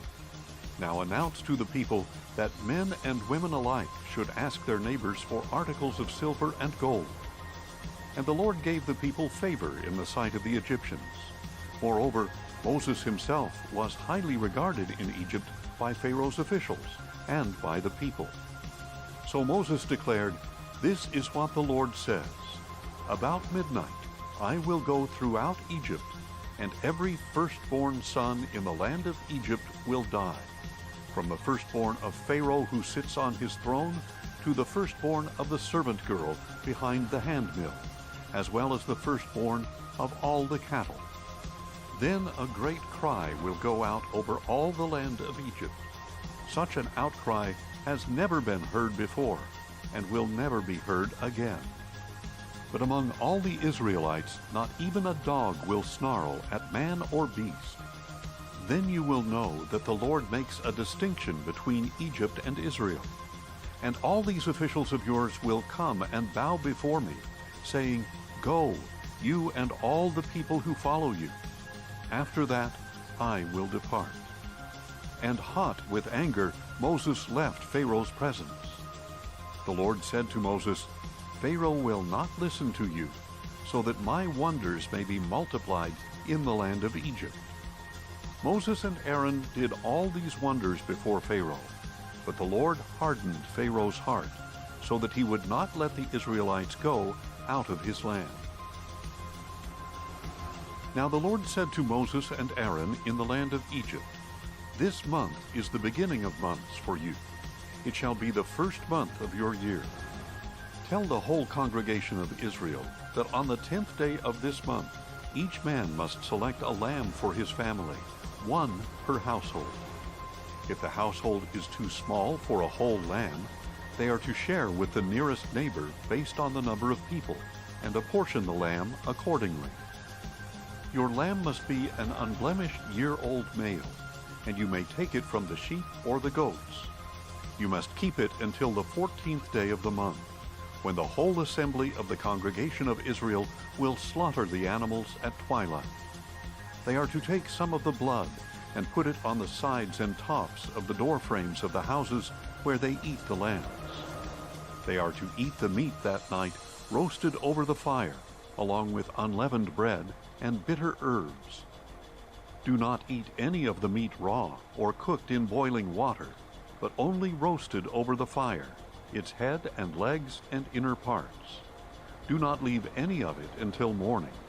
Before the morning, you must burn up any part that is left over. This is how you are to eat it. You must be fully dressed for travel, with your sandals on your feet and your staff in your hand. You are to eat in haste. It is the Lord's Passover. On that night I will pass through the land of Egypt, and strike down every firstborn male, both man and beast, and I will execute judgment against all the gods of Egypt. I am the Lord. The blood on the houses where you are staying will distinguish them. When I see the blood, I will pass over you. No plague will fall on you to destroy you when I strike the land of Egypt. And this day will be a memorial to you, and you are to celebrate it as a feast to the Lord, as a permanent statute for the generations to come. For 7 days you must eat unleavened bread. On the first day you are to remove the leaven from your houses. Whoever eats anything leavened from the first day through the 7th must be cut off from Israel. On the first day you are to hold a sacred assembly, and another on the 7th day. You must not do any work on those days, except to prepare the meals. That is all you may do. So you are to keep the feast of unleavened bread, for on this very day I brought your divisions out of the land of Egypt. You must keep this day as a permanent statute for the generations to come. In the first month you are to eat unleavened bread, from the evening of the 14th day until the evening of the 21st day. For 7 days there must be no leaven found in your houses. If anyone eats something leavened, that person, whether a foreigner or native of the land, must be cut off from the congregation of Israel. You are not to eat anything leavened. Eat unleavened bread in all your homes. Then Moses summoned all the elders of Israel and told them, "Go at once and select for yourselves a lamb for each family, and slaughter the Passover lamb. Take a cluster of hyssop, dip it into the blood in the basin, and brush the blood on the top and sides of the doorframe. None of you shall go out the door of his house until morning. When the Lord passes through to strike down the Egyptians, he will see the blood on the top and sides of the doorframe, and will pass over that doorway. So he will not allow the destroyer to enter your houses and strike you down. And you are to keep this command as a permanent statute for you and your descendants. When you enter the land that the Lord will give you as he promised, you are to keep this service. When your children ask you, 'What does this service mean to you?' you are to reply, 'It is the Passover sacrifice to the Lord, who passed over the houses of the Israelites in Egypt when he struck down the Egyptians and spared our homes.' Then the people bowed down and worshipped, and the Israelites went and did just what the Lord had commanded Moses and Aaron. Now at midnight the Lord struck down every firstborn male in the land of Egypt, from the firstborn of Pharaoh, who sat on his throne, to the firstborn of the prisoner in the dungeon, as well as all the firstborn among the livestock. During the night, Pharaoh got up, he and all his officials and all the Egyptians, and there was loud wailing in Egypt, for there was no house without someone dead. Then Pharaoh summoned Moses and Aaron by night and said, "Get up, leave my people, both you and the Israelites. Go, worship the Lord as you have requested. Take your flocks and herds as well, just as you have said, and depart. And bless me also." And in order to send them out of the land quickly, the Egyptians urged the people on, for otherwise, they said, "We are all going to die." So the people took their dough before it was leavened, carrying it on their shoulders in kneading bowls wrapped in clothing. Furthermore, the Israelites acted on Moses' word and asked the Egyptians for articles of silver and gold and for clothing. And the Lord gave the people such favor in the sight of the Egyptians that they granted their request. In this way, they plundered the Egyptians. The Israelites journeyed from Ramesses to Succoth with about 600,000 men on foot, besides women and children. And a mixed multitude also went up with them, along with great droves of livestock, both flocks and herds. Since their dough had no leaven, the people baked what they had brought out of Egypt into unleavened loaves. For when they had been driven out of Egypt, they could not delay, and had not prepared any provisions for themselves. Now the duration of the Israelites' stay in Egypt was 430 years. At the end of the 430 years, to the very day, all the Lord's divisions went out of the land of Egypt. Because the Lord kept a vigil that night to bring them out of the land of Egypt, this same night is to be a vigil to the Lord, to be observed by all the Israelites for the generations to come. And the Lord said to Moses and Aaron, "This is the statute of the Passover. No foreigner is to eat of it, but any slave who has been purchased may eat of it, after you have circumcised him. A temporary resident or hired hand shall not eat the Passover. It must be eaten inside one house. You are not to take any of the meat outside the house, and you may not break any of the bones. The whole congregation of Israel must celebrate it. If a foreigner resides with you and wants to celebrate the Lord's Passover, all the males in the household must be circumcised. Then he may come near to celebrate it, and he shall be like a native of the land. But no uncircumcised man may eat of it.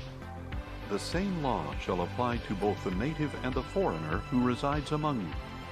Then all the Israelites did this. They did just as the Lord had commanded Moses and Aaron.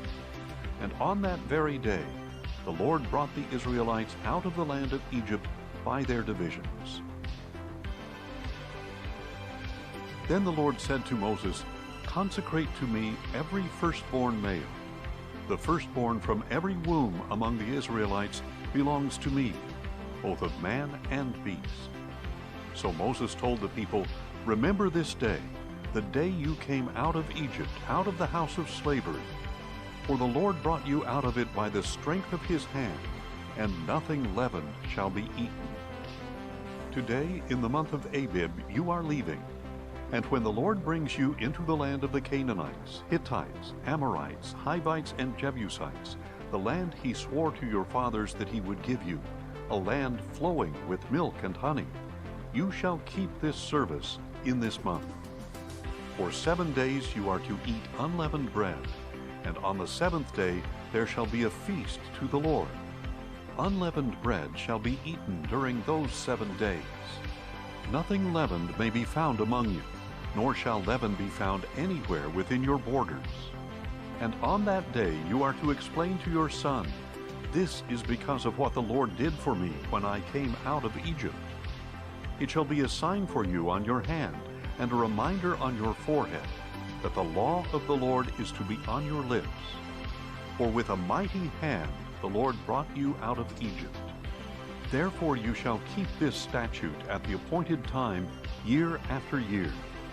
And after the Lord brings you into the land of the Canaanites and gives it to you as he swore to you and your fathers, you are to present to the Lord the firstborn male of every womb. All the firstborn males of your livestock belong to the Lord. You must redeem every firstborn donkey with a lamb, and if you do not redeem it, you are to break its neck. And every firstborn of your sons you must redeem. In the future, when your son asks you, "What does this mean?" you are to tell him, "With a mighty hand the Lord brought us out of Egypt, out of the house of slavery. And when Pharaoh stubbornly refused to let us go, the Lord killed every firstborn in the land of Egypt, both of man and beast. This is why I sacrifice to the Lord the firstborn male of every womb, but I redeem all the firstborn of my sons. So it shall serve as a sign on your hand and a symbol on your forehead. For with a mighty hand the Lord brought us out of Egypt." When Pharaoh let the people go, God did not lead them along the road through the land of the Philistines, though it was shorter. For God said, if the people face war, they might change their minds and return to Egypt. So God led the people around by the way of the wilderness toward the Red Sea, and the Israelites left the land of Egypt arrayed for battle.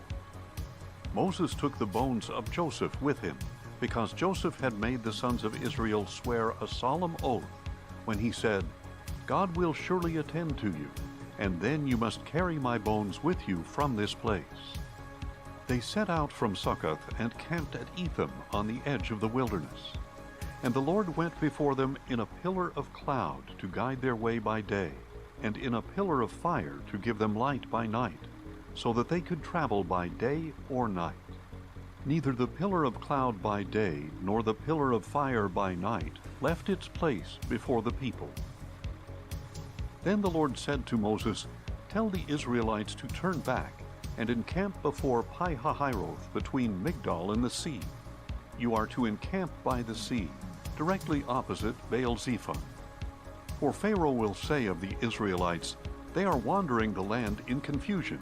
The wilderness has boxed them in.' And I will harden Pharaoh's heart so that he will pursue them.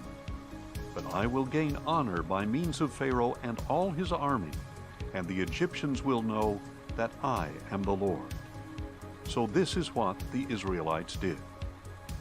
When the king of Egypt was told that the people had fled, Pharaoh and his officials changed their minds about them and said, "What have we done? We have released Israel from serving us." So Pharaoh prepared his chariot and took his army with him. He took 600 of the best chariots and all the other chariots of Egypt, with officers over all of them. And the Lord hardened the heart of Pharaoh king of Egypt, so that he pursued the Israelites who were marching out defiantly. The Egyptians, all Pharaoh's horses and chariots, horsemen and troops, pursued the Israelites and overtook them as they camped by the sea near Pi-hahiroth, opposite Baal-zephon. As Pharaoh approached, the Israelites looked up and saw the Egyptians marching after them, and they were terrified and cried out to the Lord. They said to Moses, "Was it because there were no graves in Egypt that you brought us into the wilderness to die? What have you done to us by bringing us out of Egypt? Did we not say to you in Egypt, 'Leave us alone so that we may serve the Egyptians'? For it would have been better for us to serve the Egyptians than to die in the wilderness." But Moses told the people, "Do not be afraid. Stand firm, and you will see the Lord's salvation, which he will accomplish for you today. For the Egyptians you see today, you will never see again. The Lord will fight for you. You need only to be still." Then the Lord said to Moses, "Why are you crying out to me? Tell the Israelites to go forward. And as for you, lift up your staff and stretch out your hand over the sea and divide it, so that the Israelites can go through the sea on dry ground. And I will harden the hearts of the Egyptians so that they will go in after them. Then I will gain honor by means of Pharaoh and all his army, and chariots and horsemen. The Egyptians will know that I am the Lord, when I am honored through Pharaoh, his chariots, and his horsemen." And the angel of God, who had gone before the camp of Israel, withdrew and went behind them. The pillar of cloud also moved from before them and stood behind them, so that it came between the camps of Egypt and Israel. The cloud was there in the darkness, but it lit up the night. So all night long neither camp went near the other. Then Moses stretched out his hand over the sea, and all that night the Lord drove back the sea with a strong east wind that turned it into dry land. So the waters were divided, and the Israelites went through the sea on dry ground, with walls of water on their right and on their left. And the Egyptians chased after them, all Pharaoh's horses, chariots, and horsemen, and followed them into the sea. At morning watch, however, the Lord looked down on the army of the Egyptians from the pillar of fire and cloud, and he threw their camp into confusion. He caused their chariot wheels to wobble so that they had difficulty driving. "Let us flee from the Israelites," said the Egyptians, "for the Lord is fighting for them against Egypt." Then the Lord said to Moses, "Stretch out your hand over the sea, so that the waters may flow back over the Egyptians and their chariots and horsemen." So Moses stretched out his hand over the sea, and at daybreak the sea returned to its normal state. As the Egyptians were retreating, the Lord swept them into the sea. The waters flowed back and covered the chariots and horsemen, the entire army of Pharaoh that had chased the Israelites into the sea. Not one of them survived. But the Israelites had walked through the sea on dry ground, with walls of water on their right and on their left. That day the Lord saved Israel from the hand of the Egyptians, and Israel saw the Egyptians dead on the shore. When Israel saw the great power that the Lord had exercised over the Egyptians, the people feared the Lord and believed in him and in his servant Moses. Then Moses and the Israelites sang this song to the Lord. "I will sing to the Lord, for he is highly exalted. The horse and rider he has thrown into the sea. The Lord is my strength and my song, and he has become my salvation. He is my God, and I will praise him, my father's God, and I will exalt him. The Lord is a warrior.